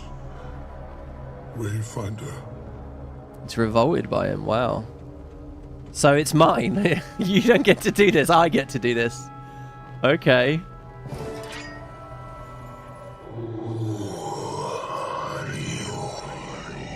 I'm the big shot nowadays. Incredible. I love that I'm dressed as an inquest.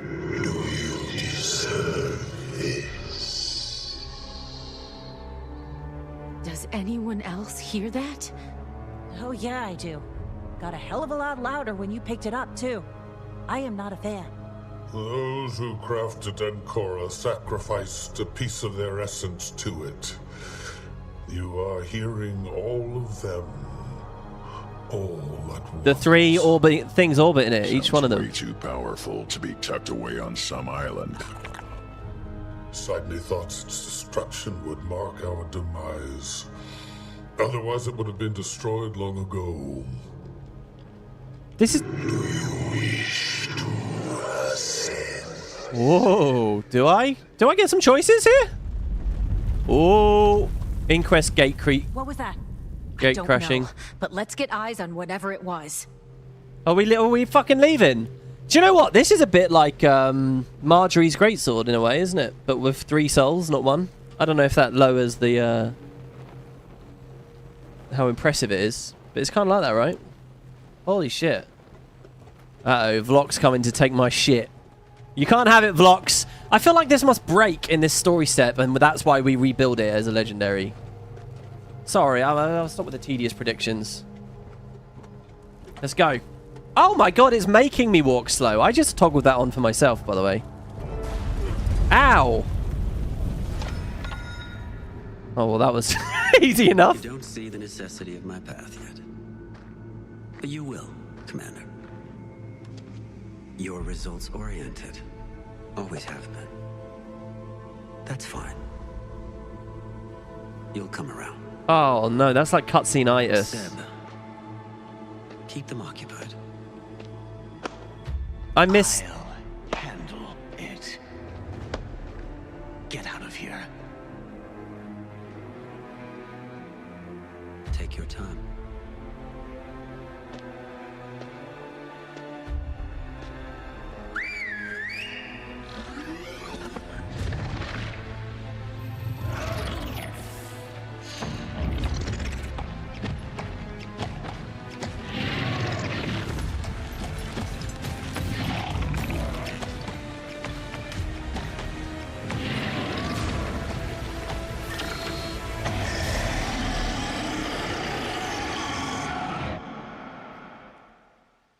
I feel like I would have liked, throughout the story, to have been hearing about these raptors. Under control. Oh, there's Kuda. Are you leaving already? Yeah, just like you left me on that beach to be eaten by a crab. Don't assume I need you, Kuda, because I don't. Stand down. I want to have my fun first. Oh, she just fucking complimented me. Cast a ward, but not much else. The explosion released... You must... Can we pause? I'm gonna do everything I can to just stall for a second here. She basically just complimented us. She basically... Look, she's actually running off. She basically just said, the Seneschal, you left me to get eaten by that Seneschal. I'm leaving you to get fucking killed by the commander. That's what she just said. Which I kind of love. I also like that was a bit light for a second there. Oh, but there's one... Oh my god, I did dodge. You can see I have no endurance. Oh my god, what are these animations with the missiles? Oh, cool. This is probably what the raid's going to be. And it is in one of the new tombs. What was that though? What was the explosion? Did I just miss it because I was looking at the floor or something? What is it that knocks me out and makes me drop it? Surely people are going to hate that. No one likes to just have control taken away from them where their main character just fails. You've got to justify it in some way. You know, like they did a lot when Joko incapacitated us, and we got a great cutscene out of it. But you got to put a bit of legwork into that. That's awful. We just fell over. What was it?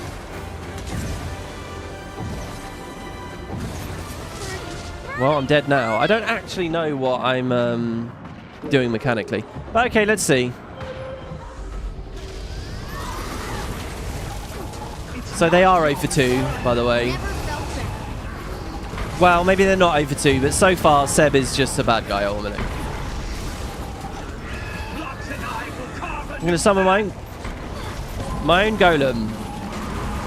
Yeah, I really feel like the expansion was missing more about Seb and these two raptors. I would love to have been hearing about them as experiments or seeing them eating shit as we'd gone along. So that then when we finally fight them, like I'm forcibly reminded of, I was really captivated by these two in like the pre-release concept art and stuff.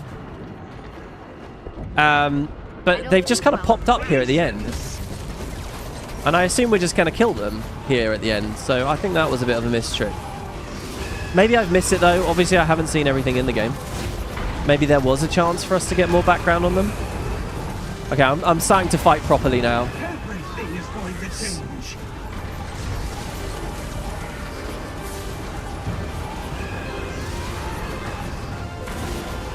Oh my god, I didn't know the timing. Okay, we can jump it. What is it that's clipping me with burns? Is it when they charge through me? Okay, phase. Useless machine. I will end this myself. 5, 7, to my side. Defeat both of his raptors. One of them is fixated on me. Oh, and it jumped on me.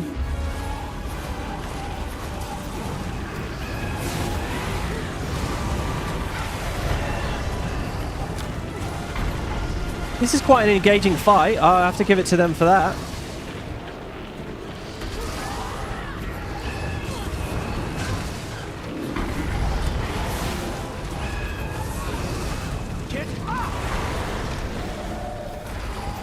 So he has a brake bar, but my build can't do anything with it. This is awful. This is so weird. I can try to blind him when the signal of air comes back. Is he going to be able to res him? I promise to utilize your innards in my next innovation. Back to me. Okay, so he got them up and I have to kill him again?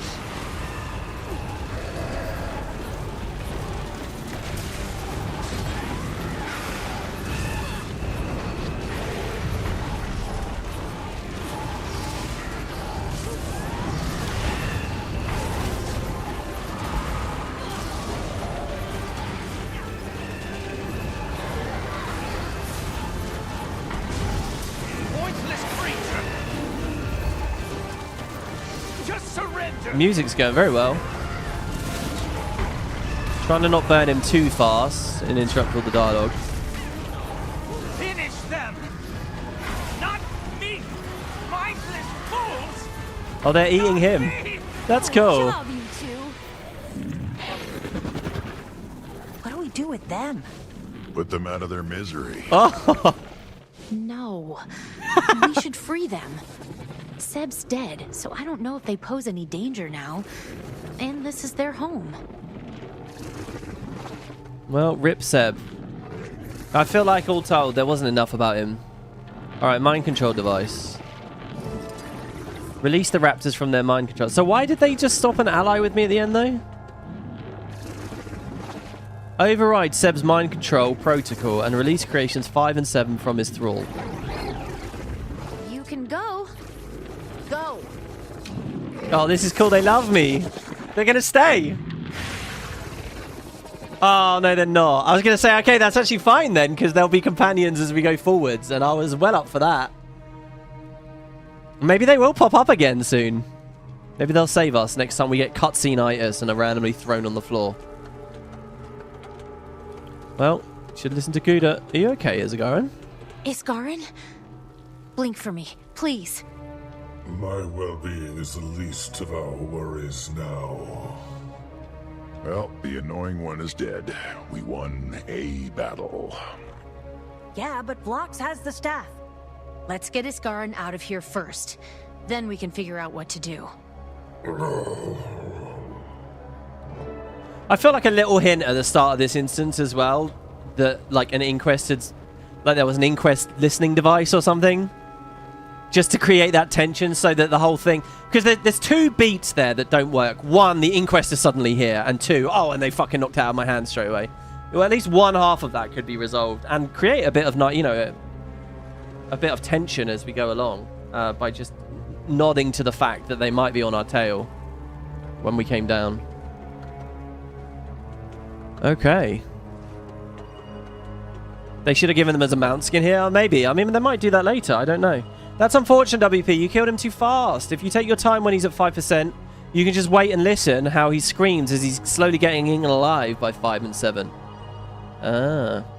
I wonder if and when this becomes a raid encounter, if they will never ally with us. We have to fight them the whole way. You could have it Final Fantasy style, like with the extremes, where you get just different stories, right?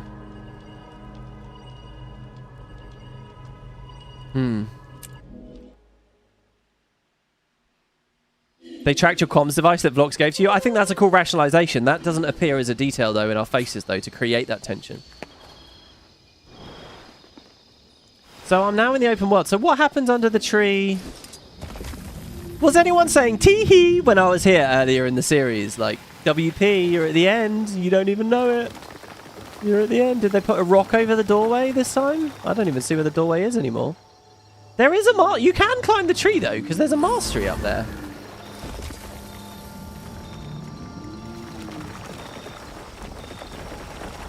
Really high. How am I supposed to... Am I supposed to just take a break here, rest in the branches, and then go even higher again? Maybe a bouncing mushroom or glide from... Oh, it's all the way up there.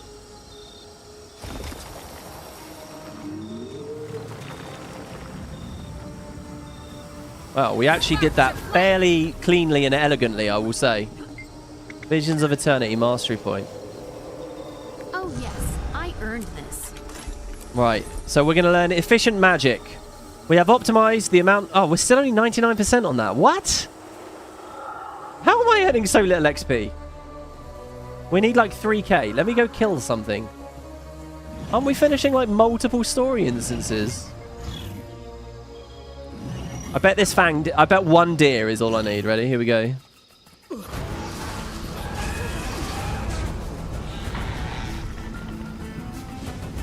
No, not 1 deer. I was wrong. I was wrong!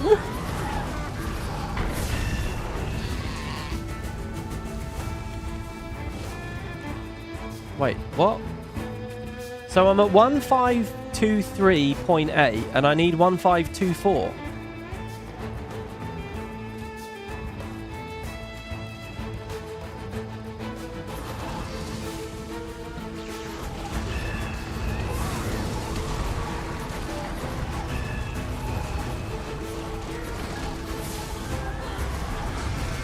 Look, we've definitely earned that. I think it's bugged.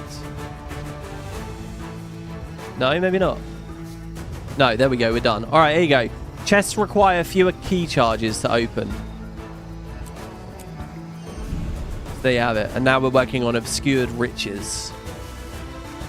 And we can't buy finish off Castor and Survivalist.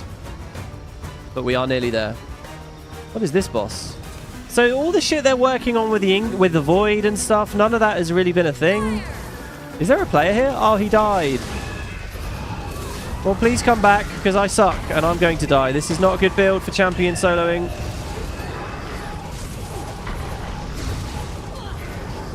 When he does that suck thing and it's on stop, I'm going to be in real trouble. In fact, I'm just in trouble in general, because there's expanding AoE fields.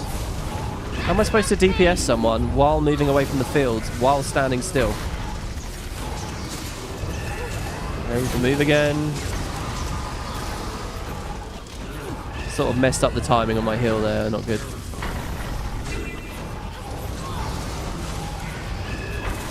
And there. Actually, press signal of fire would help. See here, he's just invulnerable while he's doing that, effectively.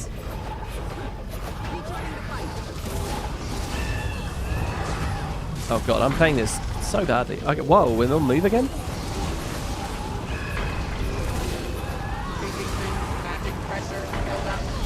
Break bar that I can't really do much about. Getting healthy. Don't stop. The AoE is coming closer. I'm dodging. Oh my god, he's still at 75 health. Did he just heal from that break bar?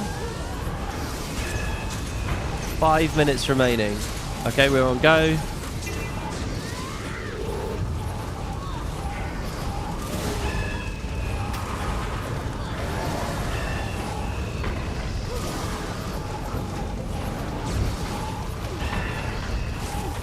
We're on stop.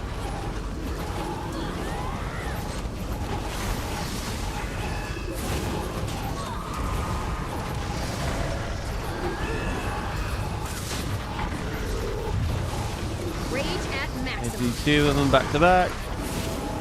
Oh, his stop go is actually not operating anymore? He lost his bounty effects? Alright, I mean, I'm happy with that. Didn't mean to signal there, that.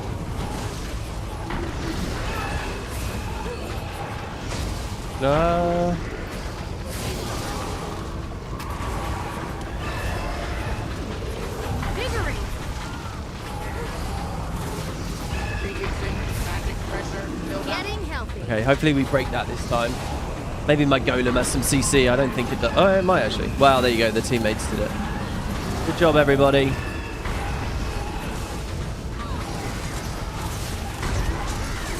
Oh, the bounty mechanics are back now.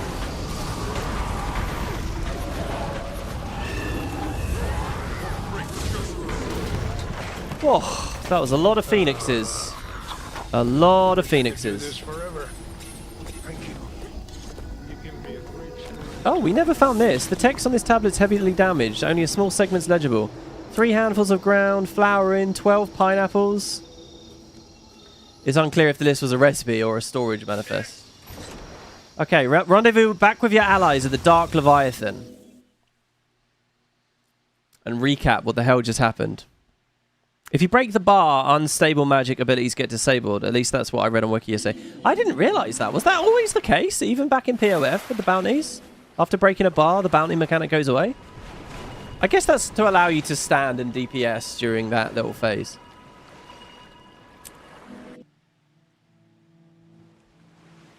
Okay, so this will be an epilogue of sorts, I guess. I wouldn't expect a massive, long, you know, Tyrian Alliance style instance, but something. Time to figure out our next steps. Allow me to set the stage. We've got an idealistic genius with menacing but vague aspirations on the run. Oh, and his inquest. And now he has a staff that will grant him potentially limitless power, and grant others the same. Have I missed anything? That's about it, yeah. And we still don't know what he wants to do with it all. At least you killed the snarly one. Seb, was it? The patrons of Pub Canuck have had a lot to say about him. If Lox could perform the rite with just the staff, he'd have done it already. What else does he need? Deeper in the island, there is a well of immense power. It is where Ancora was crafted, and where our rituals were performed. Oh, okay. So there's we loads must of take locations. Ancora to those grounds first, if he wishes to perform the rite. You think he knows how? Can a non-seer actually pull this off? It would not be an easy feat, but it is not impossible. And he has proven his cunning at every turn. The Cryptists were driven by gluttony and revenge. The Titans by instinct. We don't know what drives flocks. And now he wields one of the most dangerous conduits in Tyria. And we don't know what he seeks to do with it. He is a very real threat to us. And all of our people. Now we must stop him before his aspirations turn it all to ash. Oh, he's ringing us. Answer the call. Before I say anything else, I must thank you. Oh, this is good. For me. Because he's mean. In the end, his cruelty far outweighed his usefulness. He will not be missed. Straight back to the sweet talking. I regret that things have gone this way, Commander. You deserve better.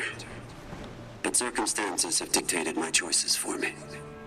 You need to stop this, Phlox, while there's still time. That there is still time is exactly why I must continue. The future of our world is at stake. Tyria has survived a dozen crises because of you. We may not survive the next if we don't act now. I am still not your enemy. I hope you will see that soon enough. But for now, I must continue onward, regardless. Yeah, I must... You don't have to do this, Phlox. I do, Commander. Someone must. And no one else will. Okay, they're not 0 for 2 because the Vlox thing is still lingering, maybe. Maybe. I mean, we're definitely not totally nice to each other now. He just tried to get us killed, but it's not over for the Vlox thing. It's still dangling, just as Paether was still dangling, but it's still dangling. So I'll grip onto that. That's quite cool. And I have to say, the commander's not giving him she's giving very feeble arguments. You don't have to do this. Be nice. Like, give him something a little more. All right, what we got? The Gift of the Tides, used to create a Gift of the Elders and the Gift of the Seeds. Okay, so the staff didn't break. You just make a replica Ancora or something, I guess, for the legendary. Don't think about it too hard. Just have fun, make a legendary. Path of Divinity, Journal, Path of... So that's it, it's over. Wait, what's this? Things are about to get interesting. Oh, that's after checking in with all of my allies. Okay. Yeah, because I thought it was the last one. Statistically speaking, this is rather There you go. rare. There's all of our experience. Okay, Canuck.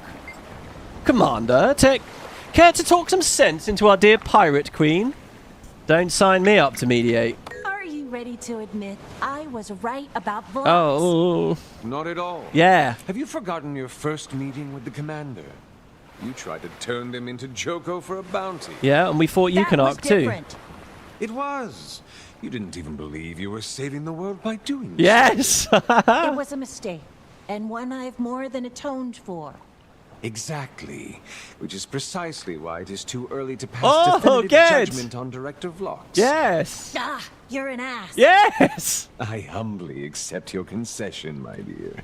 Call him an ass, but I think he's right. That's so good. Yeah, you voiced how I feel. Yeah, that's so good. Excellent.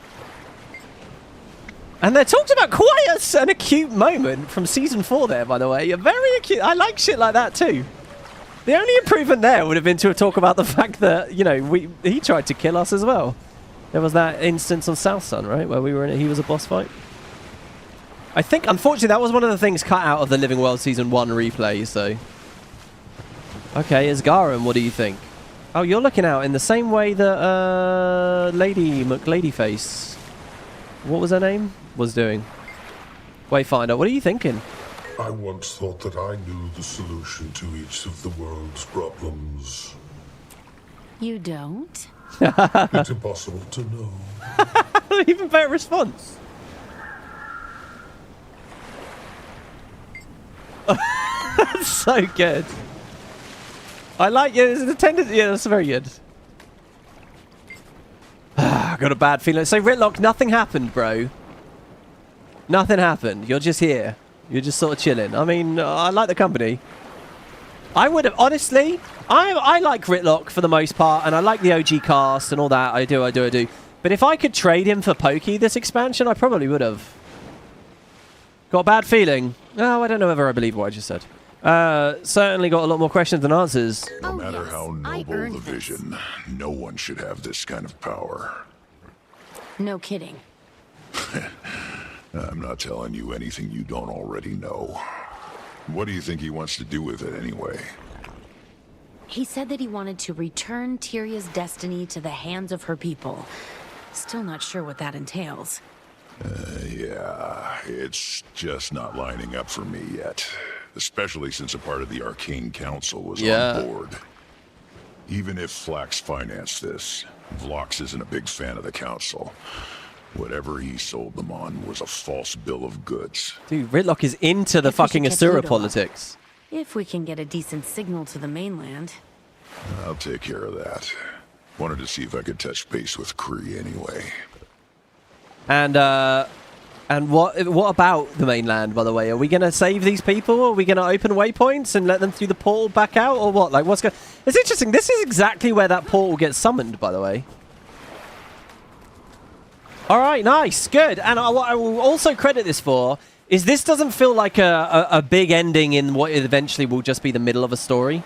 Like, one of the reasons I think the other mini-X packs felt overstuffed was because they kind of had these big climactic sections in the middle where the credits roll and everything, and then they do it again like a couple of patches later. No, this is better. Yeah, a quick catch up with our NPCs. So what were the story achievements I missed? Read all of the fragmented remains of ancient tablets. We just found one of those, so there's 3 of those. Missile maneuver. Avoid all of the golems homing barrage missiles. I wonder if I use deflects for those, or I dodge, or I obstruct them. Find Creation 5 and 7 in the starlit world after being free. We can go find the raptors again. And finally, Tomb Runner. That was to do the yesterday's instance in just 10 minutes. And then we get the Relic of the First Revenant. So is it possible that's not even referring to Ritlock?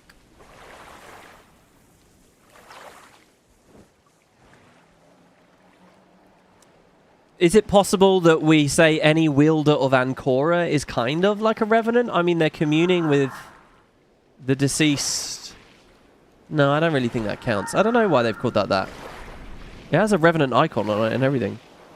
I don't know. I speculated about that the whole LP, and it was basically irrelevant.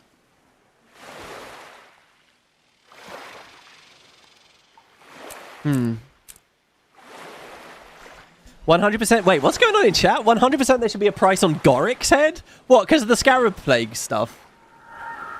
At Amnoon. I mean, they put him in jail.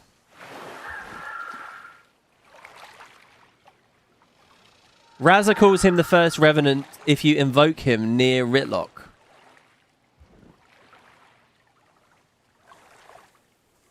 What? Raza calls Ritlock the first Revenant if you invoke him near him. That's awesome. I didn't know that. Wow, wait, what? The legend dialogue can change contextually based on NPCs that are near you?